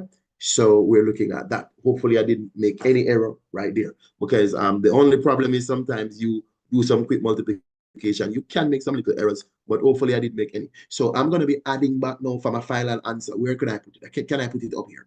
For my final answer, I'm going to take this 7,350 and I'm going to add the last interest, which is $367.50. You add that to this. This is your 50 cents at the back here. This is a 7. This is a 1. Carry the 1 again. This is a 7. This is a 7. I'm looking for $7,717.50. Bingo. We bingoed. We bingoed right there. 2026, I do a morning. If we wake up early enough, if I don't wake up early, like 4 to 5 o'clock, when I wake up, I go there online around the 2026 paper. All right, I do it a couple times already on my channel, but we still I gotta push it through because people are asking. All right. Right. Yes, Ingrid. Can you revisit number 9, please? 9. You want me to revisit number which one? Number 9. Oh, all the way at number 9. Number 9. I also text you. Number 9. Yeah, Number 2 as 9. the answer, but I think the answer is 23, so I'm a bit confused. No, man. Based on the... Is this you never see? This is what we pointed out right here. This. That's what the question asks. The question. You see that now? I'm still confused because the working that I did, I am not getting. No, man, the working will give you. Didn't you get 23 here? I got the 23, but I'm seeing that you have 2 as your answer. Yeah, man. So you need to understand what the 23 is. The 23 is the union of A and B. In other words, let me draw a quick set for you. If this is A and this is B, you just work out this. The union. They told us there are 25 persons. Make sense? And if 23 is the union, where's the next 2 person? Outside here. Agree? Yes. Talk to me now. Yes, sir. So now the question 1, the complement. The complement would have been outside of the union. Make sense? Yeah? So you would have seen that these 2 persons here, they are not in A and B. So they are the complement of A union B. Are you there? I'm listening. Yeah, man. So that's the answer for this question. And I'm telling you, when I did this question 2025, I think the whole Caribbean get it wrong. Like, because they're all cussing me out, say, oh, your answer wrong, da da da da. And I'm like, they're not looking. Because what happened is the normal way CXC set it, they normally didn't ask for that. They just make it ask for the union, like where you think 23 are the answer, and gone. But when you look upon it, you realize another union you find the complement of the union, which means you're finding the things outside of the union. So you have to take your union from the total to see those who are not in the union, but they are in the set. It's like you have a group of people, they are part of the class, but they're not part of your clique. That way I say. So, too good, man. Pay attention. And mark it down, because as Mr. CXC, I trick people now. All right, 16. An article was sold for $360 after, watch this, an article was bought, my bad, for $360 after a discount off this was given. Okay, then the cost. So this is like a selling price, but this is a back way they put it. So this is selling price because it says an article was bought for after a discount. So this is 90% you're looking at. This you're looking at is 90% because a discount was already included. So 100% take out 10. The article was sold at 90%, right? So you can now say 90%, me doing this the long way, people, is 360. What is the cost price, meaning what is the original. So if you divide 1% is to take 360, divide it by 90, you're going to get 4. So 100% is to go back to cost price. And by now, everybody knows that cost price is 100%. 100 times 4 will give you 400. The answer is D for dog for 16. Everybody good? Everybody good? Everybody good? Everybody good? Everybody Yes, good? All right, we're good, we're good. So the bottom line is to establish what you got from them first. Consumer maths. This is a repeated question. Everybody agrees on 45. The whole of the question are the same. All right. So you make a deposit of 35 and then you go back 12 times and pay $30. So this becomes 35 plus 360, which means it's $395 for this on higher purchase. But if you had bought cash, you would have saved $45 when you take away the cash price. Got it? So this is a repeated question. It comes a lot. So I'm going to just kick it and go. I know everybody see that too. Yeah? All right. Somebody said me for repeat. Let me call your name so we can see if we can get it. Deshaun Morris. Type back in the chat where you want me to repeat quickly so we can just wheel because I'm not too far. Where you want me to repeat? I don't know which question. 16. All right. 16. All right. Let me draw across this. So 16, I gotta rework it so I can talk to you. So I just rework it. And there are multiple ways to do it. I mean, I just don't want to show you the shortcut. So I want you to appreciate what you get first so you can understand. All right. So I'm gonna work 16. But remember now, Deshaun, in the meantime, while you read the question. Why my PDF a blink? All right, good. If the board get tired, I have to go in. If you get tired. All right, so here's the deal. It says an article was bought for 360 after a discount. So if it was bought after a discount, that means that's the selling price. So it was a disguise in terms of, because sometimes when people say bought, them think it is cost, but it is conditional to how the question is phrased. So based on how this question is phrased, this is a selling price. And now you want to know at what percentage was this sold for. They did say you got a discount while you're paying this money. So I'm saying if you got a discount, you did not pay the original. You actually paid 90% for this. Now, this is when now you could take that as a link statement and say to yourself, 90% is $360 because that's what the question says. Now we want to find cost price. Cost price is always 100%. Whatever it costs you, the person who is doing the selling, you, that's 100%. So we are saying before we could get our 100%, we're going to have to find what is 1%.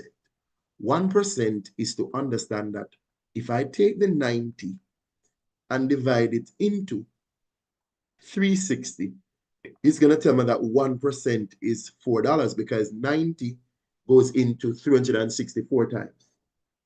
All right, Deshana, you may write this one, so make sure you did it.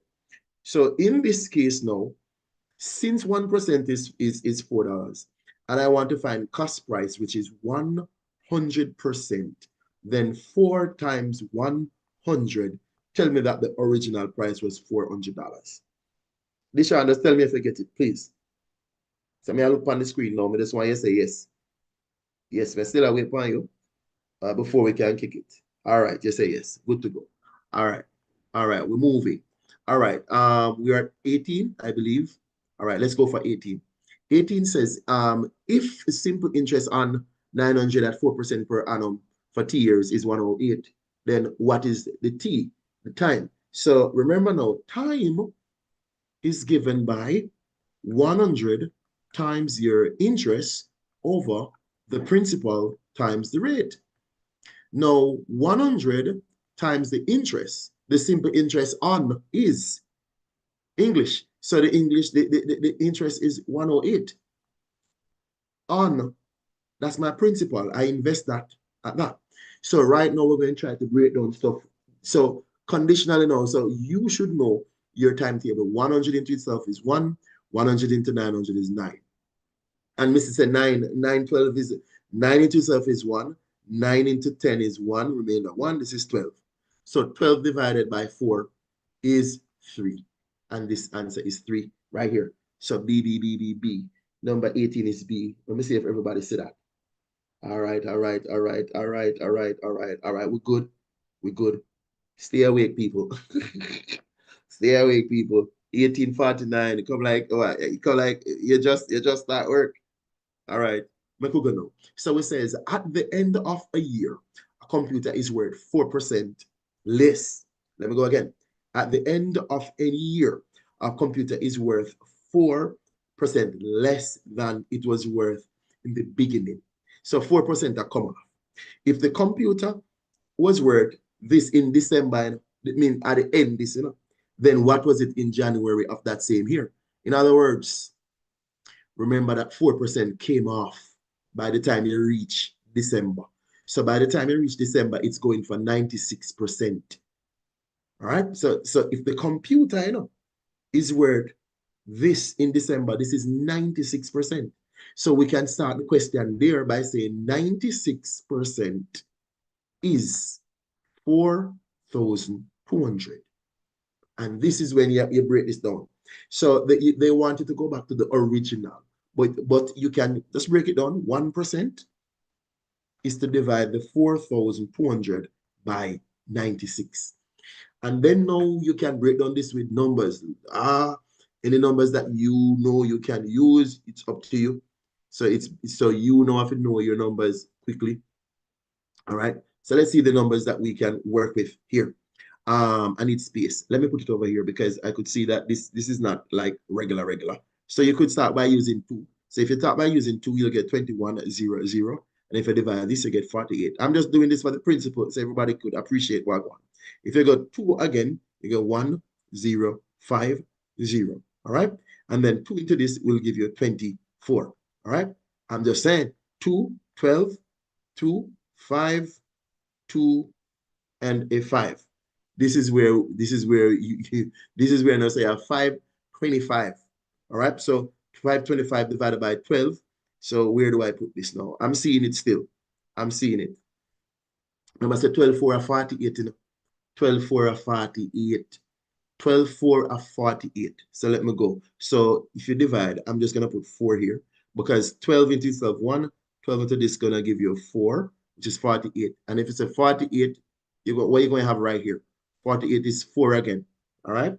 That means 36. This is 3. We're talking about 45 with 12 and a 36.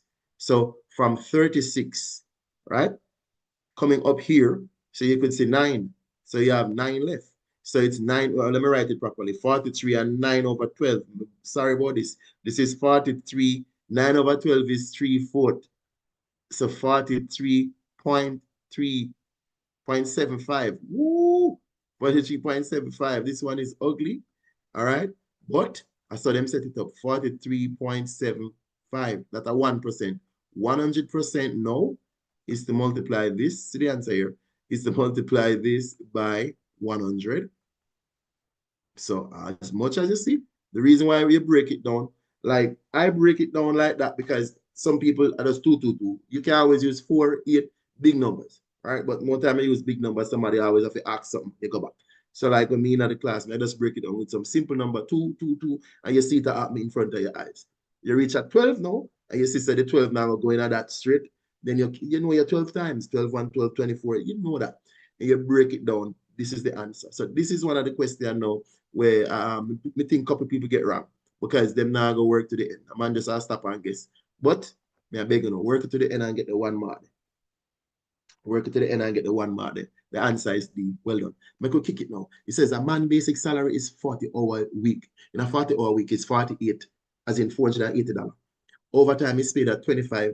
What? Overtime is paid at 25% in excess. That means you're going to get 25% more on. This is like time and a quarter, because that's a quarter. All right. Now, they said in a certain week, his total wage was 600. So you can see that the man make more than the norm, so he work overtime. The question is the number of hours he worked. All right. First things first, you're going to find your overtime money. Your overtime money is the 600 minus the 480, when normally would I get, you have $120, right? So on overtime is $120 I make. Now, in order to find the hours, you need the rate on overtime. So you need to work out the rate here. Basic rate, mega write BR, mean basic rate, will be to take how much money this man make and how long it take him. So $480 divided by 40, you break this down. All right, anybody? Boom, you're going to get about 12, all right? So I see 12 coming, 0, 4 into that 12. So he's working $12 per hour ordinarily.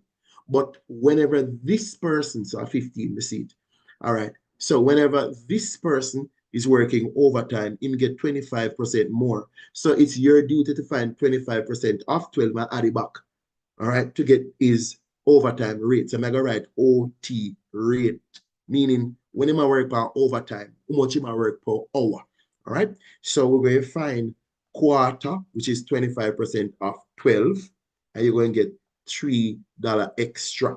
So that means he might work 12 plus 3, he might work $15 per hour whenever he go overtime. Hope everybody has see what I want. Now you can find in overtime, time, because he make $120 working 15. All right, that as an hour. So you take your 120, you divide this by 15, and wherever the book stop, that's your answer. Break it down. Yes, you can break it down easily. Break it down with 5. 15 going to it 8 times, but let us say you don't know any man. All right, just say 5 into this goes 3, 5 into this. Come on, 5 twos are 2. Remember 2, boom. It goes a boom, right? So what did I use? 5 or 24. Well, I think it's 4 there, right? 120 divided by what? Did I say 5? Yeah, that's 24. I don't know how I wrote 5 right here. All right, so this is 24, right? And then now you could see 3 into itself 1, 3 into this 8. So this is 8 hours, right? This is actually 8 hours on overtime. So let me just write it. This is 8 hours on overtime plus in regular 40 hour. So the total time this man work is 48 hours. This is one of the questions we're going to have to work out. I promise you. So some of the questions, them, it's easier than others in terms of your working, but the numbers are not bad. The numbers are not bad. The numbers are not bad. So this is overtime, and you have to know your basic wage and so on to work out this. All right. So overtime hours, 48 hours overall. Right. 8 hours overtime, and he might work 40 hours already. So 48. All right. Why this so long? Because these are the one we're going to separate a grade 1 from a grade 2 from a grade 3. So the grade 1 pitting now go stop him and go push to the end. Remember, you have you have kids out there good like a teacher. Hey, you see this question? Remember mark the question. I promise you, this question, 95% got it wrong last year. This same question. And when I did this question, everybody say, oh, you're wrong, you're wrong. Because they're mixing up this with a question come the year before and yesterday and this year, January, different question come. This is not the question, all right? This is not the question. Everybody think A, the answer is C, you understand? So let me work it through for everybody. Read, it says the sum. The sum, that means you're going plus something. Sir, how much have we get to 20? 20? 48. Yes, We sir. get 8 hour overtime, plus him already I work 40 hour normally. So we add it together, we get 48. Talk to me. You understand? Yeah. All right. All right. So I'm saying the sum, so that means you're going to add the sum of what? 7 times the number A, hello? And B. Okay, done. So that's it. The sum, put on your plus sign. The sum of what? 7 times the number A plus B. Oh, there we go. Done. All right. So don't stress yourself over that. Now, make we break down this, everybody. Come on. All right. 7 into this. Me just break this until you see. It's up to you, depending on how well you see your thing. All right.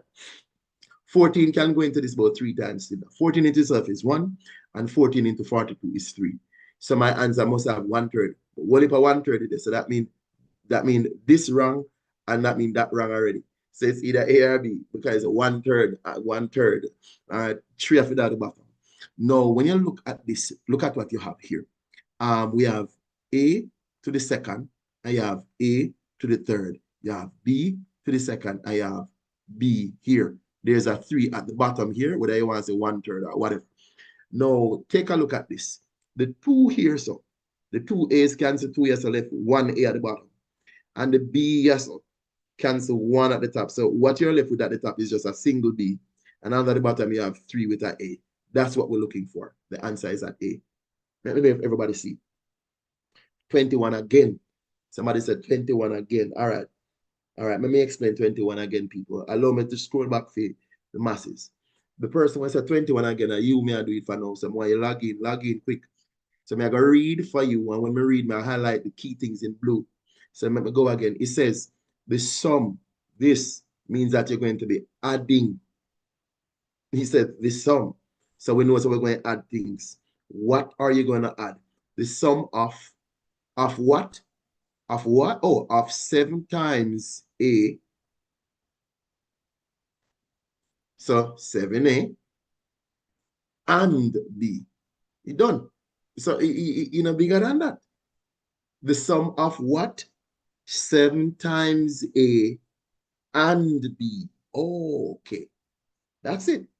I hope everybody see that. All right. So the 21 there. Excuse me, sir. I'm listening to you. Speak. For this question, if it had said the product of 7 times the number A and the number B would have been A? Yeah. Okay. Yeah. Yeah. And the fact that them says sum and the plus there. And me I tell you say catch everybody because everybody see this question. Oh, the answer is 7AB. Nope. This I couldn't know. All right. We are 23. 23 was a killer. Because I work, if you work your way at 23, no, you're not like say you just like guess it. All right, make we deal with 23 now. All right. So first 23. So I'm just putting the things in a perspective. So 23 said 3 raised to the 2x, but x is -1/2. So allow me to put times -1/2, yes, sir, and then put a +1 at the back. All right. So we're going to have 2 times -1/2 and then a +1. So we just deal with him. Now, another thing what we want to do is, may I go rewrite this. If you don't allow me to rewrite the 19. All right, so we can talk about it.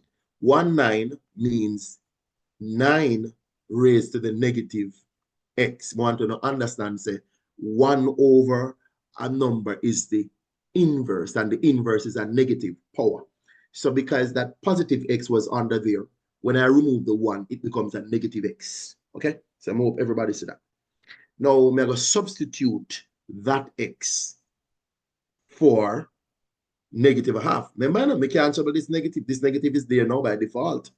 I'm going to put a bracket to show respect to the -1/2 that's coming because I'm just substituting my x, -1/2. Okay? And then now we can work. Okay. Now, if you take a look, let me use the blue marker to highlight this.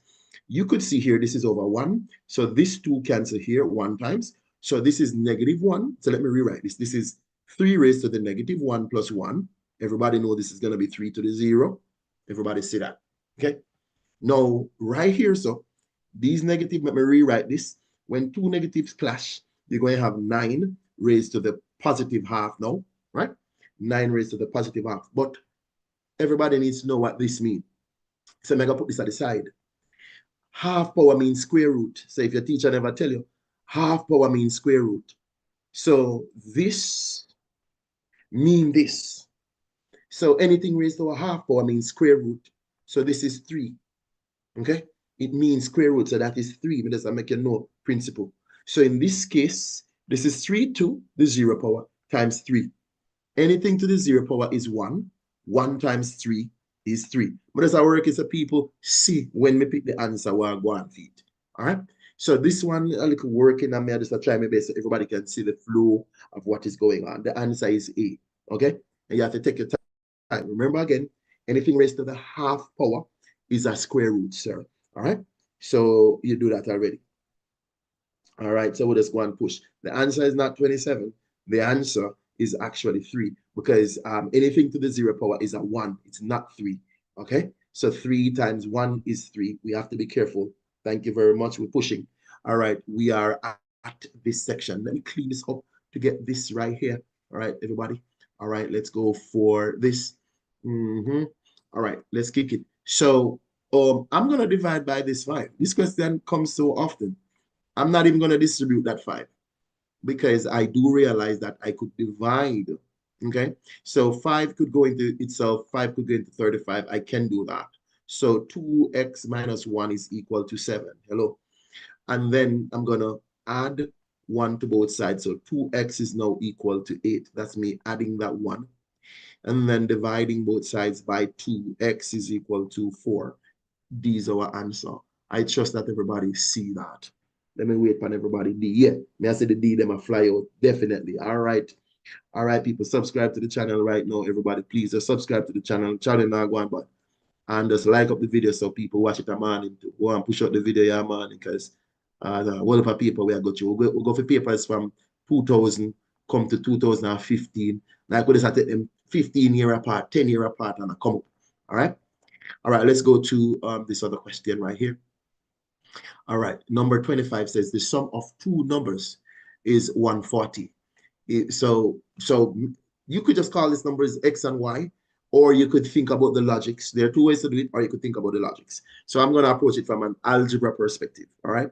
So it says the sum of 2 numbers is of 140. So I could say x plus y is 140. Okay.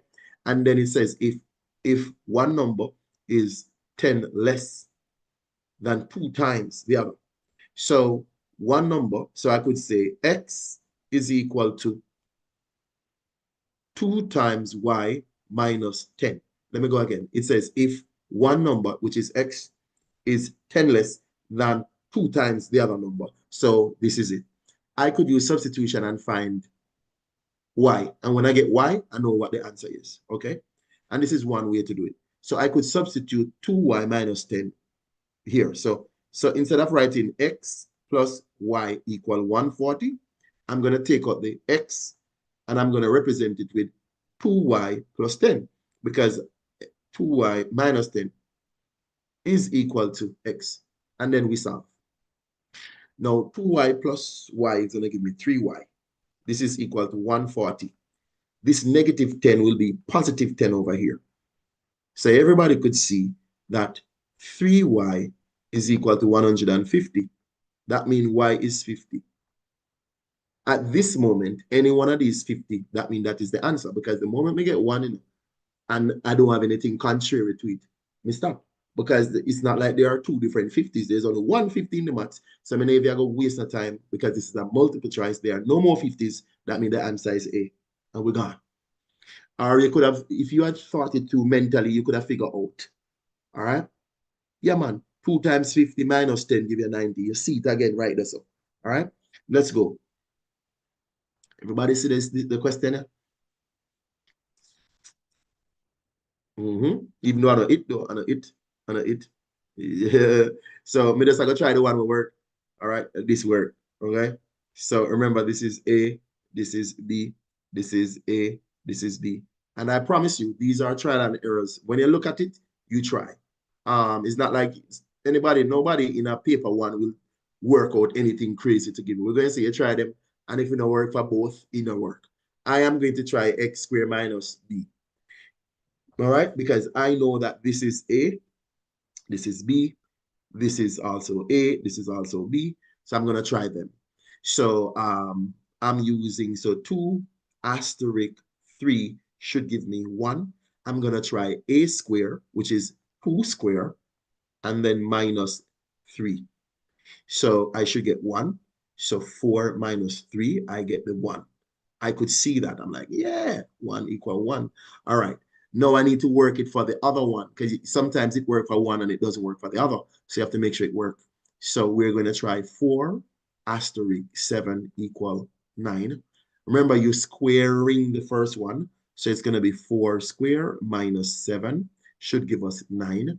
16 minus 7 is 9. So you could say 9 is 9. It did work for both. That's why you picked that and you got. So you would have tried, and as long as it don't work, you move on. All right, people? All right, we're kicking it. We're kicking it. Come on. Given that A is equal to that, 3 times A is to multiply this matrix by 3. So I'm just going to say distribute the 3 inside. 3 times 1, 3. 3 times 3, 9. 3 times negative 3, negative 9. 3 times 3, 9. 3 times 0, 0. 3 times 5, 15. We're looking for this. Just look, relax, boom. You pick it, you're gone. Pick it and you're gone, right? All right, we're scrolling. I'm rolling now and may I roll. What is the determinant of an identity matrix? 1. All right, you can memorize that, but I'm gonna just do it. 1, 0, 0, 1 is the identity matrix. The determinant of any 2 by 2 matrix is the product of its main diagonal, subtract the product of the other diagonal. Okay, so the main diagonal is in red. So it's going to be 1 times 1 minus 0 times 0. 1 minus 0 is 1. And that is why it's 1. But from now on, you can just memorize that one. The determinant of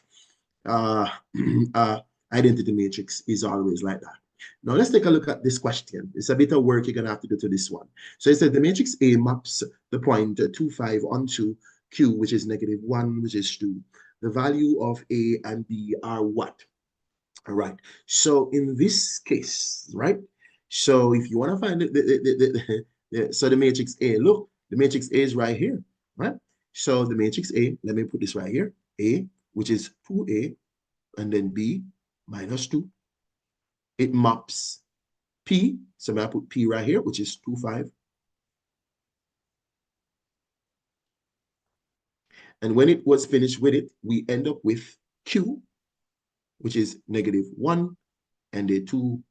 What we need to do is to work this out and then make some link, okay?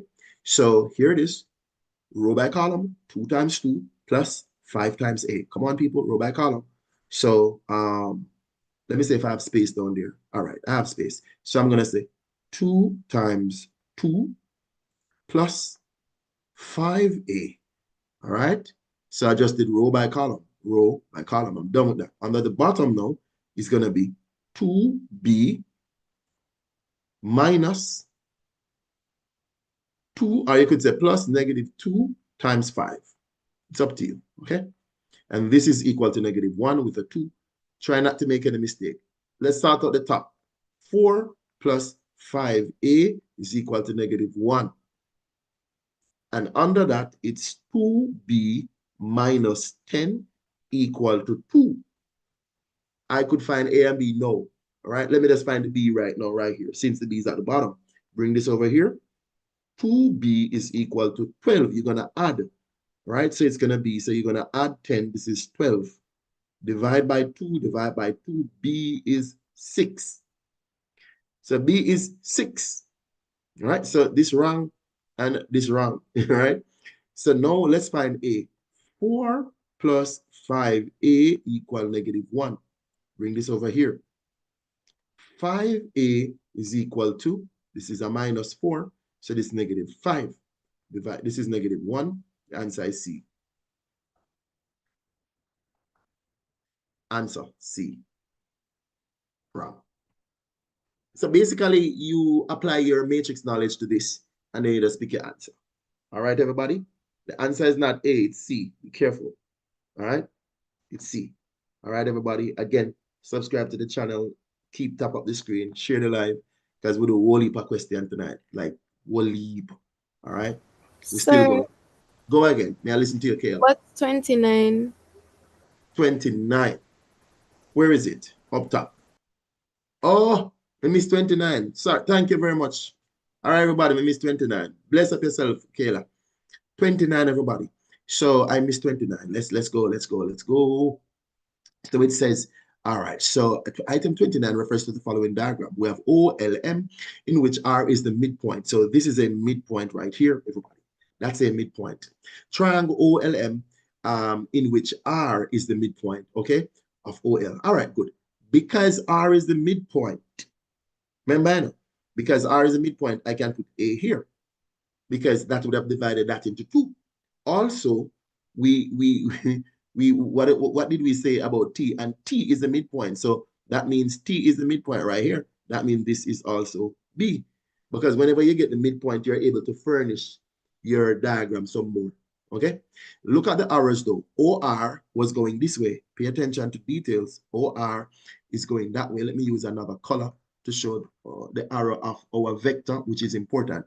So OR is going this way. OR is going that way. And OT is going this way as well. That means whenever we go against those arrows, we're going to have to take the opposite, which is the negative off. Okay? Let's work now. Let's work. So we set up ourselves. Now we want to express TL. Where's T? Where's L? This is TL.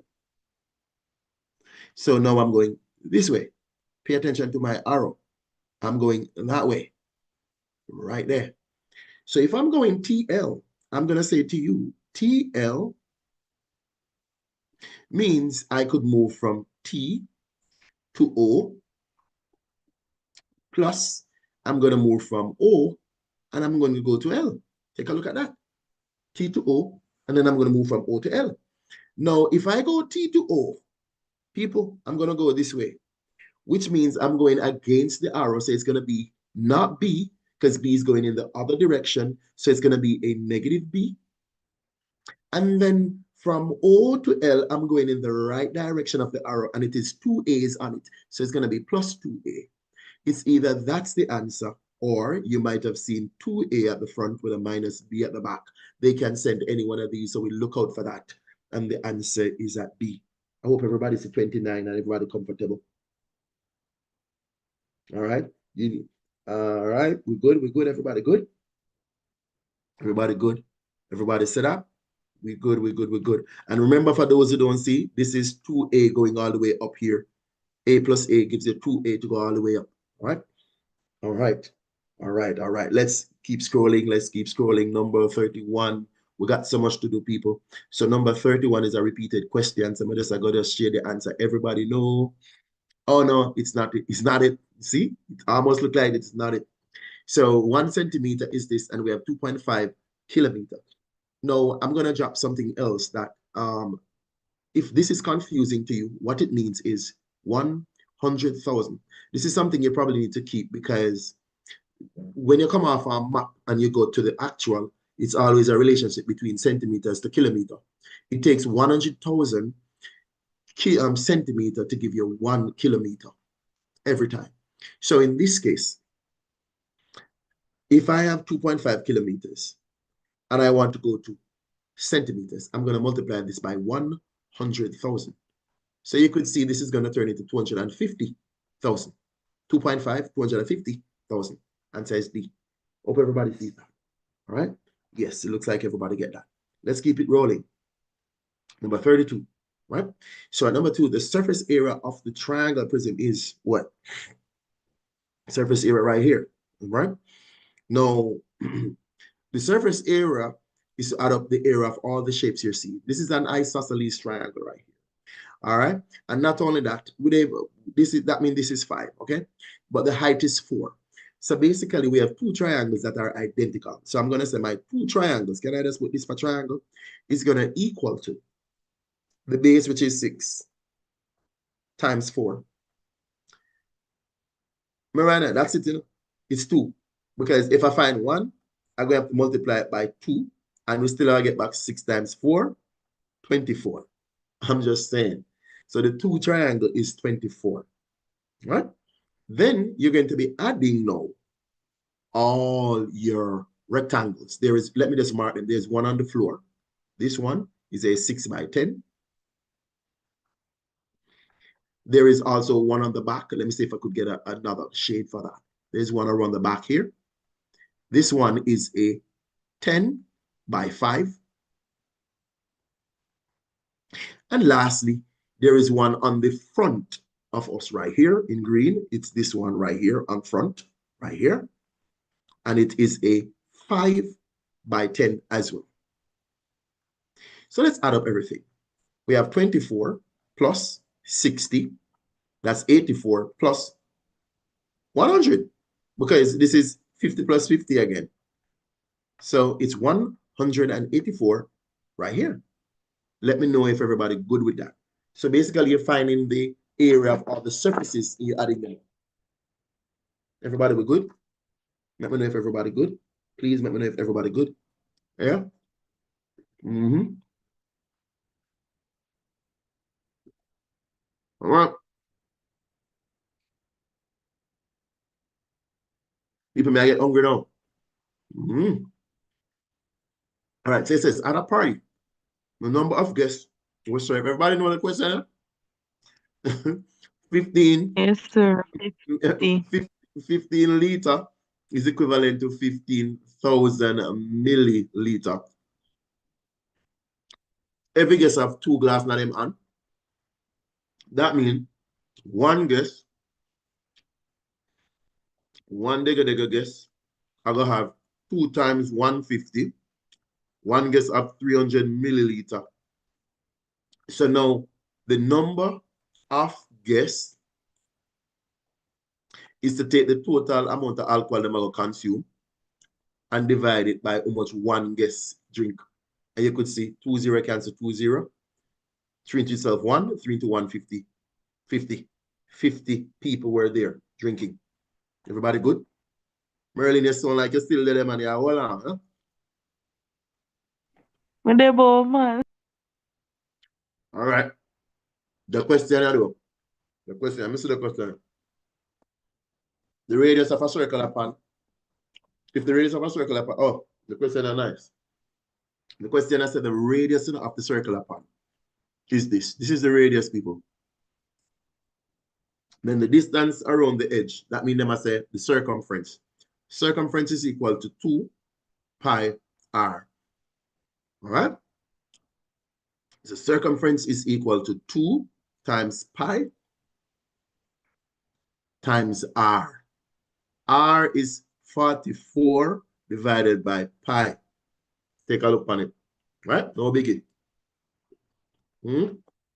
Now at this time, you can see that these are over 1. The pi's cancel themselves. So you're left with 2 times 44. The answer is 88. And 88 is at A. Everybody will good with that? Make sure you're good with that. Let me know if you're not good with that. Because the 2 pi them cancel. One at the top, one at the bottom. Right? One at the top, one at the bottom. Let me know if you're not good. One at the top, one at the bottom. Let me know if everybody good right there. So. All right, let's go. We're scrolling. The perimeter of a square. This, everybody see them give 48. Them give all type of number. No, them give 56. The perimeter is 56. What is the area? So if a square with all sides the same, add up to give 56. One side is to divide 56 by 4. All right, so try to make a mistake. 56 divided by 4 is what? Want to call it 14? Yeah, 1 times and remainder 1, 16, yes. So, wait. 1 time remainder 1, yeah, 14. So one side is 14. So area will be 14 square, which is 196 D. We are roll, right? We are go and mash it up, right? This question we see it a million times, but now they're asking for the height. The same numbers. No, it's not the same numbers. It's not the same numbers. Let me look at it because we had 18 and 8, which is different. But the question is, the area of the trapezoid is given as 8. Okay? Remember the formula says, let me write this properly. Let me not cut any short on this. Normally when you get frosting, you start cut short on. Now the area of a trapezoid is half the sum of the parallel sides times your height. Now the area was given as 80. So we're going to say 80 is equal to half the sum of the parallel sides, 12 and 20, those are the parallel sides. The height is our measure. So we're going to say 80 is equal to, when you add these two things here, you get 32. Okay, so it's going to be 20 and 12, that's 32, a half of that with H. Everybody could see 80 is equal to 16H. divide by 16, divide by 16. I'm certain everybody will see that 5. So the answer is 5. All right. We are roll. So the height is 5. All right, let's go again, Sir, people. scroll back up 1 minute, please. All right. Which 35. question? The same 30. question? Same question? 35. 35. Right there. Okay, thank you.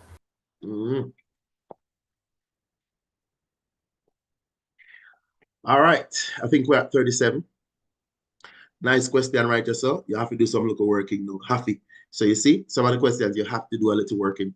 So it says item 37 refers to the following diagram, which shows a compound solid shape consisting of the triangular prism with the height of 3. We're seeing that on top like a church top, resting on top of a rectangular prism. We see that. All right.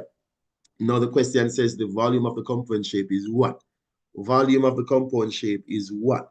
I'm going to say to you, this is how I'll find the volume.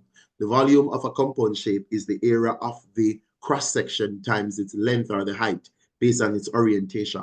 Now, I'm going to focus on my cross-section as this. This is my cross-section around the back here. That is why you see it existing to the back, okay? That means if I should find the area of that, if I find the area of this church-looking thing and multiply it by 10, I'll get the volume. So that's my approach. I'm not going to split this up into too many pieces. All right. So remember though, this, you could say that this is a square. So this part is 6 times 6, which is 36. The notation now on the sides, look, is telling us that those sides are the same, 6, 6, 6, 6, 6. So 6, 6 is 36 for the area of the square. This side is also 6. So for the triangular area right here, it's going to be a half times 6 times 3. Okay, let's look at it. Let's relax and look at it again. So the answer is 450 when I look at it now. Because 6 times 2, 6 times 3, 18. Divided by 2, 9. So the cross section is, let me just write cross section here. The cross section is to combine the 36 plus the 9, you're going to get 45. Now, volume is equal to cross-section area times, in this case, you'll say length. Now, what is the cross-section area? 45. What is the length? 10. What is the answer? 450. Boom. Boom, boom, boom, boom, boom. Boom, boom, boom, boom, boom, boom. We good? Everybody, we're good, we're good, we're good, we're good, we're good, we're good, we're good, we're good. Yeah, man, yeah, man. We're going to lap down another 19 minutes. We'll lap down. All right. 38. We'll rub it off to 12. So basically, we're like 6 hours. All right, let's keep it going. When a pilot left the country A to travel to country B, the time was 10:50. So may I say 10:50 just to translate, and this is PM. Okay. Now the distance between the country is 3,000. Okay. Now he's traveling at an average speed of 625 kilometers per hour. Assuming that both countries in the same time zone, what is the time that the pilot will arrive the next day? So basically, you know when he left, you need to know how much time passed here. Time is going to be, time is to take your distance and divide it by your speed. Let me fix this. That's a 25, right? You divide this by your speed. If you know numbers well, you can break it down. It depends. So we can break this down little by little. You can break this down with, say, all right, say you break it down with 5, okay? So you're going to get like 125, right? So breaking that down with 5, 625 divided by 5, you will get your 125. Everybody's supposed to have that, right? And then at top, 5 into this is going to give you like 600, right? So you have 600 divided by 125. This number doesn't look bad anyway. If you go with 25 this time, 25 into this is 5, and 25 into this is going to give you about 25. That's a 6 times 4, right? Because 25 into 100 is 4, all right? So this is 24 times. So this one is not, you see, this number is not even nice, but you're good to go because this is what you got now. Now, 24, 5 into 24, 5 into 24, 5 fours 20, and a remainder 4/5. 4/5 is, so now you need to know this is 4 hours, remember, this is 4 hours and 4/5 of another hour. So let us find what is 4/5 of 1 hour. 4/5 of 1 hour is 60. Remember, 60 minutes make an hour. Yeah, break it down, So 5 into itself 1, and 5 into 60 goes what? 12 times. 4 12 48 minutes. 4 hour and 48 minutes. Let me write this properly, right? So give me a minute, let me write this now. Let me just write it up properly. So this will give us 48 minutes. So then, let me tell you what the pilot do now. The pilot left, let me can write this. Can I write it up at top? The pilot left 10:50. 10:50. And it took him 4 hours and 48 minutes. All you have to do is add up this. If you know what time he reached. That's it. Now let's add. Remember, say time you add. So on a base 10, you work with a base 60. All right. So 50 plus 48 is 98. 98 minutes, you take out 60 out of that. You're left with 38 hanging. You bring your 1 hour to the next side. Remember, 60 minutes is 1 hour. I bring your 1 hour. Yes. So 1. So this is 5. So this is 15. Okay. But watch this now. This is 15. But don't think it's 15 because you have to interpret this right. This was PM and you're just adding 4 hours. So this is not really 15. This is just 15 because of how we're working it. We will have to know that this is 3:38 in the AM. Because remember, you fly 10:15 at the night and you just add 4 hours and 48. So you're in the AM. So this 15 was just by principle of calculation. And a 15 at the evening, may I say, we want to understand our interpretation. The answer is B. Plus, you can check it normally. You can say 10, 10:50, 11:50, 12:50, 1:50, 2:50, 3:50. And you work out the thing. You can just go and check a thing. All right. You can just check a thing, check a time. You know what I mean? So 4 hours, and then you add your 48, you're going to get this. All right. So I hope everybody see that. All right. We are push it in because wrap up now. All right. Miss Ray recorded 15 test score from her students, and she reposted Let me go with the question is, which of the following statistical measures Miss Ray did? So she selected the score that appears. So here's the key: the score that appears the most, and everybody know what that means. All right, the most is our mode. All right, it occurs most frequently. All right, so that's the mode. When you read it, she pick on the mode. Everybody, we good? Are we there? Are we there? Are we there? Are we there? Yeah. All right, we are wind down now, people. We are wind down, Yeah. All right, let me see if we can brush this off quickly.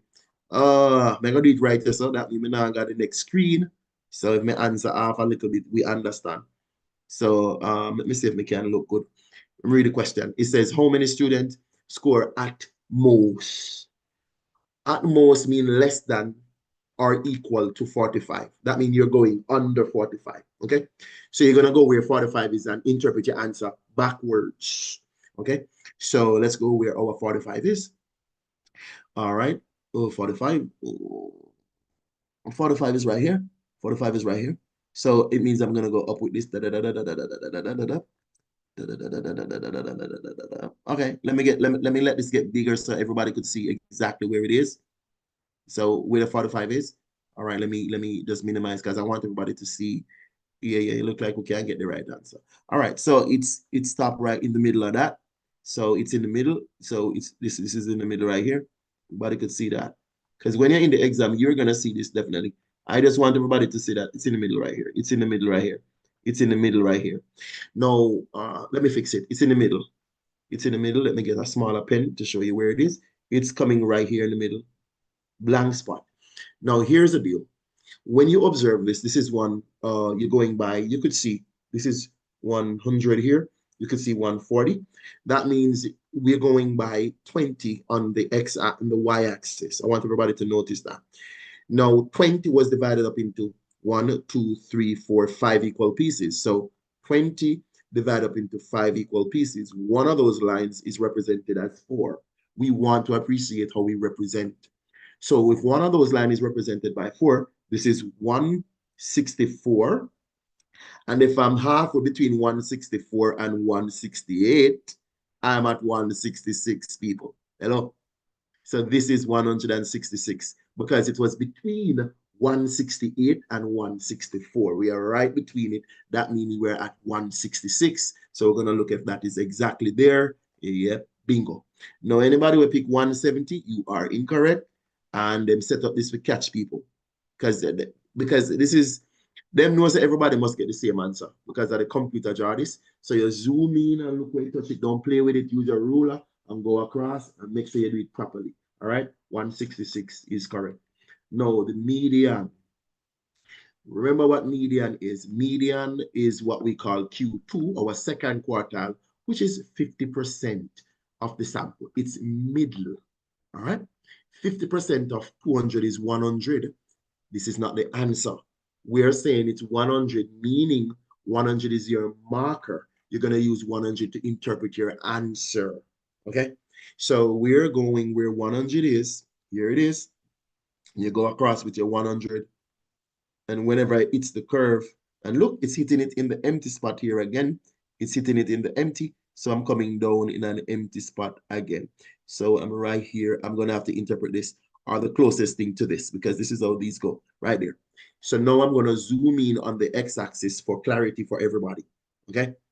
So if I zoom in on the x-axis, if this is 30 and this is 40, and I'm seeing 10 equal pieces, like if I check this, 1, 2, 3, 4, 5, 6, 7, 8, 9, 10 equal pieces, it means that we're going by 0.1, 0.1, 0.1, right? Not 0.1, you're going by 1, should say 1, 21, 22, 23, right? So this is 35, 36, 37, 38. So I'm seeing halfway between 37 and 38. So I should see 37.5 or anything close to that. We would be good for our median. Bingo, bingo, 37.5 right here, right? So we literally nailing it because it's the computer printing this. So when the computer print, this is not like when you draw it and you are interpreting. When the computer print it, we can promise you, everybody must get the same answer, all right? All right, let's go. We have 9 minutes. 9 minutes. Oh, the question goes over here. 9 minutes, and we close off. All right, it says, if the mean of, oh my God, we saw this question. Everybody, this answer is 16. Can we just skip this? Everybody, can we skip that question right there? We just see it like 10 times. All right, so that one is 60. You know what? Let me work it because somebody might just, so 4 plus 8 plus x plus 12 equal 10, but you're dividing by 4. So when you add up all of these, you're going to get 24 plus x over 4 equal 10. Multiply by 4, you get 40. So we have 24 plus x gives us 40. And with that, we're saying x is to take 40 and take away the 24, 16. We saw this question like so many times, all right? All right, we're scrolling. Let's take a look at this question here. So for this question, it says here, so we have a total of 720 people. And how many persons play cricket? How many students play cricket or football? Okay, so cricket or football is to combine cricket and football, okay? There are many ways you can do this. Why not, since this is degree and this is degree, I'm going to turn this in degree, all right? And then we can work on, so I'm going to turn the 30 in degree, and so I could figure out the math, right? So the 30% as a degree, because the total degree is 360. So 0 cancel 0, this cancel this. So 36 times 3, 18, 10. So this is 108. So I'm saying this is 108. as a degree. Okay. Now we have all degrees. Now we want to find how many students play cricket, or that means you're combining cricket and football. This is already 90 degrees, but you can, what we could do is to say, since you know that it's 90, we don't have to stress because we need all of this right now anyway. Okay, so we're talking about 360. If I pull out 108 plus 36, it's going to tell me football and cricket combined. So when you add this, let's go 360 minus, anybody want to tell me this is 4? Let me just set it up so we don't make no mistake. All right. Yeah. 4 carry the 1. All right. 4. Oh, it is 144. All right. Make sure I'm not making any mistake. All of this is 144. Am I right? No. Or 244. Wait. Okay. Yeah, this is 144. Yeah. 144. Then you subtract, because I was saying, yeah, then you subtract 144 right here. All right. Good. So we have a 6. This is a 5. This is a 1. And this is, okay, 216. All right. So we have 216 to represent both of them. So we have 216 to represent. Everybody just double check those numbers. Double check the numbers, please. Double check the numbers. Everybody double check the numbers, because I don't like to make the errors here on the screen. I'm double checking my numbers, so I'm looking just to make sure. All right, it's 216. All right, so 216 off. Remember, I know it's 72 people. So it's 216 off the 360. That's it, the degree times the total, which is 720. You can see this number goes into this nicely 2 times. 2 times this is going to give a 432, because when you multiply 2 times 216, it's 432. We're looking for that answer is C. I hope everybody saw that. Everybody, we good? Everybody, we good, we're good. 4 minutes and mash. We are wind down. All right. A student is picked at random from the group. Okay. What is the probability that the student play neither tennis nor football? No, neither tennis nor football. So we don't want tennis or football. So take a look back. If you don't want tennis or football, okay? So basically out of your 360, watch this, we don't want. So this is a no, and this is a no. So I'm saying out of your 360, you do not want 36 and 90 out of that. We're going to set it up as a percentage, but we're saying we don't want that, okay? Let me put this at a good place where I could work this out, right? So we're going to subtract that 36, 360 minus that 36, and the 90 is 360 minus, this would be 126. So when you need to subtract this, right? Your 360 minus your 126, all right? All right, when you subtract that, you get 234.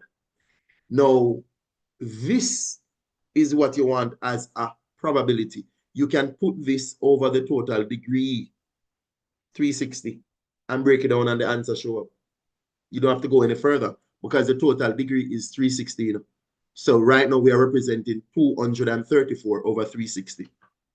And you can break this down with whatever numbers you want to break it down with that you feel comfortable, as long as there is no error on our part there. Let us say you try 2. You get 2 divided into that, or any number that you think can work. You get 117. You divide to 180. This number look nice for 9. Yeah, 9 into this, 9 into this is 20, but 9 into 11 is 1 time and remainder 2. 9 into 27 is 3. So I'm left with 13 over 20 done. Where is that? Bingo. All right, it's there. But I'm not saying this is the only way though. I'm saying I just used the degree. I could have used percentage and do it, but the degrees were available already. So I pull out what the degrees that I don't want, then I represent the degrees that I have, which is 234 over, and then it's done because probability is just a fraction. All right, so you can just work your fraction right there, and you're good. Okay? All righty, we are winding down. 45, 46. All right, so I'm soon done. I know people. We have 2.5 minutes exactly to go. 2.5 minutes exactly to go. All right, everybody, let's kill this. Let's kill this. Where am I? All right, wait. I'm not even looking at, give me 1 second. Oh, I want to see back where we are in terms of y'all online. Okay, this is what I'm looking at. All right, good. All right. We're winding now. 45. It says the equation of the line, vertical. All right. Okay, so we have a gradient of 4. And whenever you have a coordinate where the x value is a 0, it means your y value is the y-intercept. So that is C. So this is y equal to 4x plus 5. Okay? Because this 5 is your C value. 4x plus 5, the answer is C. Winding down.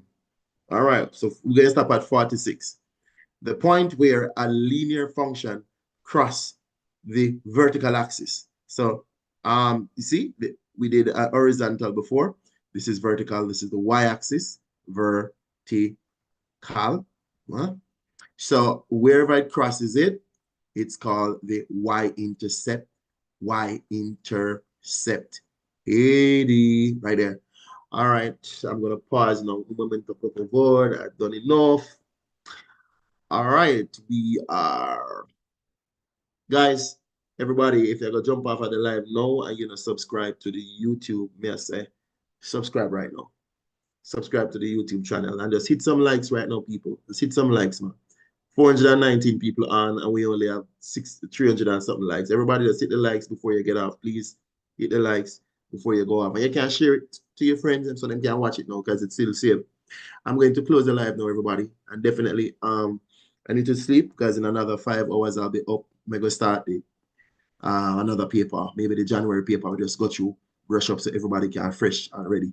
And then by the middle of the day, we're going to try to go live with the answers. All right, people, take care of yourself. I'm out. Class, mega, close down now, so they can jump on.